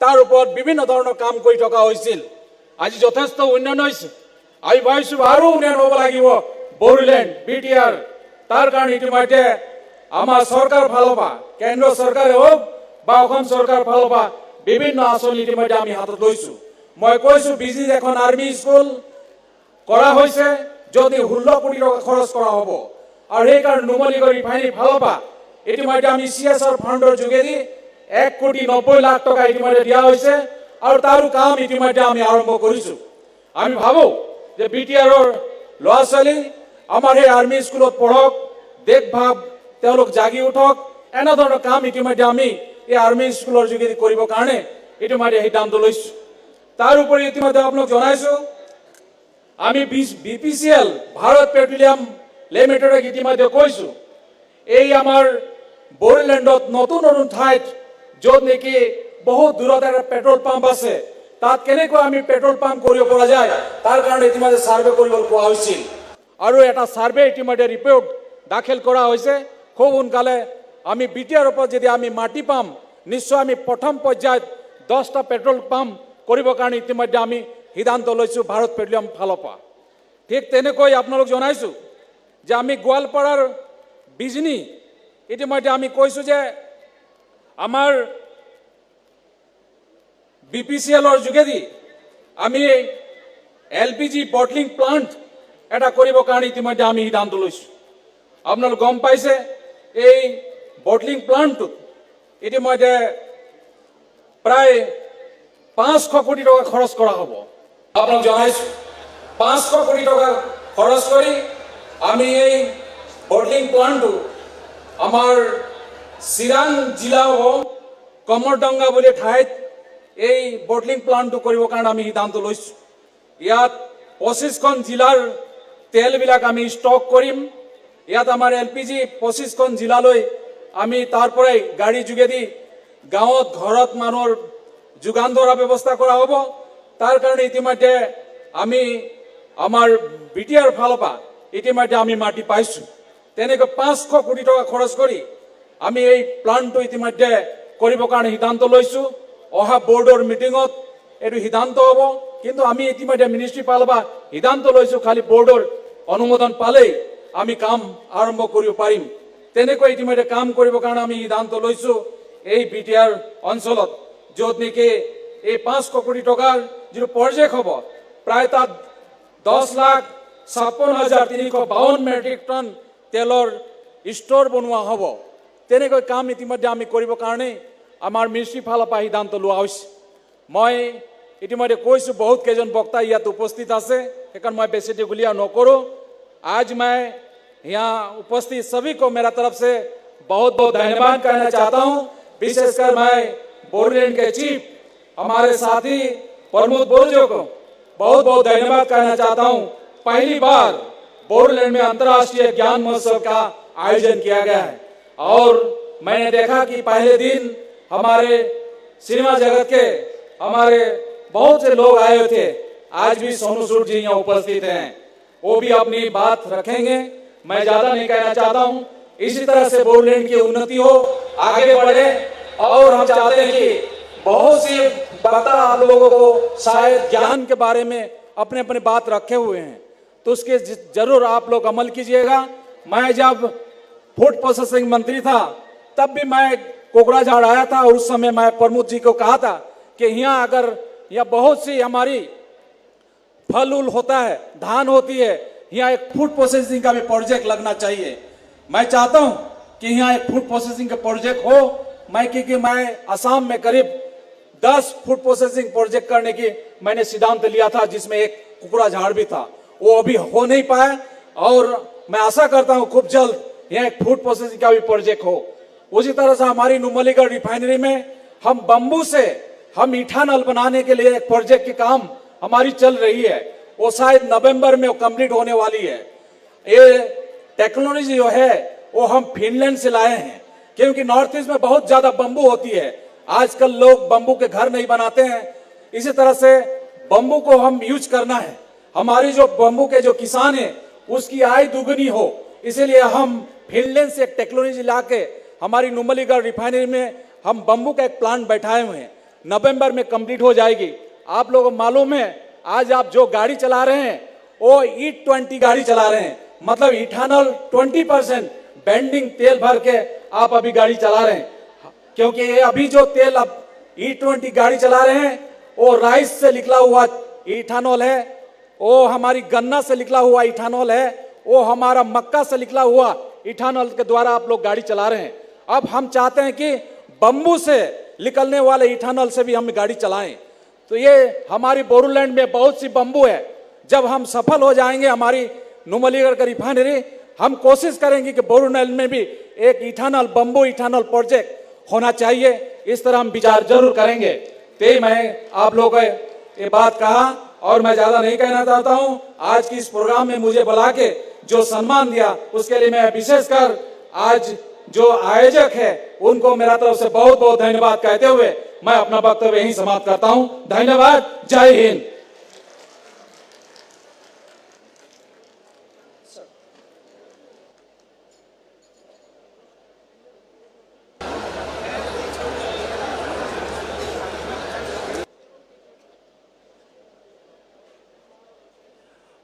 মাননীয় ৰাজ্যিক কেন্দ্ৰীয় মন্ত্ৰী শ্ৰীযুত ৰামেশ্বৰ তেলীদেৱলৈ তেখেতৰ বহুমূলীয়া বক্তব্যৰ বাবে অশেষ ধন্যবাদ থাকিল।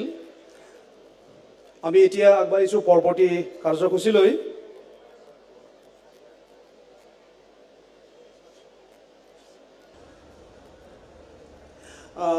we are going to start a symphony of peace and resilience to be led by Professor Johan Weisman, ethnomusicologist. Professor Johan Weisman is from Sweden. He is all the way from Sweden. He comes from all the way from Sweden. He is working in Bhutan and he is participating the first ever International Knowledge Festival here in Kokrajhar, and he is leading his team.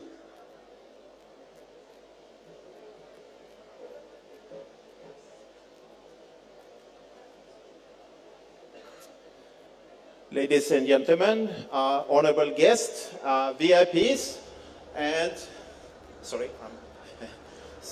and all visitors and friends here. I'm extremely pleased to be invited to this Knowledge Festival. It has been fantastic, and it has been really impressive in terms of how many people came here, and in terms of how many different types of knowledges are shared here. We have had so many things going on.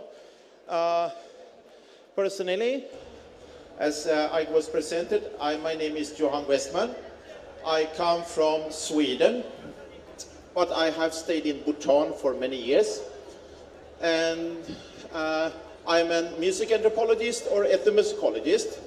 So it means I'm studying traditional music and our roots, so to speak. I have been working with Royal University of Bhutan since 2016. And we have developed a center in Boro College. It's called Heritage Education and Professional Skill Development Center. So I'm very pleased to be here, and I was invited here to conduct a workshop. And the name of our workshop is Symphony for Peace and Resilience. So Symphony for Peace and Resilience. And you will see this in this performance we are going to do very soon. We have 5 different groups, different tribes of Assam. We have been working together. We have learned from each other. I also shared about Bhutanese culture to our Assamese friends. We have 5 different tribes here, groups. First we have Bodos, and then Rajbongshi, and we have also Gorkhas, and we have Adivasi or Santali, and finally we have Assamese also. And in our number today, you are going to hear Bagurumba is going to be the Bodos number. Kushan is going to be Rajbongshi. Chaure dance is Gorkhas. And then Adivasi is going to show us something really interesting with the dance. I was really impressed about this when we practiced. So finally, we will have Bihu Assamese. We can talk a little more. They are getting set here on the stage. So I will just share my views. I think that in today's globalized society, we tend to lose our own roots. It's good with a globalized society that everybody can share same values. On the other hand, global society can go too far.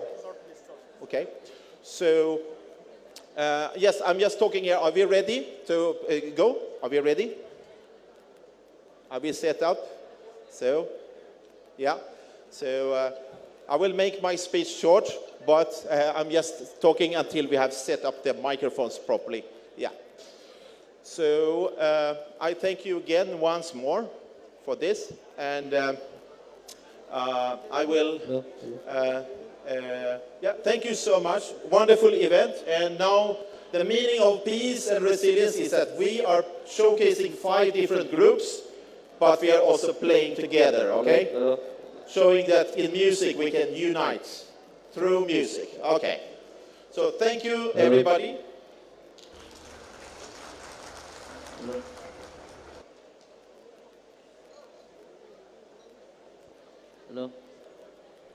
दायो जोंनि गेजेराव professor जहन वेस्टमेना जोंनि आसामनिनो मोनबा हारिफोरनि हारिमुवारि दिन्थिफुंनायखौ दैदेनगोन।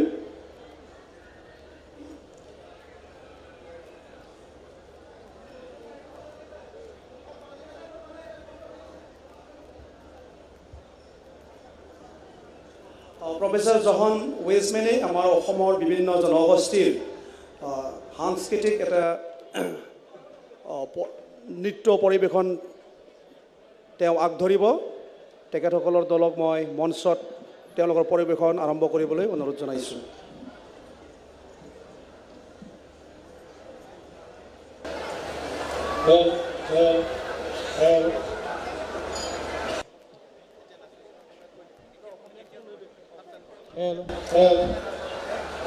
এটি বিশেষ মই ব্ৰিফিং দিব বিচাৰিছোঁ এই নৃত্যৰ বিষয়ে। ইয়াত আপোনালোকে দেখিবলৈ পাব বিশেষকৈ 5টা জনগোষ্ঠীৰ বিষয়ে তেওঁলোকে দাঙি ধৰিব আপোনালোকৰ সন্মুখত। আমাৰ প্ৰফেসৰ জন ৱাটছন মহাশয়ে বিশেষকৈ ৱৰ্কশ্বপ কৰিছিলে আমাৰ এই প্ৰথমবাৰৰ বাবে আয়োজন কৰা এই Bodoland ইণ্টাৰনেশ্যনেল নলেজ ফেষ্টিভেল 2023 সময়ত এই ৱৰ্কশ্বপ চলি থকাকালীন তেওঁ 5টা জনগোষ্ঠীলৈ কাম কৰিছিলে, বিশেষকৈ আদিবাসী, সান্তাল, ৰাজবংশী, আছমিছ, লগতে গোৰ্খা আৰু এই সকলো জনগোষ্ঠীলৈ তেওঁ কাম কৰিছিলে। ইয়াত আপোনালোকৰ সন্মুখত তেওঁলোকে এই দলসমূহলৈ নিজৰ যি প্ৰেজেণ্টেশ্যন নিজৰ দৰে এই সকলো পাৰম্পৰিক বাদ্যযন্ত্ৰলৈ আপোনালোকৰ সন্মুখত দাঙি ধৰিবলৈ ওলাইছে। আশা কৰিছোঁ আপোনালোকৰ মন চুই যাব এই নৃত্য প্ৰদৰ্শন আৰু এই 5টা জনগোষ্ঠীলৈ ৰাজবংশী, অসমীয়া, সান্তাল, আদিবাসী, গোৰ্খা এওঁলোকৰ এই গোটেই আৰু বড়ো এই গোটেই অনুষ্ঠানলৈ তেওঁলোকে যি আপোনালোকৰ সন্মুখত সাজু হৈছেহি আপোনালোকৰ মন চুই যাব বুলি আশা ৰাখি here we are presenting in front of you a very beautiful traditional dance where they will be presenting Santal and Adivashi community, Boro community, Rajbongshi community. They will be presenting in front of you Gorkha community. With this collaboration they will be presenting in front of you a very beautiful traditional dance. Hope you all gonna love it. Thank you so much.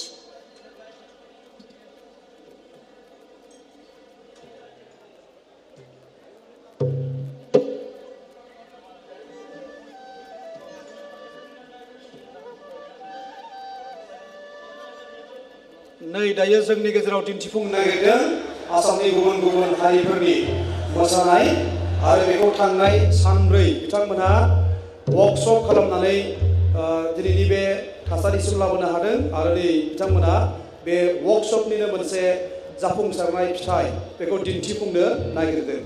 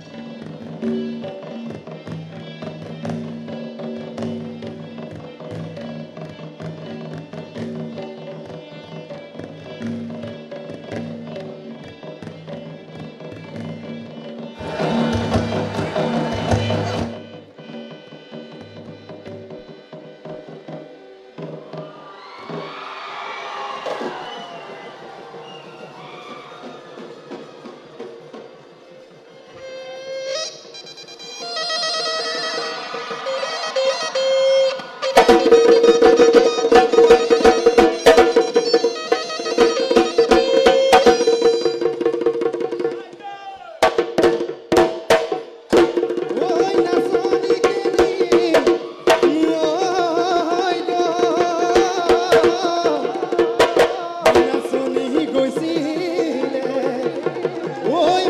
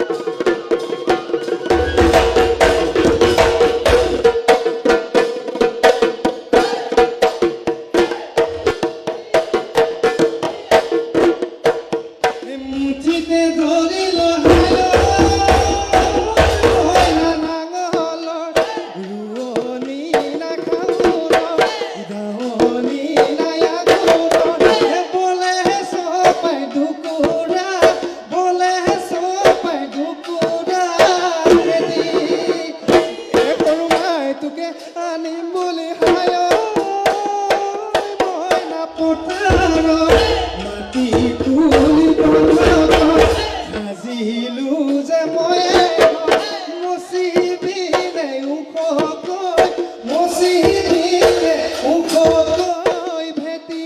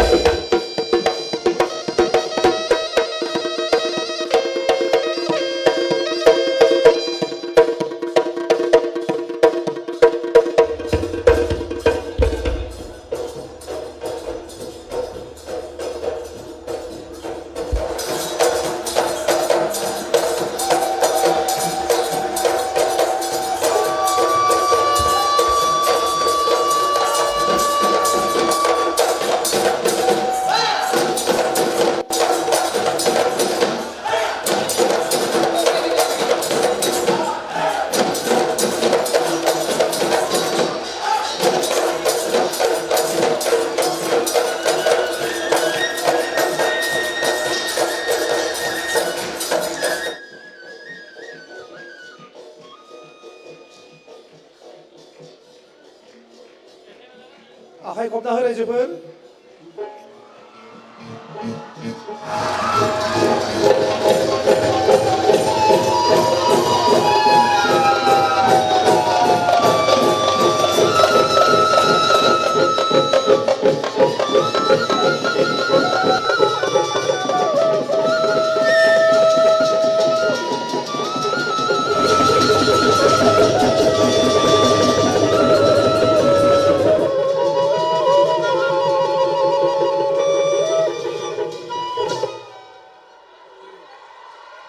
आखाइ खबना हो रायजोफोर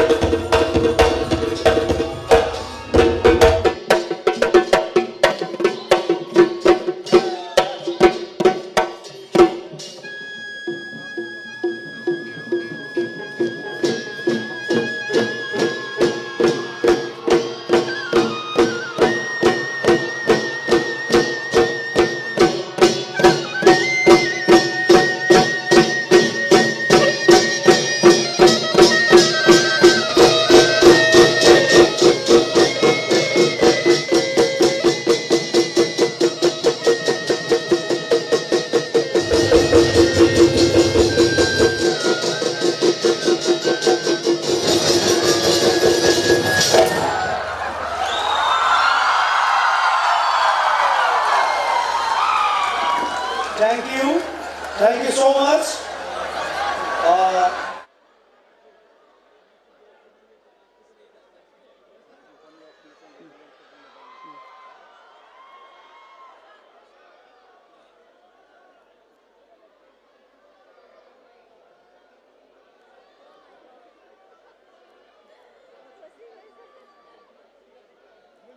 अन्नानै बयबो गावबागाव मासियाव जिराय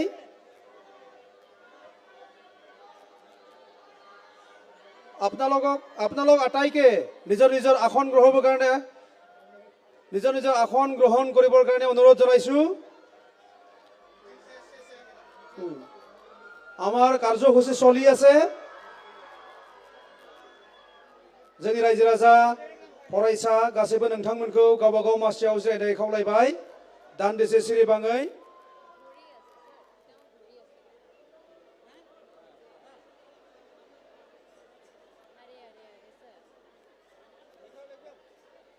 Many thanks to Professor Johan Weisman and his team for this wonderful performance. That was a symphony of peace and resilience led by Professor Johan Weisman. Thank you once again.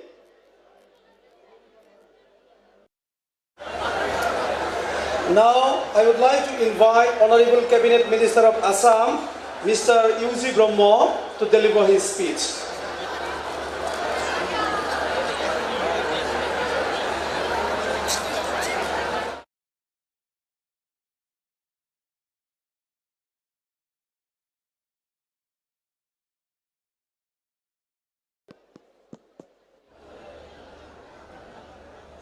सबको नमस्कार सबसे पहले honourable chief executive member Bodoland territorial council Shri Pramod Boro ji honourable warrior actor and humanist to Sonu Sood ji and honorable MLAs present here and executive members of the Bodoland Territorial Council present here, respected former president of the Bodo Sahitya Sabha, Sri Thoren Moro, honorable union minister who is not here now, but he will be coming back, Rameshwar Teliji, Professor Dr. Madam Dr. the Honorable Vice Chancellor of the Bodoland University, Registrar Bodoland University, and other distinguished guests present here, and all the distinguished gathering from different parts of the Bodoland Territorial Council. सबसे पहले मैं I would like to congratulate Mr. Pramod Boro, the Chief of the Bodoland Territorial Council, and his energetic team for having organized the International Knowledge Festival at Bodoland University for the first time in a very successful manner. आप लोग सब एक तालियां बजाइए प्रमोद बोरो जी और उनके team के लिए। इन्होंने इतना अच्छा कार्यक्रम बोडोलैंड यूनिवर्सिटी में आयोजन किया है और ये सिर्फ बोडोलैंड के लिए ही नहीं है, सारे भारतवर्ष में शायद नॉलेज के नाम पे इतना बड़ा इंटरनेशनल फेस्टिवल नहीं हुआ होगा, लेकिन पहली बार बोडोलैंड एरिया में इसको आयोजन किया गया है। आज शाम बहुत खुशी है, शायद इतने सारे कार्यक्रम देखा जिंदगी में, नाच गान के कल्चरल फेस्टिवल देखा, लेकिन नॉलेज फेस्टिवल में जिस उत्साह जिस उद्दीपना लेके लोग यहाँ आए हैं और जिस तरह की खुशियाँ जाहिर की है, इस तरह की खुशियाँ बोडोलैंड के लोगों में हमने नहीं देखा। तो ये पहले बार देखा कि हर एक व्यक्ति के मन में नई आशा नई उमंग जागे है, ये हम लोग नई दिशा में जाने के लिए हर कोई और हर व्यक्ति यहाँ तैयार हुआ है, ऐसा लगता है। सोनू सूद जी, मैं आपके उपस्थिति में एक बात बोलना चाहूँगा, मौका तो नहीं मिला तब ऐसे आपको पर्सनली मिलने का, लेकिन टीवी में देखा, न्यूज़पेपर में देखा, कोविड के समय में आपने जो किया है, यहाँ जितना भी यंग जनरेशन से आपको प्रेरणा लेते हैं, आप प्रेरित किया है यहाँ। अब अपने अपने प्रोफेशन में रहे के भी आप एक्टर है, लेकिन आपके अगर साहस है तो मानवता के लिए हर कोई काम कर सकता है।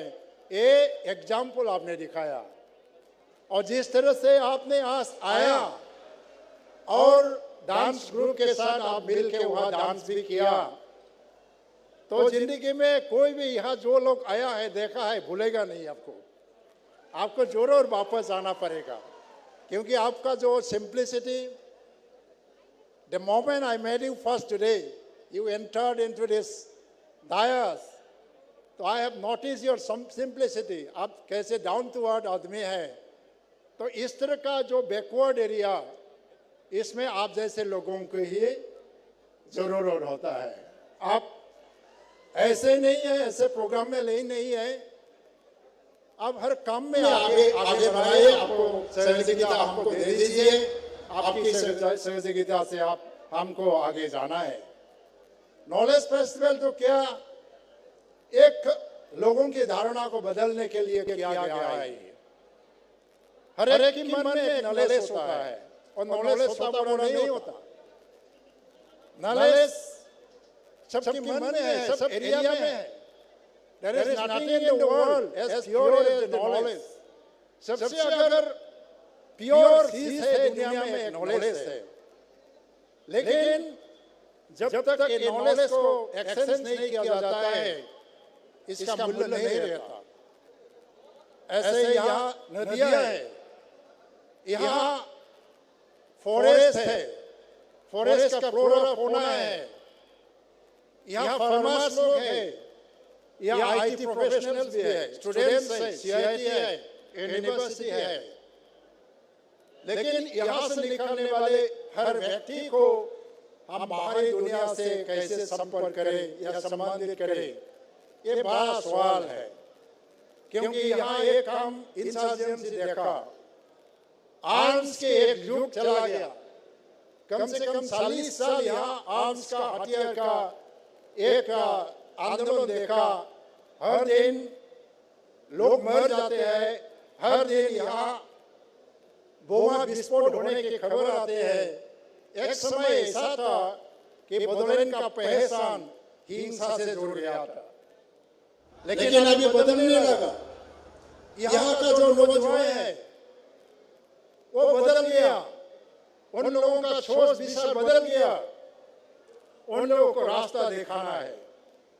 जितना भी साइंटिस्ट आया है, रिसोर्स पर्सन आया है, स्कॉलर्स आया, एग्रीकल्चर फील्ड के एक्सपर्ट, फॉरेस्ट एनवायरनमेंट, ये सब को लेके यह बात हुआ। वो लोग यही बात कहा है, नॉलेज बाहरी दुनिया में ढूंढने का, सिर्फ बाहरी दुनिया में ढूंढने का चीज नहीं है। नॉलेज वही है जो अपने अंदर है, इसको बाहरी दुनिया से जोड़ने का काम है। यह चीज है। हम लोगों के अंदर इधर जितना भी नॉलेज है, इस नॉलेज को बाहर के लोग जानते नहीं होंगे, नहीं जानते होंगे। जो लोग आया है इधर रिसोर्स पर्सन, वो ज्ञान देने के लिए ही नहीं आया, यहाँ से ज्ञान लेने के लिए आया है। अभी एक डांस दिखाया गया, 5 जातियों का डांस, पीस एंड रेसिलेंस, शांति चाहिए और शांति बरकरार रहना चाहिए। ऐसा नहीं है, एक स्लोगन नहीं है शांति। शांति जैसा लाया गया, इसको बरकरार रखने का भी हम कदम उठाना चाहिए। यह और कोई जाति एक साथ रहना चाहती है, हर एक जाति अपने कल्चर को, अपने संस्कृति और पहचान को बरकरार रखते हुए भी हम हर जाति, हर संस्कृति को मान सम्मान देके एक साथ रहने के लिए तैयार है। इसका वातावरण यहाँ हो चुका है, लेकिन यहाँ के लोगों को आगे लाए जाने के लिए जो नॉलेज कनेक्टिविटी की बात होता है या इसको यूजफुलनेस करने की बात होता है, हमारे जो शिक्षा है, क्वालिफिकेशन तो दिया, लेकिन क्वालिटी दे नहीं पाया अभी भी। हर व्यक्ति को एक स्पेसिफिकेशन में जाना है। जिंदगी अभी डाइवर्सिफिकेशन एंड स्पेसिफिकेशन की युग आ गया। इस युग, इस जिंदगी में आपको जनरल नॉलेज से काम नहीं होगा, आप पर्टिकुलर नॉलेज के अधिकारी होना चाहिए। तो ये सिखाने के लिए एक conceptual change among the young generations of this area. That is what I think and I don't understand is the prime purpose and objective of organizing this kind of Bodoland International Knowledge Festival. I have heard about some knowledge festival held in Melbourne. I've heard about some knowledge festival, but not in the name and style of knowledge festival. That may be in different name and style. The purpose is to exchange of the knowledge, enhancement of the capacity, and capacity building, and what opening the door for everyone to come and everyone to go out. तो दुनिया एक छोटा देश, एक गांव के concept में जो हम ग्लोबलाइजेशन की जब बात कहते हैं तो ये आता है। ग्लोबलाइजेशन ऐसी बात नहीं है, हम पीछे रह के हम ग्लोबलाइजेशन में शामिल नहीं हो सकता। आगे बढ़ना है, शामिल होना है, अपने आप को ऐसा प्रतिष्ठा करना है जे we are also competent enough to stand amidst the elite and advanced society of the group. दुनिया के जितना भी आगे बढ़ते हुए ये बड़े हुए समाज जाति देश होंगे, उसी से मुकाबला करने का कॉम्पिटेंसी हमारा भी है। वही मकसद होना चाहिए। इन्फिनिटी कॉम्प्लेक्स से कुछ नहीं होने वाला। एक कॉम्प्लेक्सिटी से बाहर आना है। बहुत सारे लोग हैं आउट ऑफ बॉक्स सोचने का बात करता है, thinking about what new things, thinking out of box, taking the things out of box. हम लोग ये बात तो करते हैं, लेकिन यहाँ का उभरते हुए हर नौजवान अगर इस सोच विचार को लेके अपने काम में आगे जिंदगी में उसी रास्ते में अगर चल ना पाया तो ये कंसेप्ट कोई भी मूल्य नहीं रहेगा। तो मैं ज़्यादा नहीं कहूँगा, क्योंकि मुझे मालूम है यहाँ जो है बैठे हुए हैं, सोनू सूद जी कहाँ कब बात करते हैं, तभी इंतज़ार में है, इसी के इंतज़ार है। लेकिन आप लोग मत सोचिए, उस दिन भी विवेक ओबेरॉय जी आया था, कुछ लोगों ने सोशल मीडिया में ये बात कहा कि नॉलेज फेस्टिवल में बॉलीवुड एक्टर का क्या काम है, सोशल मीडिया ऐसा भी हम लोग रिमार्क्स मिला है। लेकिन बॉलीवुड तो एक ज्ञान की भांडार है, भारत को जानने के लिए मौका कौन दिया है हमको? बॉलीवुड ही दिया है। आप सिनेमा देखने के बाद वही मालूम पड़ जाता है। और बॉलीवुड में ऐसे ऐसे शख्स है जिनको हम मालूम नहीं, लेकिन वो लोग फिलान्थ्रोपिस्ट भी है, ह्यूमन राइट्स के लिए काम करता है, ह्यूमैनिटी के लिए काम करता है। और विवेक ओबेरॉय जी भी शिक्षा के क्षेत्र में जो काम किया, यह हम किसी ने भी किया होगा, जो लोग बोला किसी को मालूम नहीं है। और सोनू सूद जी भी एक प्रेरणा के शोर से उत्सव है, तो हम एक साथ छोड़ के काम करना है। हर जब आर्मी आपके नॉलेज के लिए आगे बढ़ के आ सकता है, हाथों में 24 आवर्स बंदूक लेके देश को रक्षा के लिए भारत माता की जय कहने वाले लोग अभी हमारी युवाओं को शिक्षा दे रहे हैं, कैसे आर्मी में कैसे एंट्री मिलता है, आप कॉम्पिटिटिव एग्जाम में कैसे पास हो सकता है। आर्मी भी वही एग्जाम दे देता है। और बॉलीवुड ऐसा नहीं है, बॉलीवुड हमारे समाज से जुड़ा हुआ है। और यह काम करने वाले हर वे कलाकार जो अभिनेता अभिनेत्रियाँ है, वो लोग भी समाज के काम से जुड़े हुए हैं। सबका नमस्कार। ये बात ये सब बोल के बेखौनो बुंनानै आंनि बुंनायखौ आङो फोजोबनो सानबाय। दा फोजोबनायनि आगोल मैं थोड़ा कविता भी लिखता हूँ, और प्रमोद जी ने बोला था, तो अगर आप संभव है तो एक कविता आवृत्ति कीजिए। बोरो में आवृत्ति लिखा हुआ कविता है, लेकिन इसको हिंदी में, राजस्थानी में, पंजाबी में इसको अनुवाद हो गया। इस कविता को मैं आवृत्ति करके ख़त्म करता हूँ। कविता का नाम है कब आया था। मेरा हिंदी भी इतना अच्छा नहीं है, तो माफ कीजिएगा। महान समय कब आया था, रहस्यमय समय के रहस्य को अद्यतन कौन जान पाया है। सर्वोत्तम और निष्ठुर, इसके बीच में ना जाने कब से एक प्रतियोगिता जारी है महान होने के लिए। एक युद्धरत सैनिक घायल शत्रु सैनिक को देता है एक घूंट भर पानी, पीने के लिए नहीं, हलक भिगोने के लिए। उसमें कभी कभी कवियों को मिलते हैं मानवता के चंदान के चिन्ह। विजय के इतिहास की रचना करने वाले निरीह लोगों से खून से धोते हाथ और गाते हैं अहिंसा के गीत। सरल सीट आमजन देते हैं, उसमें भी विजय की हर्षध्वनि। ईश्वर के दूत प्रसारित करते हैं ईश्वर की खंडित वार्ता। भक्तगण भिगोते हैं भक्ति की गीत, बोध करते हैं अपने आत्मा के ईश्वर का। महान समय कब आया था।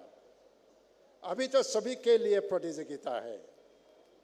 प्रतियोगिता के इस दौर में हम लोग तो सिर्फ उन लोगों के लिए ही तालियां बजाते आए हैं जो सदैव आगे रहते हैं।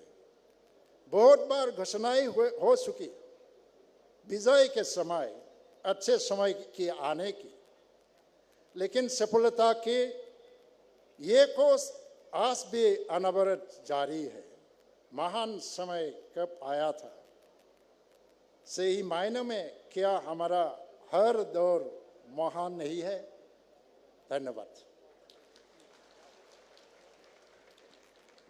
Gajanthang, thank you, Honorable Cabinet Minister of Assam, Mr. U.G. Brahmo, for your valuable speech. Now we have a declaration of first ever Bodoland International Knowledge Festival, and I would like to request Mr. Victor and his team to start the program.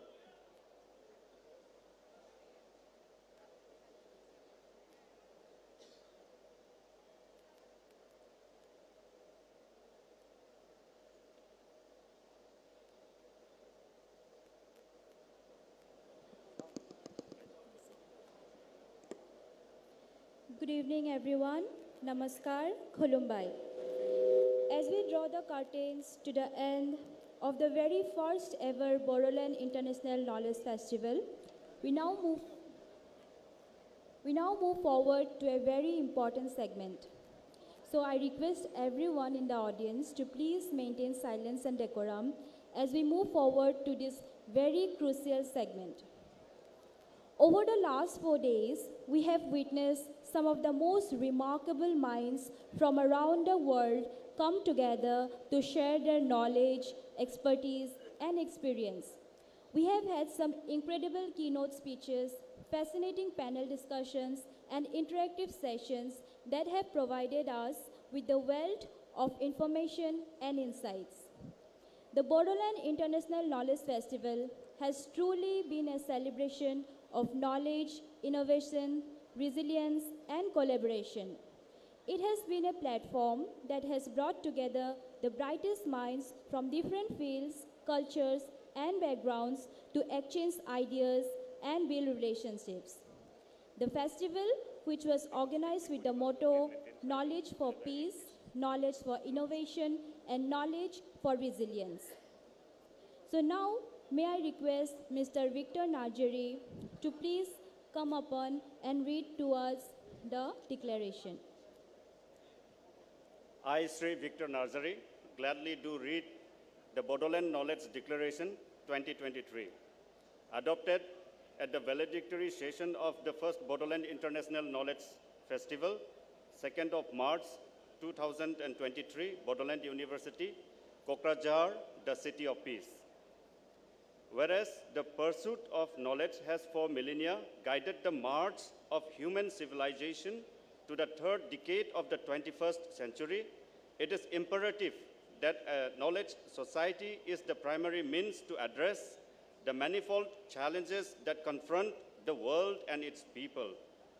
Whereas the values of modern society are enshrined in the ideas that have fostered many dimensions of human condition, while ensuring through practice, precedent, history, and experience that it is knowledge that endows the world with a collective voice, a voice that enables unity, sense of purpose, and a progressive march towards a brighter future.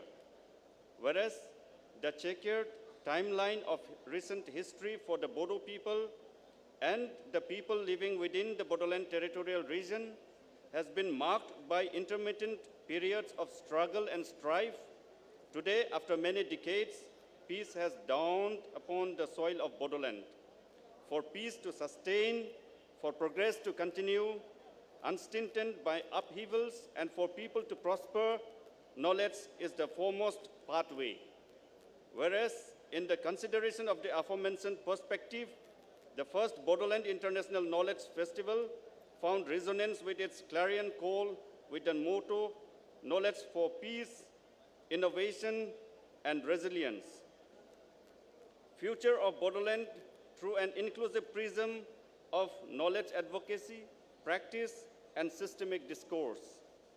Now, the Honorable Chief of Bodoland Territorial Region, while representing all sections of people of BTR, and the Honorable Vice Chancellor of Bodoland University, while representing the foremost center of higher learning in the region, hereby proclaim the Bodoland Knowledge Declaration 2023 with its jurisdictional scope across Bodoland Territorial Region as the principal foundational document to guide the evolution of the region and its people to the next level of progress and prosperity, while underlining knowledge as the instrument to usher in a peaceful, smart, and green Bodoland, with the objectives laid on an article-wise basis as under Article 1.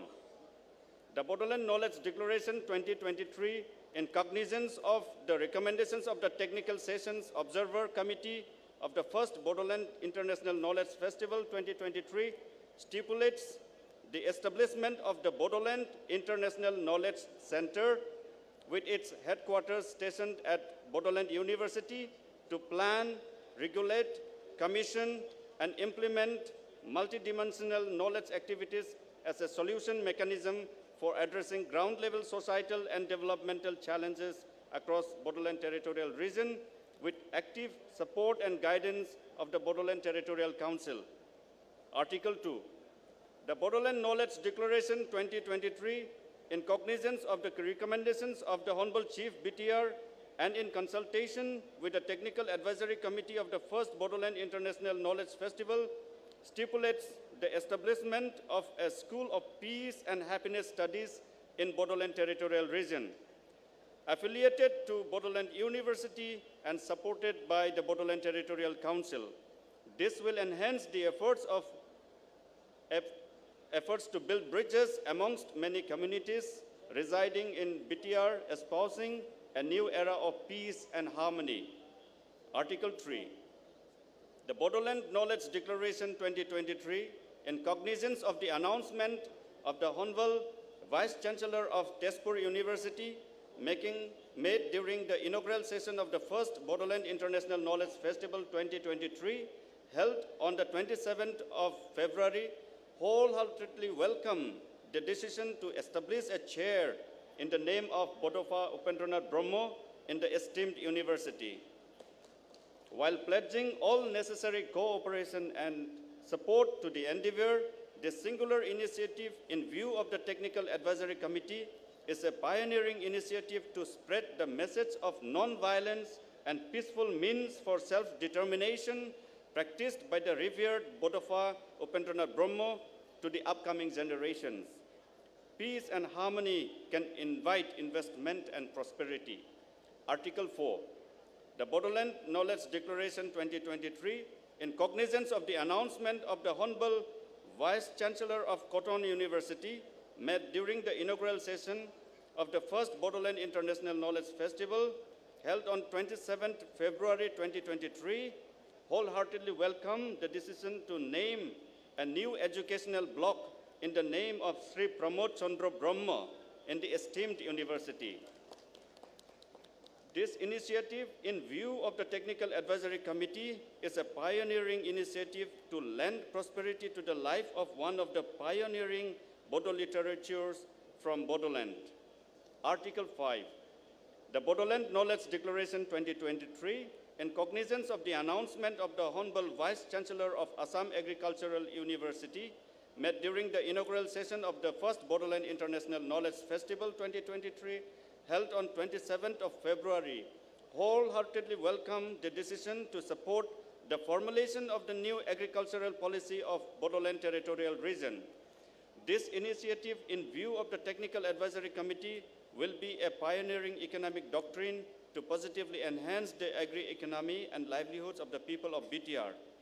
Article 6, the Bodoland Knowledge Declaration 2023, in cognizance of the vision of the Honorable Chief of BTR, stipulates the institution of 3 international scholarships, one each for humanities and liberal arts, royal sciences, and commerce, as a supplementary research grant to the meritorious scholars to further their studies in select leading universities of the world. This initiative, in the considered opinion of the Technical Advisory Committee of the first Bodoland International Knowledge Festival, will further the scope of the scholars at the global level. Article 7. The Bodoland Knowledge Declaration 2023, in cognizance of the advice of the Honorable Chief of BTR, the Technical Observer Committee of the first BIKF 2023 and other leading scholars during many deliberations which took place during the first Bodoland International Knowledge Festival, stipulates the establishment of a Center of Indigenous Knowledge Systems at Bodoland University. This initiative is intended to institutionalize the study of indigenous knowledge systems with special reference to the history, traditions, and customs of Bodoland. Article 8. The Bodoland Knowledge Declaration 2023, in cognizance of the announcement and recommendations of the Honorable Minister of Education, Government of Assam, made during the inaugural session of the first Bodoland International Festival stipulates the formalization of a cyber education mechanism covering a range of disciplines from advanced sciences to farming practice to raise the individual skill sets to help increase self-employment avenues in BTR. Article 9, the Bodoland Knowledge Declaration 2023, in pursuance of the objective of sustainable peace as reflected in the present peaceful scenario prevalent in the region, advocates the declaration of BTR as a gateway of peace to the northeastern region. In view of the same, necessary representations for statutorization to concerned authorities as deemed fit by the government of BTR. Article 10, the Bodoland Knowledge Declaration 2023, in pursuance of the advice of Honorable Chief of BTR and the Technical Advisory Committee, several thematic deliberations of the first Bodoland International Knowledge Festival and recommendations thereof stipulates the advocacy of the right to knowledge in accordance with the provisions of the Constitution of India in the near future. In view of the aforementioned articles stipulated for adoption in the presence of the august gathering of distinguished guests, luminaries, experts, students, members of the media fraternity, well-wishers, and the general public, I, Sri Pramod Boro, Honorable Chief of BTR, and I, Professor Laisram Laddu Singh, Vice Chancellor on behalf of the people of BTR and Bodoland University, respectively pledge our commitment to the declaration as unanimously adopted by the Assembly of Valedictory Session of the first Bodoland International Knowledge Festival 2023 at Bodoland University, Kokrajhar, the City of Peace. Signed, Sri Pramod Boro, Chief Executive Member, Bodoland Territorial Region, Professor Laisram Laddu Singh, Vice Chancellor, Bodoland University, dated 2nd of March 2023, Kokrajhar, Assam, India. Thank you. Thank you, sir. Now may I request Secretary Education BTC, Mr. Amarjyoti Burman, and Registrar of Bodoland University, Dr. Subungji, to please take the declaration to the Chief of BTC and Vice Chancellor Bodoland University to be signed and adopted. जोंनि रायजो राजा नोंथांमोनखौ आखाइ खबनानै खावलायहरनाय जाबाय সকলোকে হাত চাপৰি দিবলৈ অনুৰোধ জনালোঁ To show our unanimous support and solidarity, I request everyone to please rise and applaud. Please stand up and applaud. बयखौबो दान्दिसे गसंनानै आखाइ खबनानै दाय खावलायनाय जाबाय সকলোকে कन्टेक्ट समय थिय হৈ हात चापरि दिবলৈ অনুৰোধ জনাইছোঁ जोंनि बे गिबि खेबनि खुंनाय बड'लेण्ड नलेज फेस्टिभेलनि बियो मोनसे मैखोम आगान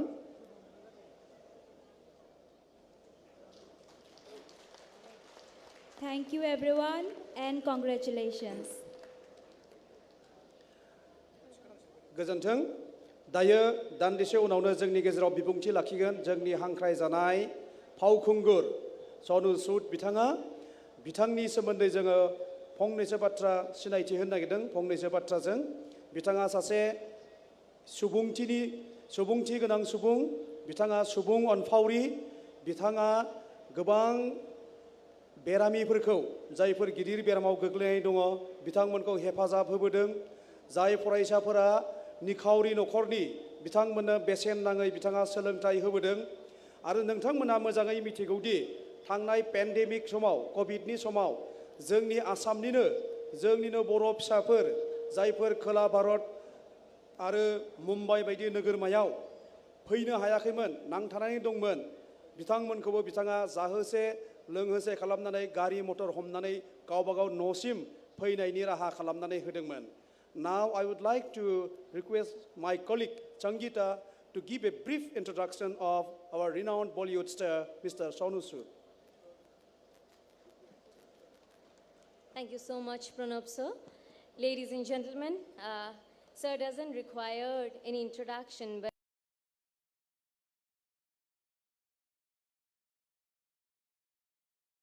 ambassador of its Desh Ke Mentor program by the Delhi Chief Minister. Sir doesn't require any introduction, but how can we not thank Sir for his immense and selfless and honest dedication and service.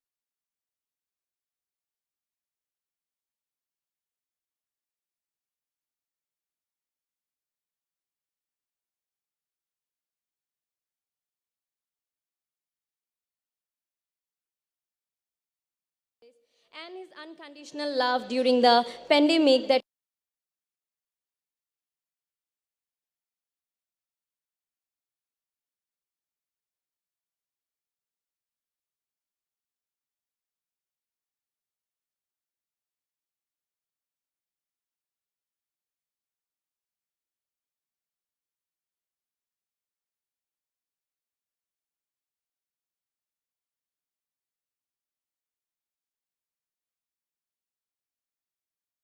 is the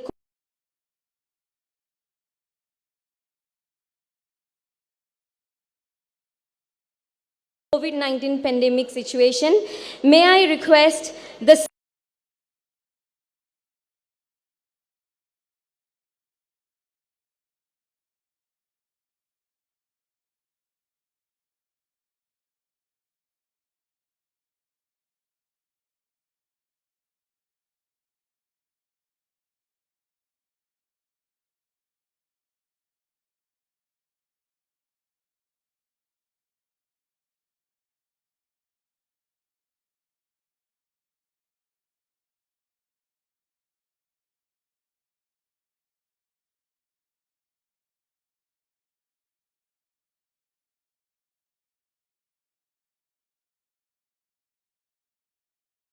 Simba superstar with golden heart most esteemed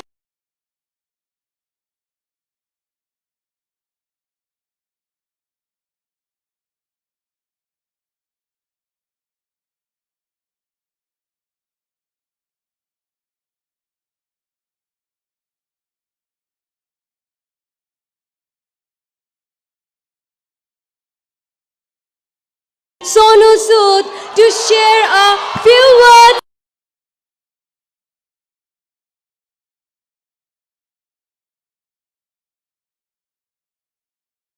and address the gathering.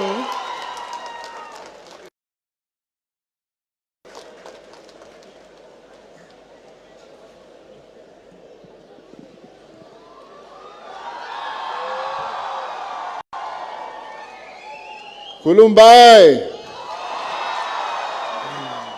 Nintang mana mozangna Ang Nintang manako mozang man. I love you all. First of all, I would like to thank all of you that you made this evening so special.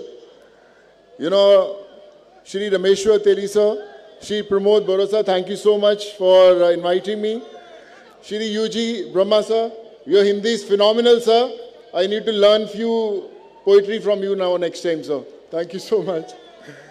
Shri Kathiram Borosa, Professor Lais Ram sir, Padma Shri Arup K. Datta sir, and all executive members, all MLAs, former President of Bodo Sahitya Sabha, Shri Charan Bora sir, Arup Da, thank you so much for making this beautiful family for me. And मैं सबसे यही कहना चाहूँगा कि मेरा रिश्ता असम से, आप लोगों से, बोडोलैंड से आज का नहीं है, पहले से है. जब कोविड शुरू हुआ, आई रिमेंबर एक मुझे ट्वीट आया जिसमें बहुत सारे लोग, नॉर्थ ईस्ट के लोग फंस गए थे, उनके पास वापस जाने के नहीं था और मुंबई में बारिश बहुत हो रही थी और सब लोग एक ब्रिज के नीचे खड़े होकर उन्होंने ट्वीट किया कि सर हम असम से, नॉर्थ ईस्ट के बहुत सारे जो गांव हैं वहाँ से हमें घर जाना, वापस भेजिए. तो मैंने उनके लिए जब कोशिश करना शुरू किया वापस भेजने के लिए, क्योंकि डिस्टेंस बहुत था महाराष्ट्र और यहाँ में, तो बड़ा मुश्किल हो रहा था. सो मुझे याद है कि जो दूसरी फ़्लाइट मैंने चार्टर की थी, पहली उड़ीसा के लिए की थी, सेकेंड असम के लिए स्पेशल एक एयरक्राफ्ट बुक किया था उन सबको फ्लाई करने के लिए. और उसमें जो लोग गए वो जाते समय बोले कि सर अगर हम ठीक ठाक वापस पहुंच गए तो हम वापस आपसे मिलने मुंबई ज़रूर आएंगे। और वो लोग वापस मुंबई आए, उनमें से बहुत सारे लोग आज भी मेरे साथ काम कर रहे हैं और बहुत सारे लोग मेरे दोस्तों के साथ काम कर रहे हैं। तो ये मेरा रिश्ता आज से नहीं, बहुत टाइम पहले से है। मैं एक इंजीनियर हूं और एक्टर बाद में बना, पहले इंजीनियर हूं, तो कहीं ना कहीं मेरा रिश्ता जो है वो एजुकेशन के साथ है। और आज जब बोडोलैंड इंटरनेशनल नॉलेज फेस्टिवल की बात कर रहा हूं तो कुछ ना कुछ नॉलेज ज़रूर है, इसलिए यहाँ पे खड़ा हूं। मैं ये कहना चाहता हूं, बड़ी बड़ी फिल्में मिली, दबंग मिली, सिम्बा मिली और अवार्ड्स मिले, बड़े सारे अवार्ड्स मिले, लेकिन मैं अपनी सबसे इंपॉर्टेंट किरदार निभाया पाया कोविड के दौरान, जहां तो ना लाइट थी ना कैमरा था, सिर्फ एक्शन था। और ऊपर कि मैं प्रमोद बोरो सर को भी बोला कि मैं आज बोडोलैंड, असम, नॉर्थ ईस्ट, जहां जहां पे